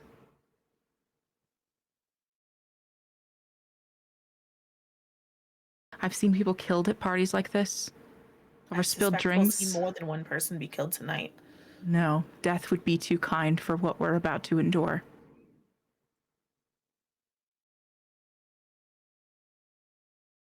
There will be suffering here.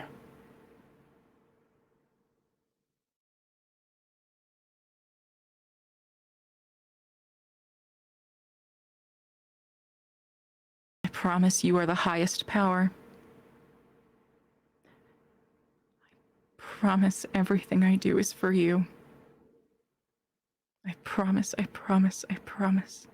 God damn it, Ysira.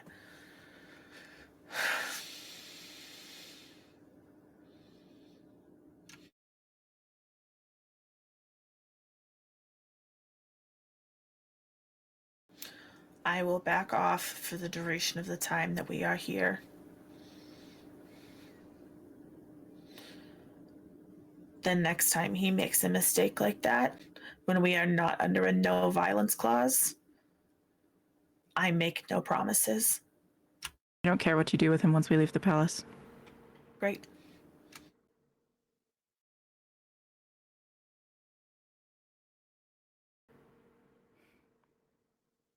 I know it's not perfect.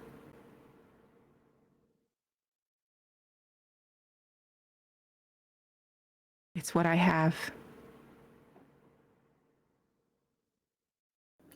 I could say the same. What you have is perfect. I'm sorry for what I said. No, you're not. I do not wish to stamp out your goodness while you're here, Brine.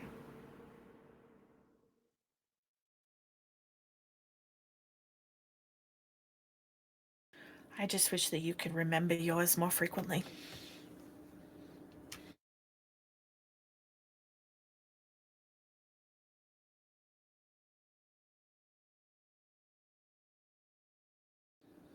And I think with that, she nods solemnly,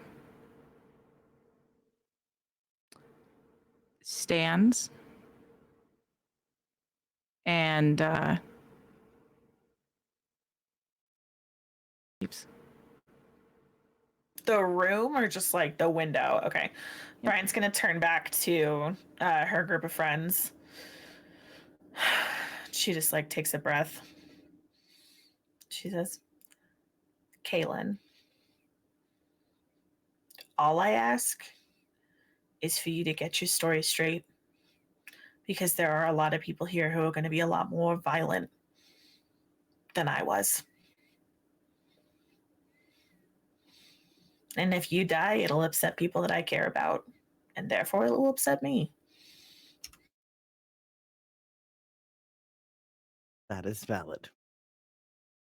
If you want to play the game, you need to be the best player that there is.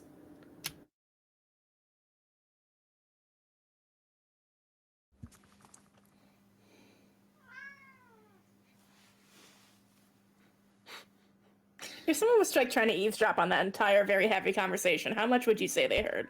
I'll defer that to Brine. I think Gideon and Winona could have easily heard all of it. Current probably as well. I think that Kaylin would have picked up on enough. But I think that so much of that was in, I mean, obviously they said a lot of things, but I think so much of it was also just in like the body language and like the tension that the three people who actually know Brine and have spent time with Ystir as well are going to get it more than he did or would. Can you hear him crying? He's so sad about that He scene. says yes, he would come back.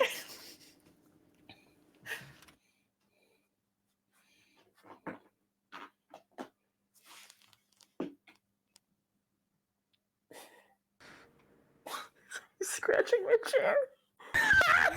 Okay. Well, I think with this, I think we'll take our second break. Final chances for the dice giveaway, and when we come back, we will start the unparty. See you then. Welcome back, Godslayers.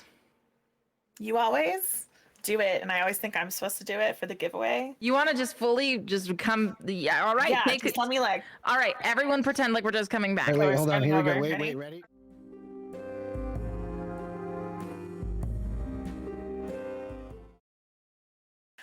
Welcome back, Godslayers. We hope that you got up, walked around, had some water, had a snack, did whatever you needed to do during that break. And I also hope that you have entered to win a $20 Die Hard Dice gift code to get some sweet, sweet math rocks. Just really quick, in case you haven't heard me give this spiel a million times.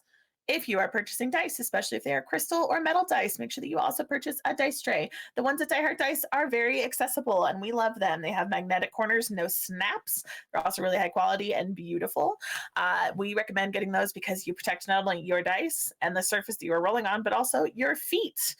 One time Katie May rolled a metal D4 onto their toe and it bled, and we don't want that for you. So please get a dice tray. We are wrapping up those last few entries. This is your last chance to enter to win. And we'll announce that winner in just a minute or so. Katie May, you want to get us going while we wait for that winner to be announced? Of course. All right, we're heading back in. So from the point where we just left off, our heroes are going to get about an hour to take a moment to breathe and strategize. Kaisa Fry, congratulations on your math rocks. Congratulations. I hope that you Use enjoy them that well. $20 Die Hard Dice gift code. Also, make sure that you use our code Death2Divinity for 10% off so that you can get even more math rocks. And if you mention us in the comments, you might get some extra swag from Castle Die Hard because they're great. Yeah, we love them. Thank you so much for being a sponsor for our show, and thank you for supporting someone who supports us. All right, besties, heading back in. So yeah, you had about an hour to strategize. So where did you lock in? What did it look like? Where are you? What's the energy like leaving that hour-long strategy sesh? Brine is going to shut the fuck up. Was that the declared strategy or your attitude throughout the strategy session? No, I think that genuinely is part of the strategy. I think that each person has their little part to play with the overall strat, but part of Brine's is very much like, don't speak. I'll let somebody else list out the actual strat for the whole group. Politically drive our wedge between Anpara and Discord, and in general, isolate Discord as much as possible while sucking up to Anpara. We did behind the scenes learn that Kaylin officially knows of Clove and Zara's relationship. So we're going to use that and anything we can to win over Clove, who is an agent of Discord and the overall Discord umbrella. We are letting people think of us as underdogs so they underestimate us while also trying to not look so weak that we don't matter.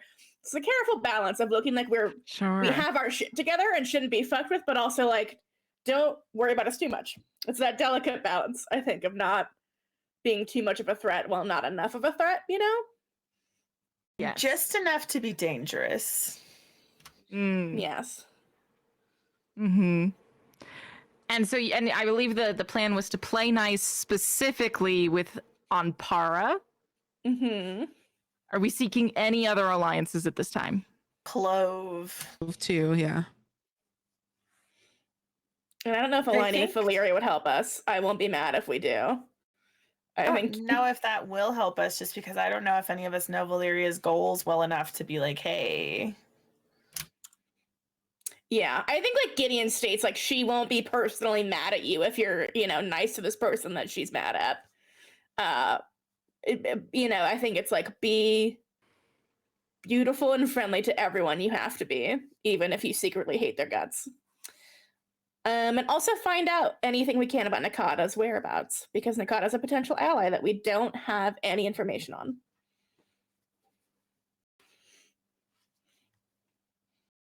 And that's all from me. I think that's most of it. Okay.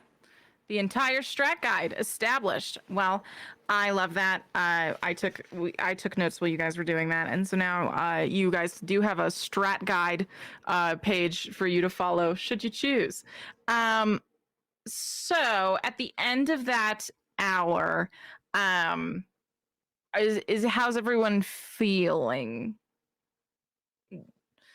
Did you all kind of like get to a good place where you were chatting? Was it like specifically business? How are you guys walking away from this conversation as things pick back up in the rest of the room? I think Kern's a little bit excited. It reminds me of when like Giddy and I were back in the castle and younger, and we would just do little mischievous things. So it kind of has that mischievous, oh, well, we have a strategy now, this is a game kind of thing. How do I set my pieces up, and just kind of giddy thinking about writing up silly little gossips to start, because we were bored on Kurthus and did stuff like that all the time. I love that we were like define gossip. Absolutely. I was spreading so many secrets. I couldn't keep track what was real and what wasn't. I was saying so many lies. I love that. Okay, perfect. How's everyone else feeling? I think Wynona's really anxious. Because she's still kind of reeling over the conversation that she had with Mel earlier, or fight, or whatever that was. And she still is feeling really conflicted internally, but with her insecure condition, she wants to prove herself, so she has a plan in mind. That works with the overall strategy. Okay. But I think you're like keeping it to yourself, right? Yeah, I just say yeah. Okay. Anyone else? I think Brian's a little rattled. Did you stagger? In the Ystera convo? Yeah. Can you describe that to me again? I'm gonna look it up as well, but So staggering is a very specific move that when you take a strong physical or emotional blow, the conditions of it depend on like basically like if you have 0 to 3 conditions, it's less severe, and if you have 4 to 5, it's pretty severe. But you would have to like I'm looking at it right now. I'm so sorry to cut you off. Oh, please. So I currently have no conditions marked, and one of the options for that is you grin and bear the blow and mark 2 conditions. Sure. Yeah. And I feel like that might be appropriate for what just happened. I would agree with you, which is why I believe. Yeah, so I think let's do that. Yeah. Okay. So I choose the conditions, or do you? yeah, as my I think we GM? should come to them together. I think oh man, is there any that you like immediately know? Insecure jumps out for me for sure. I think insecure is a very good choice. I would +1 that. So I think that one says, just for those following along at home, to clear an insecure condition, use a move or make a rash action to confront the object of my jealousy or prove my worth without conferring with friends or making a plan first. But in the interim, that puts a -2 on my entice rolls. Yep. I also think angry would fit for me here because you had to do a lot of containing your anger, and you don't love doing that. Yeah, I would agree with both of those. All right, so And angry then and to insecure. clear an angry Gotcha. condition, I use a move or break something important to me or to someone I care about. Cool. Love to go into a god party feeling angry and insecure. Let's get it, besties. Let's get it, besties. Does anyone else want to tell me how they're feeling, or does it feel like too much of a trap at this point? Kaylin, Gideon. I feel like I'm going in a battle almost. Hell Like yeah. I am psyching myself up. Okay. Yeah, I think yeah, Kalen's excited, but he's also thinking about what Brine said about like being more careful about, how he words things. And just for I guess clarity, transparency, I don't know, whatever. Kalen does have 2 conditions marked from before. He's got guilty and insecure marked. Whoo! Yeah. Damn. Okay. Uh-huh. So we got 2 with 2, 2 with 1. Yeah. So yes. So that is correct. You can clear conditions by accepting emotional support. Yeah, it's a specific move that is geared towards emotional support. So that is always on the table. So at the end of this time, I think that the biggest kind of like pieces of action here are Chade's. I think really what springs you all out of this moment is the completion of Chade's tattoo. Right? You're just kind of like winding down, you're like locking it in, you're going, okay, all right. When Lildra is like, and it is finished, and Corvin kind of like walks around to see it and starts laughing so hard there are tears streaming down his face. And so I think that is what pulls you all away from the strategy is Corvin's weeping laughter as he looks at Chade's arm tattoo. No, face tattoo. Face on face tattoo. Temporary face on face tattoo. It's up to Chade. It's true. Chade gets to choose where to put it. Okay. Face tattoo. All right. So when Corbin starts laugh crying, whose attention goes first? Who all is coming to attend to the reveal? Immediately. Immediately. I immediately swivel around. Oh yeah, absolutely. Full Definitely party wanna know. attendance. Okay, Yes. great. Great. It's at this point that I think I would like to roll this d20, and I'm gonna say above, like I think like it's going to determine how good of an artist Lildra is. So 1, this is not good. 20, this is too good. We're gonna see where it lands. Oh no. I've gotten an 18. Oh my god. There's cross-hatching, there's shading, there's depth to the sickest- portrait of Brine. So as you turn this corner and you look at the side of Chade's face, right here, kind of in this central area, like going back into his hairline, is a also profile tattoo, kind of like following his face line of Brine's face, specifically the eye patch side. But now it looks like when Chade is opening his mouth, Brine is opening their mouth. This is like, and it is hauntingly accurate. And and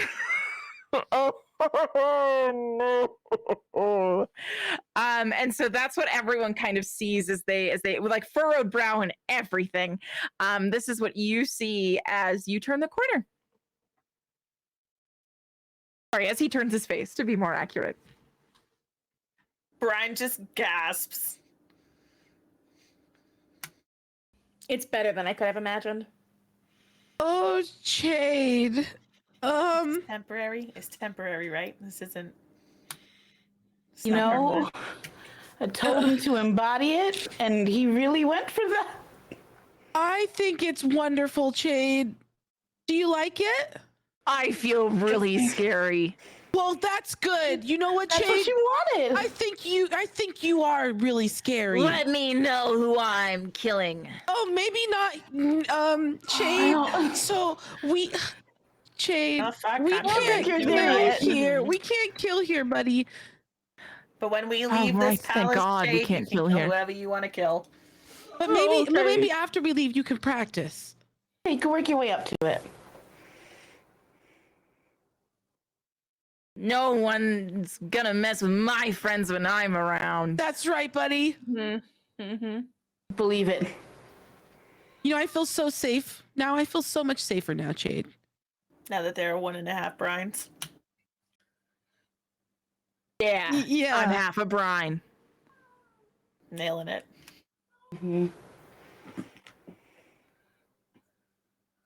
Like Kurt turns around to everybody. It's like, hey, if any one of you break his spirit, All my fun gone He in needs. an He instant. needs this. he needs. needs We this. need this. Yes. Yes. Jade being confident means we all survive. As we all survive, as those words are said, there is a at the door.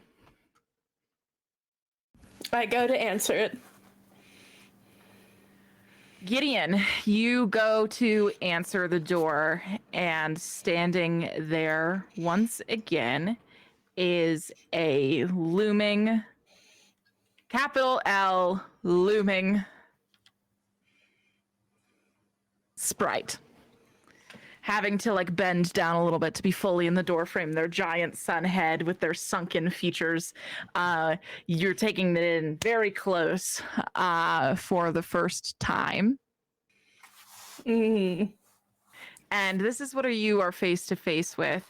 And in contrast to this very viscerally terrifying thing you're seeing, in its hands is a small wrapped red present. Gently take it. Thank you. It bows. You can't say thank you. You're wearing a ring that doesn't let you say thank you. Oops. You go, I'll take that. I say instead.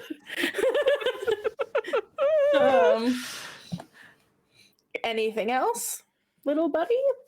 It just comes back to standing in full position.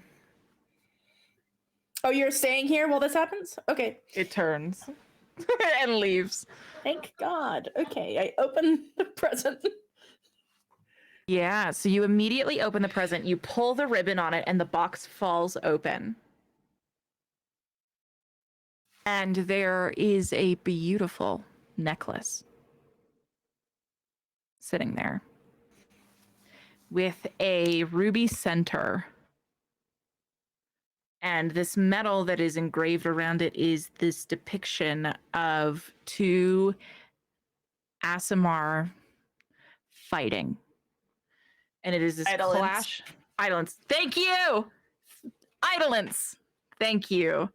I gotta remove so much rot in my brain. Okay. So there's a necklace with 2 idolants fighting. There is a necklace with 2 idolants fighting, their swords crossing, being the apex of the necklace that the chain is hooked on. This chain having like a few like links of chain, and then there will be like a garnet, and then a few links of chain, and then garnet, a few links of, and it goes all the way around. And this feels immediately to you pretty powerfully magical. And there is a note underneath it. What does the note say? The note says, I have not parted with this item for many, many years.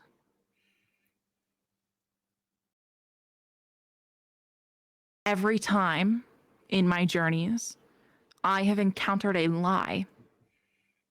It has told me so.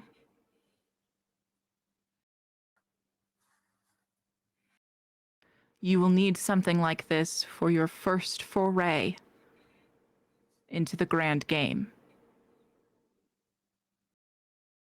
May this be an offer of future peace to come. Signed, TK.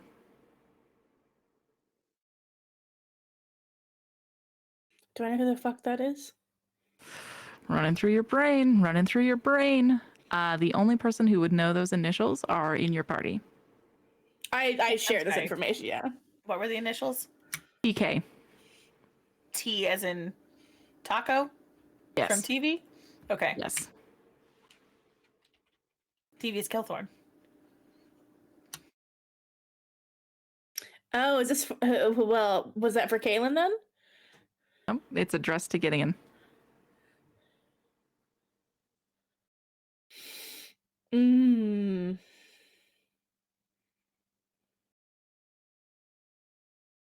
I will take my own advice and put it on and play nice.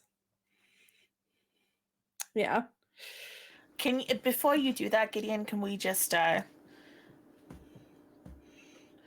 think Brine is going to draw her dagger, and she holds it in her hand and she says, just in the event that it tries to strangle you and needs to be cut off. Just a precaution. Sure. Can we also? So Brine gets try real to- close and like holds her knife up ready to defend you. I appreciate it. Slowly clasp it on. Wait to die. I assume I don't. Yeah, you clasp it on, and there's a few seconds. You swear it gets tighter for a second. Oh no, maybe not. No, the cold metal is slowly warming to your skin.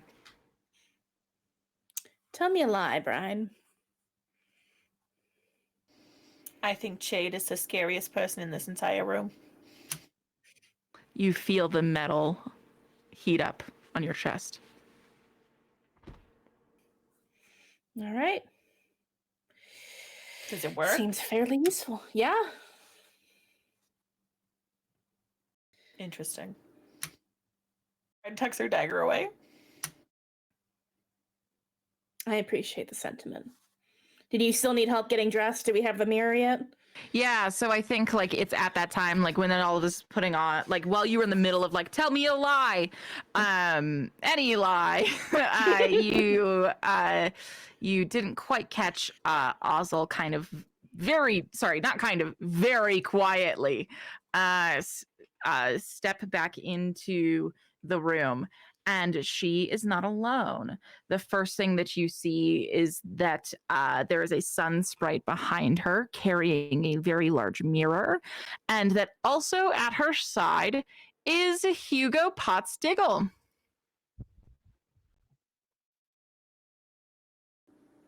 Dad? Yeah. So I think like there's this quiet entrance, and like Brine, you are like on a like lifted part of the room right now. You're like on a balcony.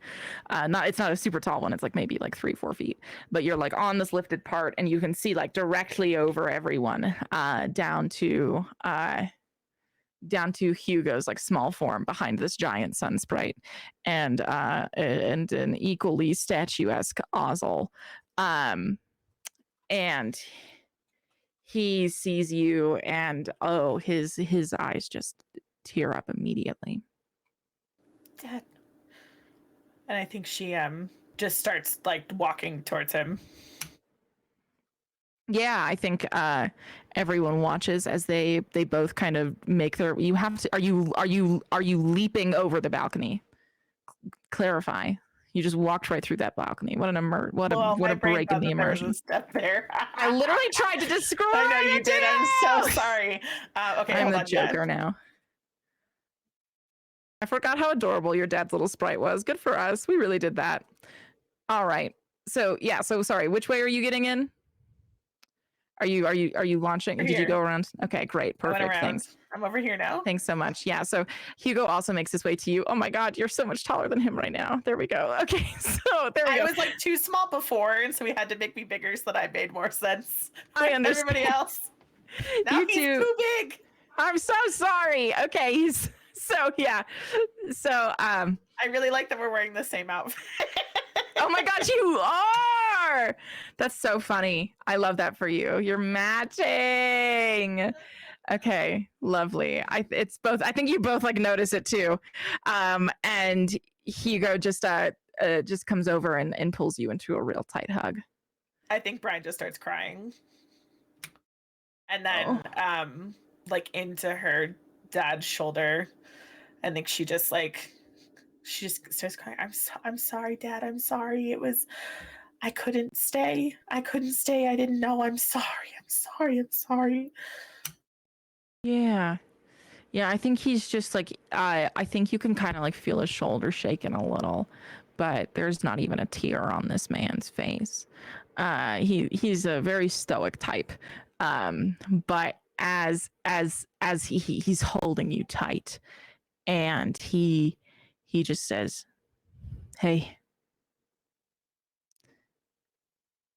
I'm so glad you decided to live a life that was yours. And I missed you something fierce." Oh, fuck. So sorry. I forgot. He says, "I'm so happy you lived a life that was yours. And I'm so proud of you. And I missed you too."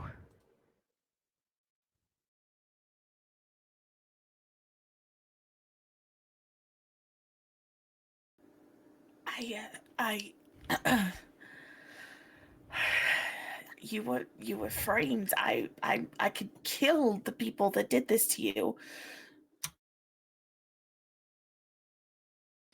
If we start thinking like that, we're no better than them, right? She just shakes her head. Okay. It's been a really long 12 years, Dad. Yeah, Ystera shook her head the same way when I said the same thing to her. Glad you two are still on the same page. Yeah. Yeah, I guess in some ways we are. I just ran into her. Everyone's here. Yeah, it's a whole freaking Why are you party. here? You weren't framed. No, What trouble are you getting into? Oh, Dad, all kinds. No, these are my friends. And Brine kind of like gestures very broadly. Because Chade immediately turns his fucking head, and the first thing your dad fucking sees. Not gonna talk about that. Chade, can you turn the other way? Can you just? This is Brian's closest friend, Shade. Hi, my name's Gideon. Immediately slides in. So what was Brian like roughly around like teen years? Music taste. Wouldn't stop writing poetry.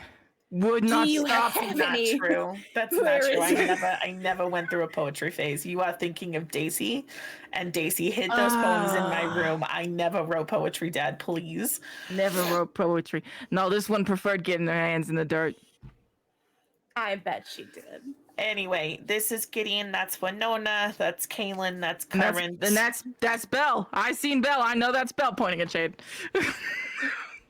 That's Shade with a nice new tattoo. You offered saved by his life or something? That's a long story. Yeah, Brian's his Dad. patron, actually. It's wild.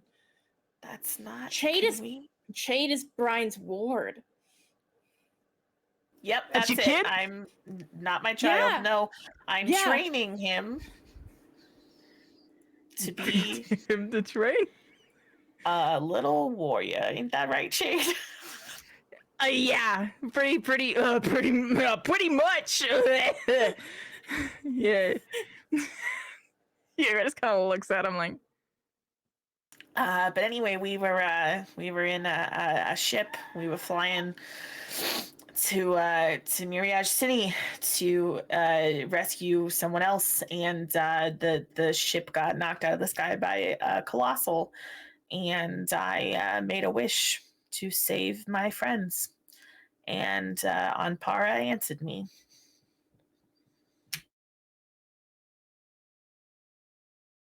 Oh. Huh. Ain't that a wild story?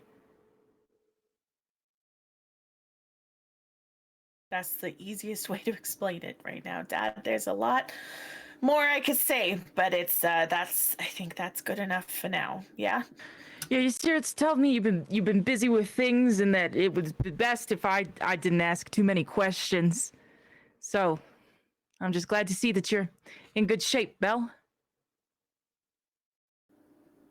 This is a fascinating response to me because she has an eye patch, several scars on her face. Yeah, there's like fear in his eyes as he's saying it. It's like, you're Okay. good, right? Like, it's like, you're all right, yeah, are you okay? Got it. Hanging in there. I'm taking care of myself as much as I can. I'm gonna take very good care. Like I said, it's been a long 12 years. Did he do this? He points at Jade. Oh, this? This? Oh, no. Nasty infection. It's fine. He just shakes his head like he gets it. He doesn't. And I think it's at that point where like Alan, an adult in the room, has like come over and like and is trying to like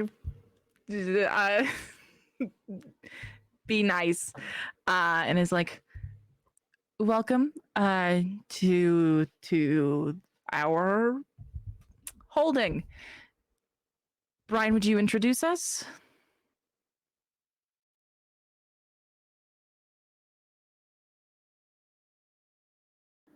Who am I introducing? I'm so sorry. This is Alan. Alan, okay. Alan. Alan? Are you still a Hierophant? No one has told me I'm not. This is Hierophant Alan. He is Gideon's uncle. My dad. This is one of my dads. They got dads. Gideon's dad. Gideon's parental figure from Carthus. And Alan, this is my dad, Hugo Potstickle. He's the current guildmaster for Exubifax.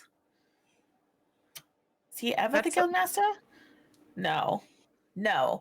Only High Locust was guildmaster. He was just high up in the ranks. He's just in charge of the trees. He's just a guy with He's some specifically trees. like he was like her head grove keeper. Okay, and this is why he my was dad. in trouble for the grove dying. It's my dad, Hugo Potstickle. He was the grove keeper for Exubifax in Terrapine for many, many years. And Alan turns to him and is like, I would love to hear more about that. It is so lovely to meet you. Tell me, how did you keep trees alive while you were on 12 feet under iron? And they start talking. Brine just kind of backs up to Gideon. Yep. And goes, okay, so how long do you think they geek out about trees before they transition topics? And what do you think the second topic is? Timeless. Us. I'm gonna start a bit that you are running sort of an organization for Wayward Boys with your dad. That's what I'm gonna tell him. Yeah. So I'm hoping to leave that in somewhere. Jade the first Wayward Boy, or is he like the head Wayward Boy? He's the last. I think the others in my fantasy have graduated to all move like on to better lives. Corvin appears and is like, I'm actually a graduate Wayward Boy. Yeah, Corvin was one. Yeah, so we're gonna go with that. And how did I teach Corvin that much magic when I haven't known that much magic ever in my life? You're more of a life coach. Magic. Yeah.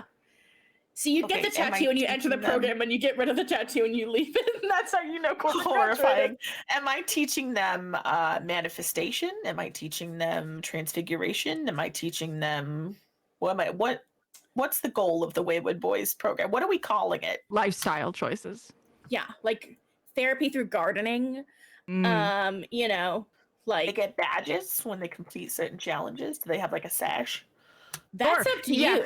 Corvin like waves his hand, and suddenly there's a fucking sash. He's a fucking powerful mage, so he makes a sash, and now you see like 100 little buttons on him, most of which have your face holding like an equipment piece. He's like, yeah. Can we edit some of those that fewer of them have my face? The thing is, I'm not a proud person, and I don't. You're the face of the org. You got to get your brand out there. Have I mentioned recently how very much I miss being a lone wolf with no friends? Corvin's tying the sash on himself. Tell me more. Okay, great. So the Wayward Boys bit. I assume that you don't want me to tell either of them that you have, what are we up to, 6, 7 girlfriends now? They can know that. I just don't think they want to. Probably don't know. You know, I have no okay. problem if people know. I mean, they're gonna find out either way. And anyways, do we have to put on outfits? Yeah. I guess we so do. I think like Brine is like, sorry, not Brine. Oswald's like absolutely just been straight up listening to all of this. She's not been trying to hide it though. It's like, what else was she was gonna do in this in this fucking room? At that point, she kind of like steps forward and is like, yeah, I'm happy to teach anyone how to use the mirror if they would like to get ready. Yeah. I love Yeah, this. This is might so as cool. well. Yeah. All right, so then I think Oswald takes a moment to gather the officially invited attendees of this event. So the people who are going to be let into the room if they try to go, which is Gideon, Winona, Kaylin, Current, Corvin. That's it. Those are the only people who are, as of right now, because Hugo is no longer a party favor, allowed into the party proper.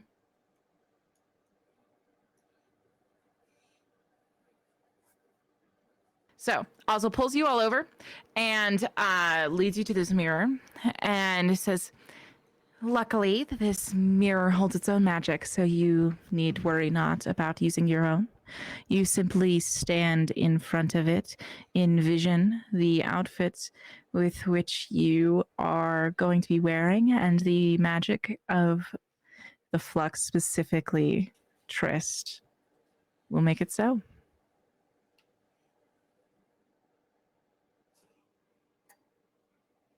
Seems simple enough. Gideon, are you helping me with this process still? Yes. Can Gideon help me with it? Can Gideon describe the thing to the mirror? Does it work that way? Yes. Okay. I think we can Great. figure it out. I think I like stand behind you and put my hands on your shoulder as we're looking into the mirror. And Gideon's like focusing and like, I thought about many cool outfits for you, so this shouldn't be too hard.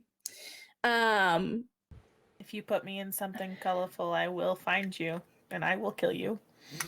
I would never do that to you, Brine, but don't tempt me. Gideon like squeezes your shoulders. He winks at you in the mirror. Although you wouldn't know that it's a wink because she would only blink at you. A pointed blink. So I have a picture of it in our Discord, but I'll do my best to describe it. I imagine it changes Brine into this like, it's got a high neck. It's almost like this like formal jacket, almost like a military coat where like one side goes over the whole chest. And then buttons down the middle, like pairs of 2 buttons that go down, and then a black leather belt that cinches at the waist as the coat then goes on further to like go down to the knees. And I think Gideon intentionally gives Brine like long, billowy sleeves with which to like hide things in, because I know Brine loves to do that. So it's got these like sleeves that kind of go out, not like poof out like floofy, but it's like very like straight. Like it looks like it was like a just ironed jacket. And with that, there's like full black leather gloves and these black leather boots that tuck up under to like where the jacket is.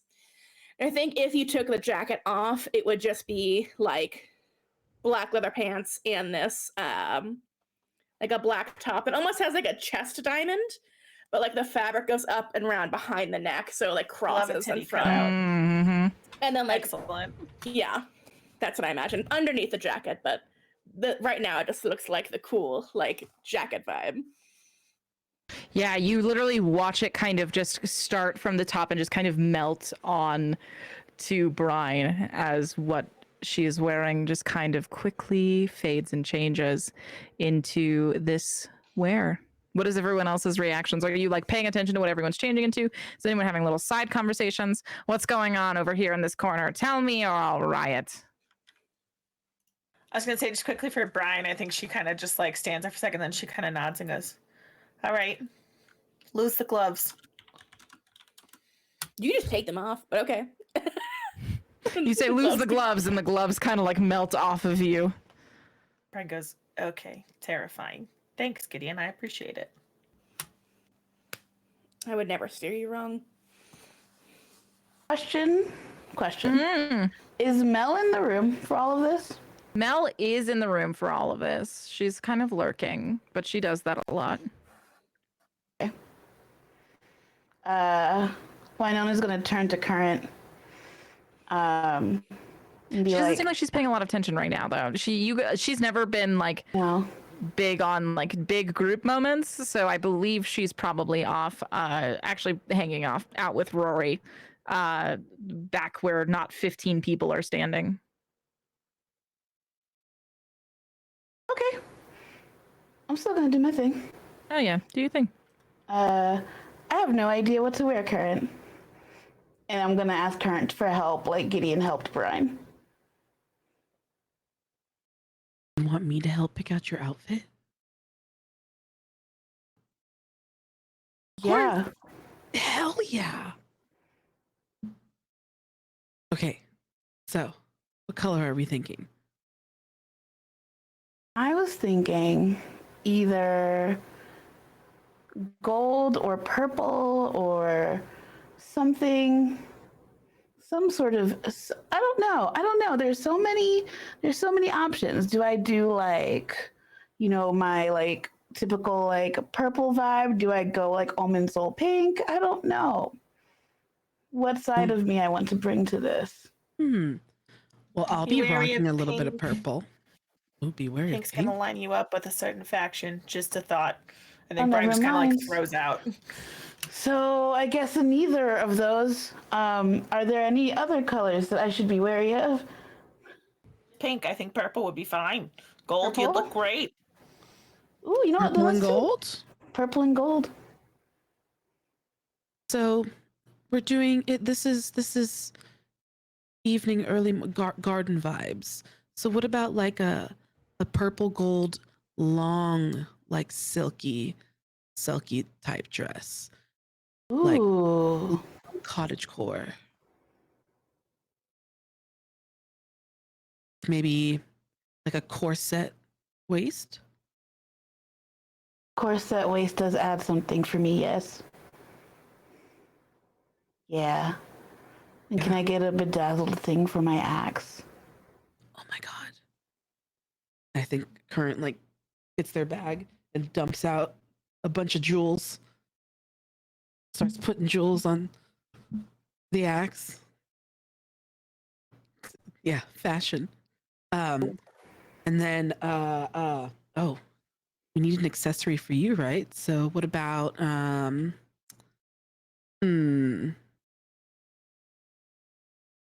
and I think Current like I'll describe like this. It's a necklace, but it's also like a chest piece, so it would cover like any bare parts that the dress like wouldn't show, and it's just like a different like kind of like fleur de lis, kind of like of just gold.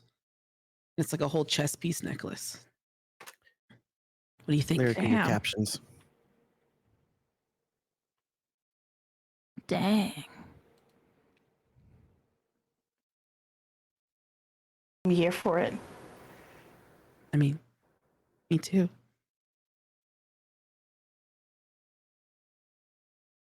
And if it's okay with Winona, I think Current will lean in and just do just a little, just like a little peck, just a little peck, just mwah. I'll take it. Thank you.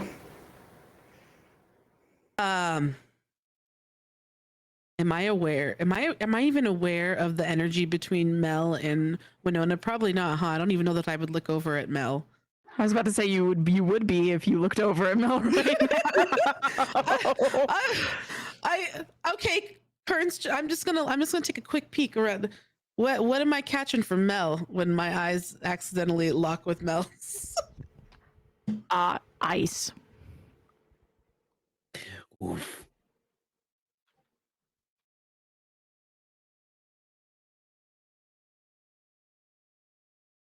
Karen, I really appreciate you.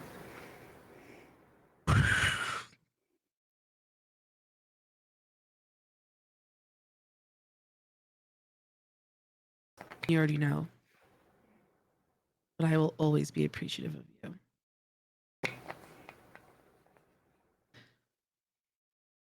I think Currents. I'm also gonna lean in and just be like, "Hey, so your friend Mel over there. Do you notice she's giving me sort of a look? She'll be fine. Okay." But like, I don't think like nobody would have been able to hear us, so it just appears that I have leaned in, and just whispered into Winona's ear, and then I'll back away to start getting my fit together. Yeah, so you come to stand in front of the mirror, Current. Tell me, what do we see? Okay, I'm going to upload it so y'all can see it. As I describe this. But Current is wearing these long kind of like bootcut like dress pants. And then the blouse part is almost kind of like a piratey kind of top. It's got a lot of different layers of the fabric that are kind of silky that come up around the chest area. And then on top of that is a corset that is like a hard corset that is made up of different crystals and gems that you would find in the core. And then I am wearing some like ankle high boots that are black velvet and just have a bunch of different flowers on them, and they're different flowers from the wilds that I had just noticed as we were coming through. And then also like a black kind of Victorian velvet cape that I kind of just have over my shoulder just in case we get cold, because I know we're going outside very late or early. Yeah. Yes, I think Corbin's the first one to speak up. Current! This is incredible. Is it giving? I thought it was giving. This is It's so give. good. It's given. Corbin, I'm gonna ask you very politely to take that sash off before we go into this party. This is part of my Yes. look. How else will No. everyone know that I'm here? Please. Yeah. I don't Brine, I work for need this you. from you. Yeah. Yeah, please.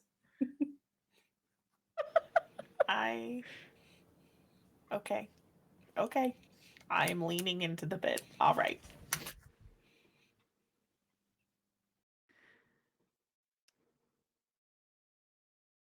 So at that point, I think let's see, who else has got? So who still has to go?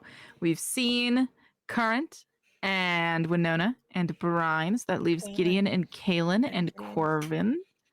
Who's This is next? Brine's, by the way. Put it up on the screen. Oh, thank you, everyone. I can't Good luck. believe we're Thanks, Gid. Shh. Okay. You're so welcome. You should use your words instead of images. Oh no, please don't get me arrested by Jeffrey Bezos.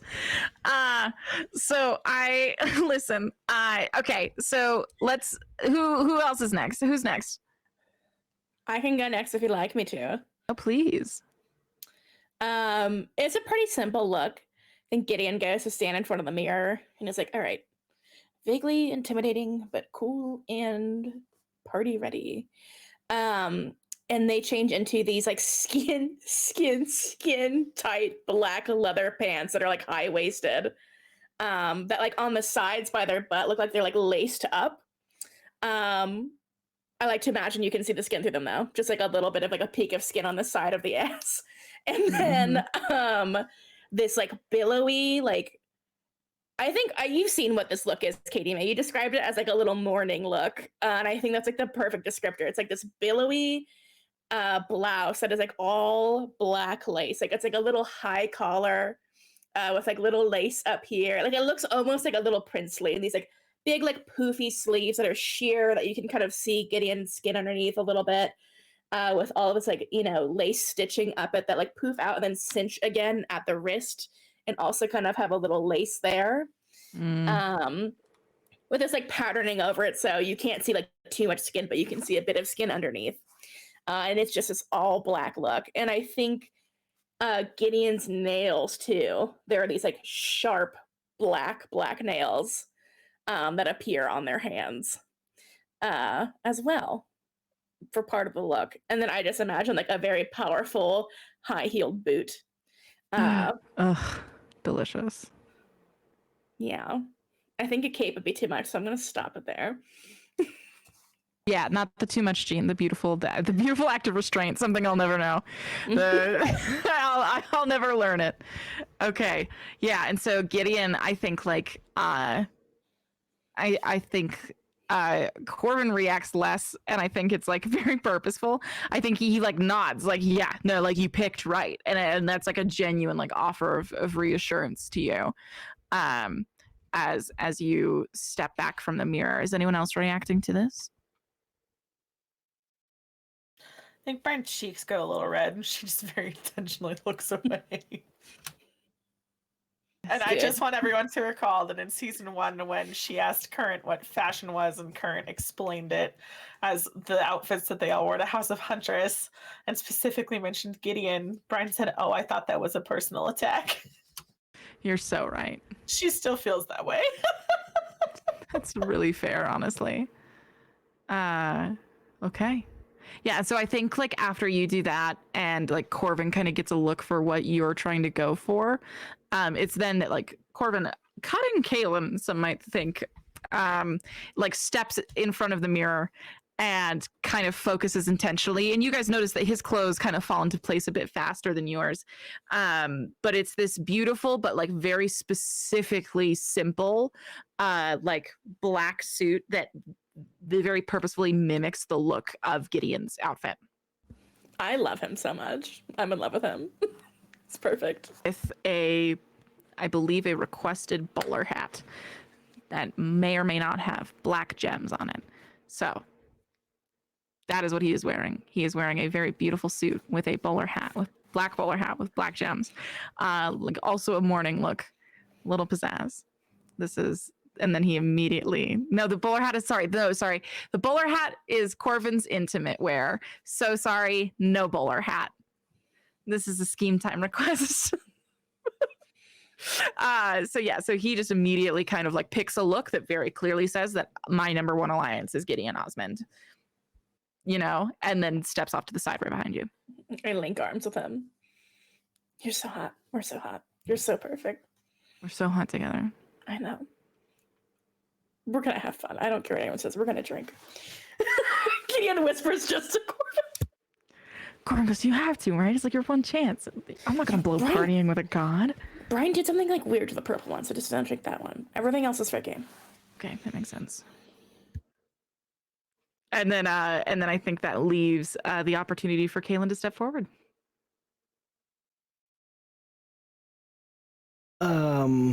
So yeah, I guess he goes up to the mirror and he's got just some black pants and like some black boots and no shirt and a probably a green cape. I love that. Black pants, black boots, no shirt, green cape. Yeah, but like a cape that like also has sleeves.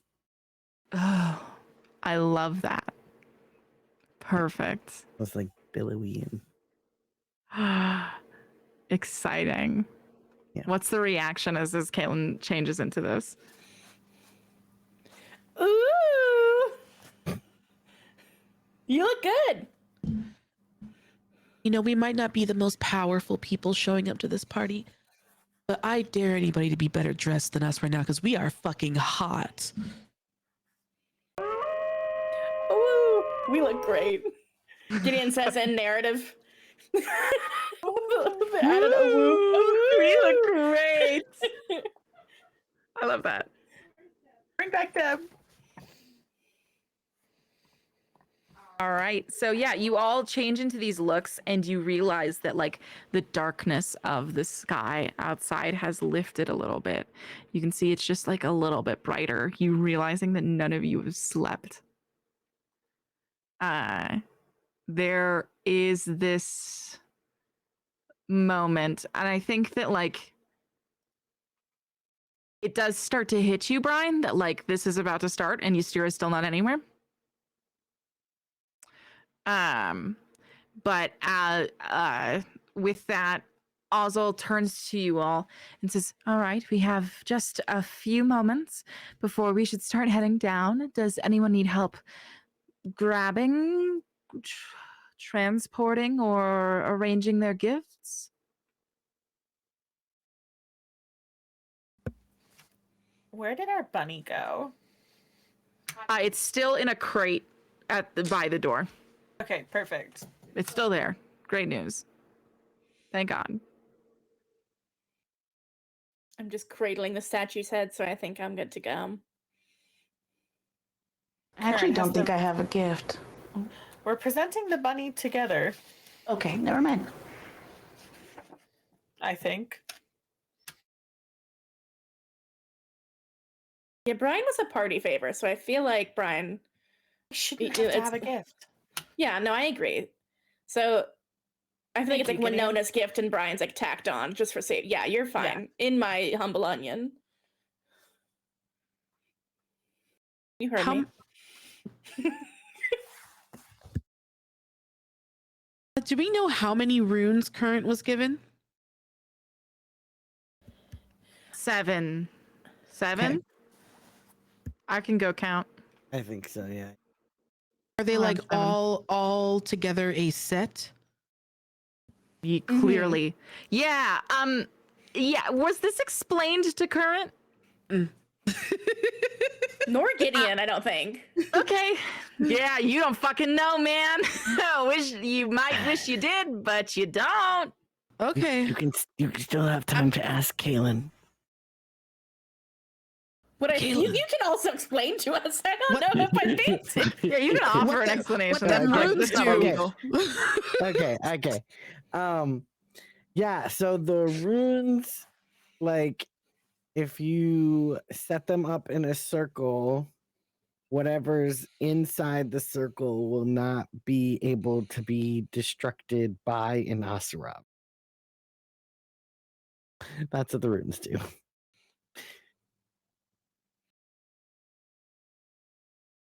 Interesting. Indeed. And yet I was able to go and pick up all these runes, so I don't know. But there's that. Okay, good. I don't It know. feels Maybe I'm not really an valuable to be- Asura. That would be an interesting twist to the story, wouldn't it? What if what would be interesting is if only 6 runes made it to on par instead of 7. Sure. Yeah. Let's do that. Then he doesn't have the whole power of it. And I don't know. We have a rune I have a rune. for any future use. I have something you want. Oh. Yeah. The gift is a I've- promise of further negotiation. I have some questions. Did Corvin hear that? Yes. Did Ozzel hear that? I don't want her to, but I can't tell you that she didn't. She's standing right there, unfortunately. She's like, here's my mother's precious mirror. Anyways, goodbye. No, she's standing there because if this mirror gets fucked up, she will not be able to go home. Oh my God. That's We a will not beloved break her mirror. artifact. She will get so grounded. So yeah, she's standing pretty close. So I assume that this is something that she hears as well. Not that she couldn't have seen and counted the amount of runes that you all took in, but I just want to be extra clear. Okay. Yeah, I mean, yeah, to discuss to Current, who was asleep. They knew nothing about these runes until 2 seconds ago. So they're just like, I don't know what goes what goes what. Thought they were runes. I mean, Kayla, this is your family, so it's up to you, really, what happens with these. Well, I'm whatever. We love strong leadership. Okay. Yeah, Corvigo's bold voice of our generation. Yeah. I guess I decide when we get there. Corvin, if we give an incomplete set, can we remake these somehow to do something else we want? Yeah, Corvin kind of leans in and looks over and says, probably a better question for Alan. Runemancy, not my thing. Old magic, extra not my thing. But something can always be repaired. Until it can't be. Okay. I know that wasn't helpful. No, it's something. I mean, we can either give Anpara this potential to prevent specifically Kaylin from destroying something, which feels like a very specific scenario we may or may not ever be in. Risk insulting him with an incomplete gift while also giving ourselves a potential boon. Or just die. I don't know. What do you guys Is think? there something that you're like really particularly dedicated on beating up Kaylin?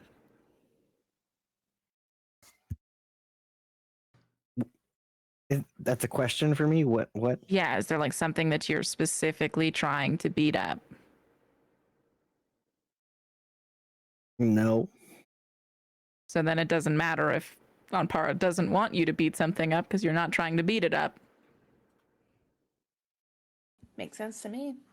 And at the end of the day, if it only blocks an Asterav, it doesn't block any of the rest of you. So I don't think anyone will be marrying in anytime soon. I don't think so either. I think I'm the end of the line. I think my biggest question is that the only thing the runes do? That's the only thing that I know them to do. If there's, I don't know. Maybe somebody else can check them out and see if they have any other abilities. Well, I mean, we don't have to give it up right this second, right? Anpar is not currently accepting gifts. We He's have a little accepting bit gifts at sunrise, which is like now. at sunrise. Is that enough time for Alan to take a little bit of a look while we're doing this? I feel like we're overthinking it and we should just hand over the runes, but that's just me, everyone.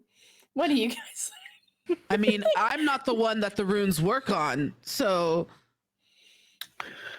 I trust y'all to like go break shit up if I really needed it to be done. okay. So Great. Rune Boy's getting his runes, all 7 of them.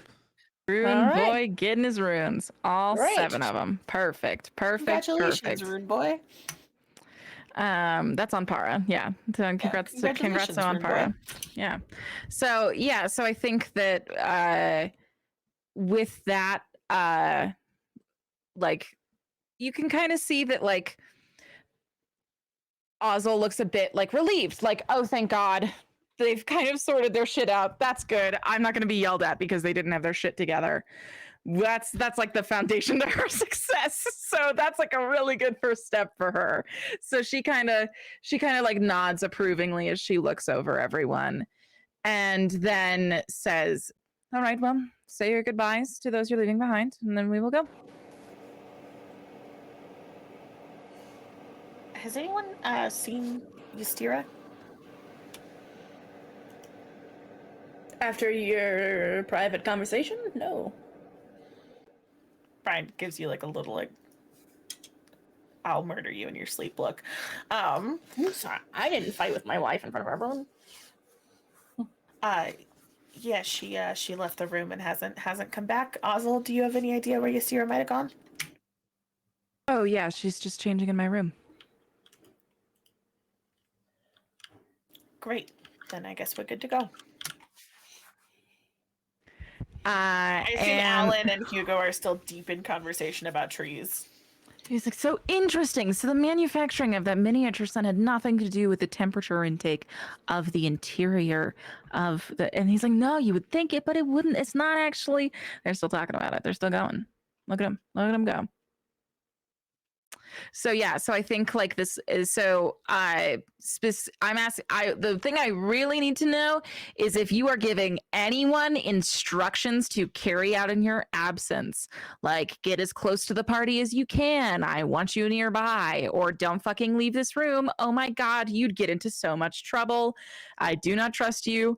Don't you fucking leave this room. Dad, Anywhere on the spectrum of those. Dad, Alan, will see you after. You'll staying here, yeah? Yeah, at that point, Morrow kind of like evaporates and is like, I'll keep them safe. Okay, thanks, Morrow. Appreciate that. Yeah, I think Gideon goes up tomorrow and like takes her like cape and like pulls her down into a kiss. Before they go. And then pulls back and goes, I'm sorry, we didn't have much time to talk before all this. No, I'm sorry that we didn't have much time to talk before this. Are you sure you don't want me to go with you? The ire of a god. I'd risk it to stand by your side tonight. I don't know if I'm worth that, but my plan is to ask about you coming after winning him over a bit. I was going to see if I could warm them up and then ask if I could bring you all around because I'd feel safer with you nearby, but I don't want you getting in trouble without me here. So I think just keeping everyone in here safe is for the best and keeping yourself safe. And then we'll see about reuniting. Let anyone in this room leave.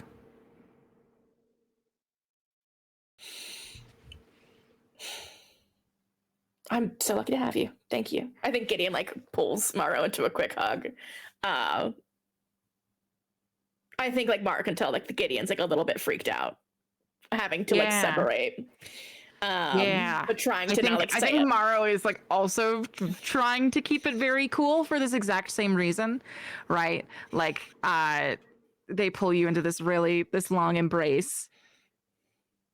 And like instead of leaving it, kind of like comes back to like just be a little separated. And says, please find out where Evie and Cecilius are if you can. I will. And then Gideon touches their necklace and goes, I think they want me on their good side, so I'll use that. Morrow nods. Yeah, I think I do one more kiss on the cheek, and then Morrow catches your lips. Hot. I blush. Great. Yeah, I think Gideon gets a little flustered, and then I'm gonna go say bye to Alan in a second. But I can do that after someone else gets a chance to say bye. Yes, what other instructions are we passing out? Remember, you might not see these people for a while. So what you instruct them with could really do a lot for future you in terms of boons or banes. Jade, So, stay scary. Help Morrow keep everyone in this room safe. Do not leave this room. But if Mel leaves, I should follow her, right? No. It looks so sad that you told him that. I think Brine walks up to Chade and is like, Chade, you have a last name, I assume, but for now I'm just gonna Chade. Edelman. Sure. You are all that is standing between People in my high school father, called me Chadelman. Gideon's father, and imminent death. You have to stay here and protect them. That is your sacred duty. as the scariest person in this room other than me. It'll be done. I He tries believe in to you. nod very coolly. And then Brine kind of like turns to Morrow and under her breath goes, "Do not let him knock himself out or do anything else that might end in permanent injury." I will do my best. It's a tall ask, I know, but I think you can handle it. And try not to go underwater if you can avoid it. I don't really need to know what Sampira is up to tonight. I want to stay Either. focused. Yeah. Perfect. Any other instructionals? I'm trying to get through these fast. I know that I'm keeping you up late. I think when Go. I was just gonna say that Winona kind of just walks up to Corgi, to Rory, picks her up, and walks up to Mel. And it's like, I know we're not, you don't see really eye to eye right now, but I would greatly, greatly appreciate it if you could take after Rory for me while I'm gone. Mel takes a second and then nods and says, "Of course, Winnie. Of course." And Winona's kind of unsure what else to do in that moment, so she just gives a smile and walks away.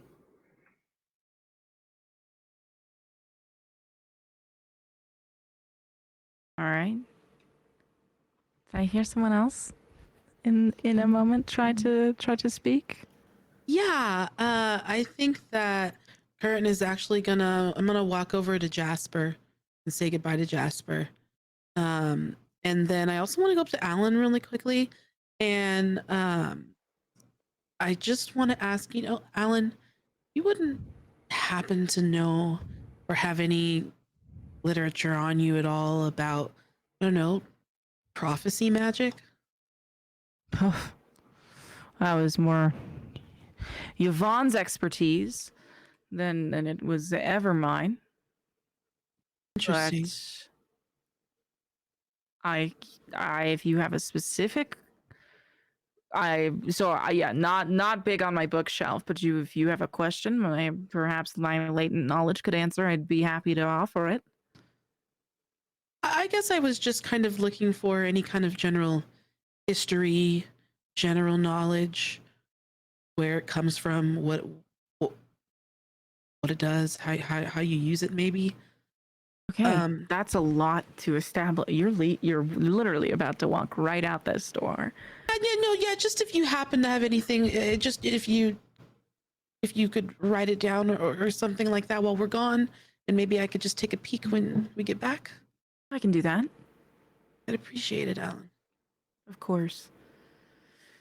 Keep my kids safe, will you? Always. My best friend. You did a good job so far. They've kept me safe more times than I've kept them safe.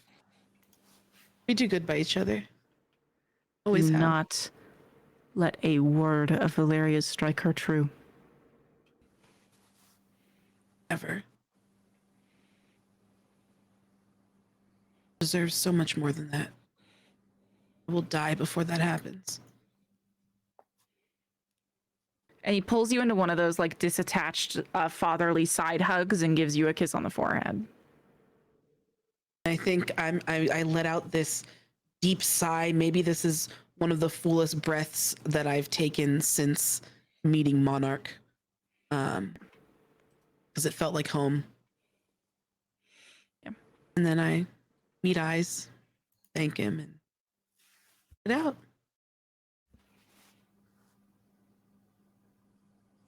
I was gonna do a quick goodbye with Alan, so I think maybe I can I know we're trying to leave, so I don't want to take too long. Sure. I feel bad. But the instructions are important. I'd rather have Yeah. the instructions tonight, and we can save some of our big hits for tomorrow. Not tomorrow. The next session. I want to make sure that you're able to leave an adequate amount of instructions and well wishes, so you choose, because things will be different when you see them again. So you approach Alan, who has just as clearly given Currit some kind of blessing. What are you doing? I think like Gideon like puts her hand on the necklace. I imagine he like heard them relay like what it is. And I think like Alan sees like naked fear on Gideon, not like in this like little corner as they're turned away from everyone. And they just go, any advice about meeting her? I just saw her ship land not long ago.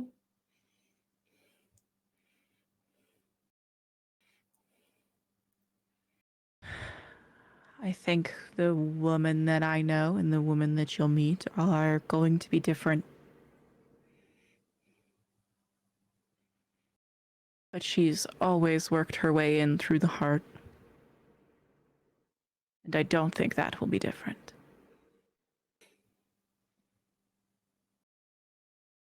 Shouldn't be possible. You take up too much space in there. I don't know if she'll have any room.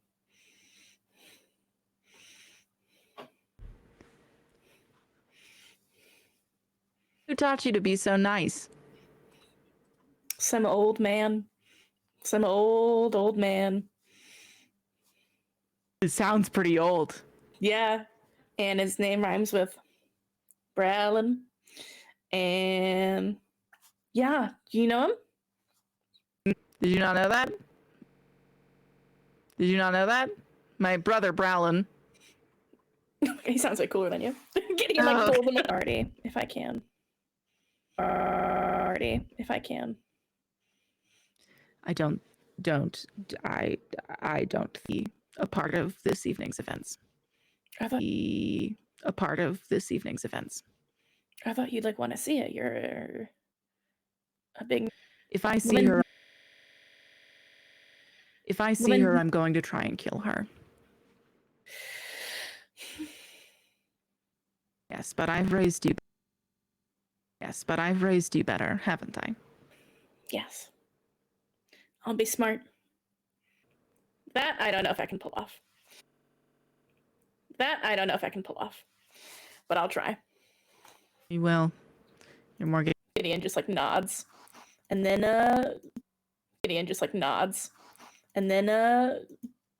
too emotional, turns to go. So this point that I think like Gideon, you were probably eavesdropping on that if I know anything about you. Not Gideon, sorry. Brine, you're probably makes sense to me. But it is just around this point that you watch Stira actually sneak back into the room. She is wearing a completely different outfit, full silk gown that has this very like Cinderella-esque moment. You watch it kind of it's very specific. It's got these beautiful like two like off the shoulder sleeves that drape into this front that just spill in the most effortless looking fabric around her. You notice a few primary things. One, she is like done to the nines. There's a like the perfect lipstick, the perfect eye, the perfect everything, right? You see that there is that on her neck, just dripping, is this gold and green set that you can pretty quickly immediately tell, and if not by further glance, is tell that this is in the shape of a snake to clearly reference and like state the power of Isis fidelity behind her, right? And there is a deep violet to this gown, and your stomach churns in recognition of tribute to something else entirely.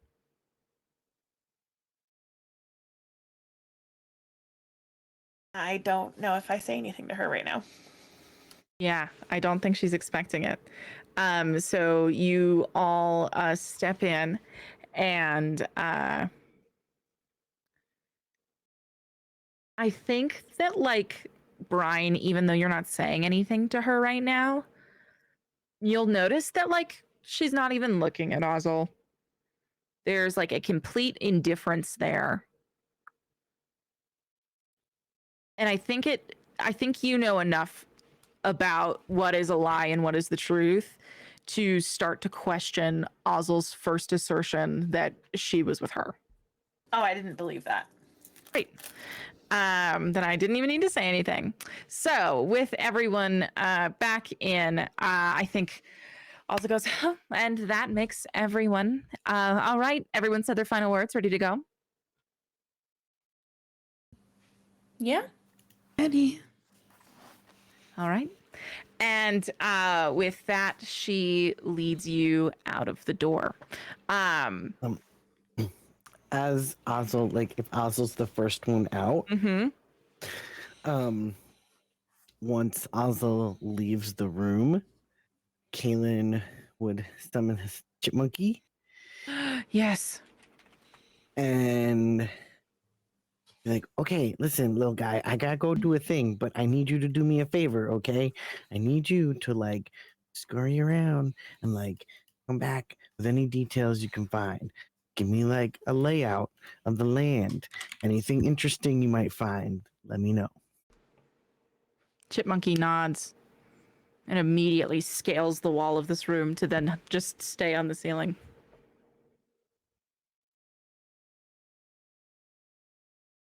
Who of the party sees that? Everyone? I want to. Yeah, I think everyone sees this. Yeah, everyone can see that. Yeah, I just didn't want Ozzel to see. That makes sense to me. Yeah. Alrighty. And with that, I think like a final look to the residents of this room, and you all pour out. Now, you all at this point, from this point forward, is Winona, Current, Gideon, Kaylin, Ystira, and Corvin. This is, of course, being led by Ozzel. You are the ones on the invitation list, and those are who have permittance to enter for now. I so badly want to start getting into these intros. Oh, I wanted more than anything, but I know I shouldn't. Do we have time for? No, no. We can have know. one. We'll have one. No, I can't, because I have to describe the place too. I can't do it. I can't. It's too late. It's too late in the evening. Oh man, I think. Oh, I'll give you a little taste. I'll give you 2 little tastes. 2 of them. The first one, the players, our heroes do not see, but the second one they do. Here are the 2 little tasty morsels that I hope will sustain us until the next week. I think the first thing we see is Nakia Osmond, who has also been relegated prisoner of this palace for the same amount of time that Brine has. And I think it's about, let's say, 40 minutes ago, before Ozzel came back with the mirror. I think we see Nakia sitting in just like this nook of this window that overlooks the gazebo, like the gazebo where the next few moments of our lives will take place. You can see she's pretty intently like watching for this, like looking at the setup, but like also looking for faces. Any face, really. It's not just the sunken of the sun sprite, but Nakia doesn't exactly look surprised when Ozzel turns the corner. It's immediately pretty clear that these 2 know each other.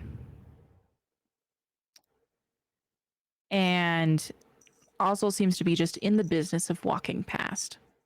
She's got places to be. We can only assume that this is after she dropped Oslo off. And you can tell that she was kind of planning on walking directly past Nakia until she realized who it was, and she's kind of double-taked and turned back. And says, "Oh, Nakia, there you are." Nakia looks over and goes, "There I am."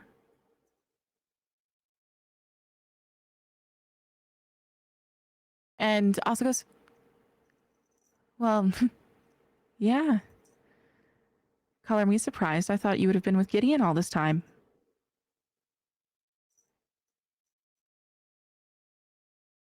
And Nakia goes, "What? Is Gideon here?" And Oswald just goes, "Oh, you didn't know?" Turns and keeps walking.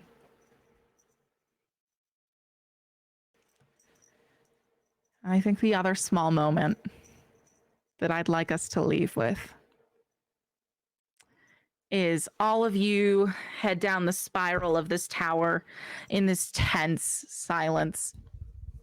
And you get out onto this massive dais, right, that happens as you leave this tree's inner circle. And you're beginning to head to the palace that's off in this distance that is, as the sun is beginning to lighten, is starting to glow beautifully. And thank God it is just light enough for you to catch up in the sky, clearly landing. Hell, we'll probably get there before you do, with how long it takes to walk there. This airship, half the size of the Fig Glass airships. None so rich. But it's got a funny shape to it. First and foremost, it's being held by a giant balloon, technology you are not familiar with because you've proceeded to more advanced technology. But it's being held aloft by some form of balloon, hot air balloon, in fact. And this shoddy ship, well, it doesn't quite look like a ship. As all of this hand-carved, handcrafted, hand-painted ship, well, it's been made to be kind of shaped like a shoe. One that goes well above the ankle. You can see like where there would be laces are these sets of windows. And as your eyes go down, you realize two things. One, this is not shaped like a shoe. No. The wheels on the bottom dictate that this is shaped like a roller skate. And two, the painting on it, well, that's clearly Jenny's work. I think that's where we're going to end tonight's session. Thanks for telling stories with me tonight, besties. It was so nice to be back. Oh, and we'll be back next week. All of the introductions, all of the fear. You'll get your masks. You'll meet your foes. You'll meet your friends. We shall encounter destiny. Stay thirsty, God Slayers, and we will see you next time for more of that nice little God slaying. See ya.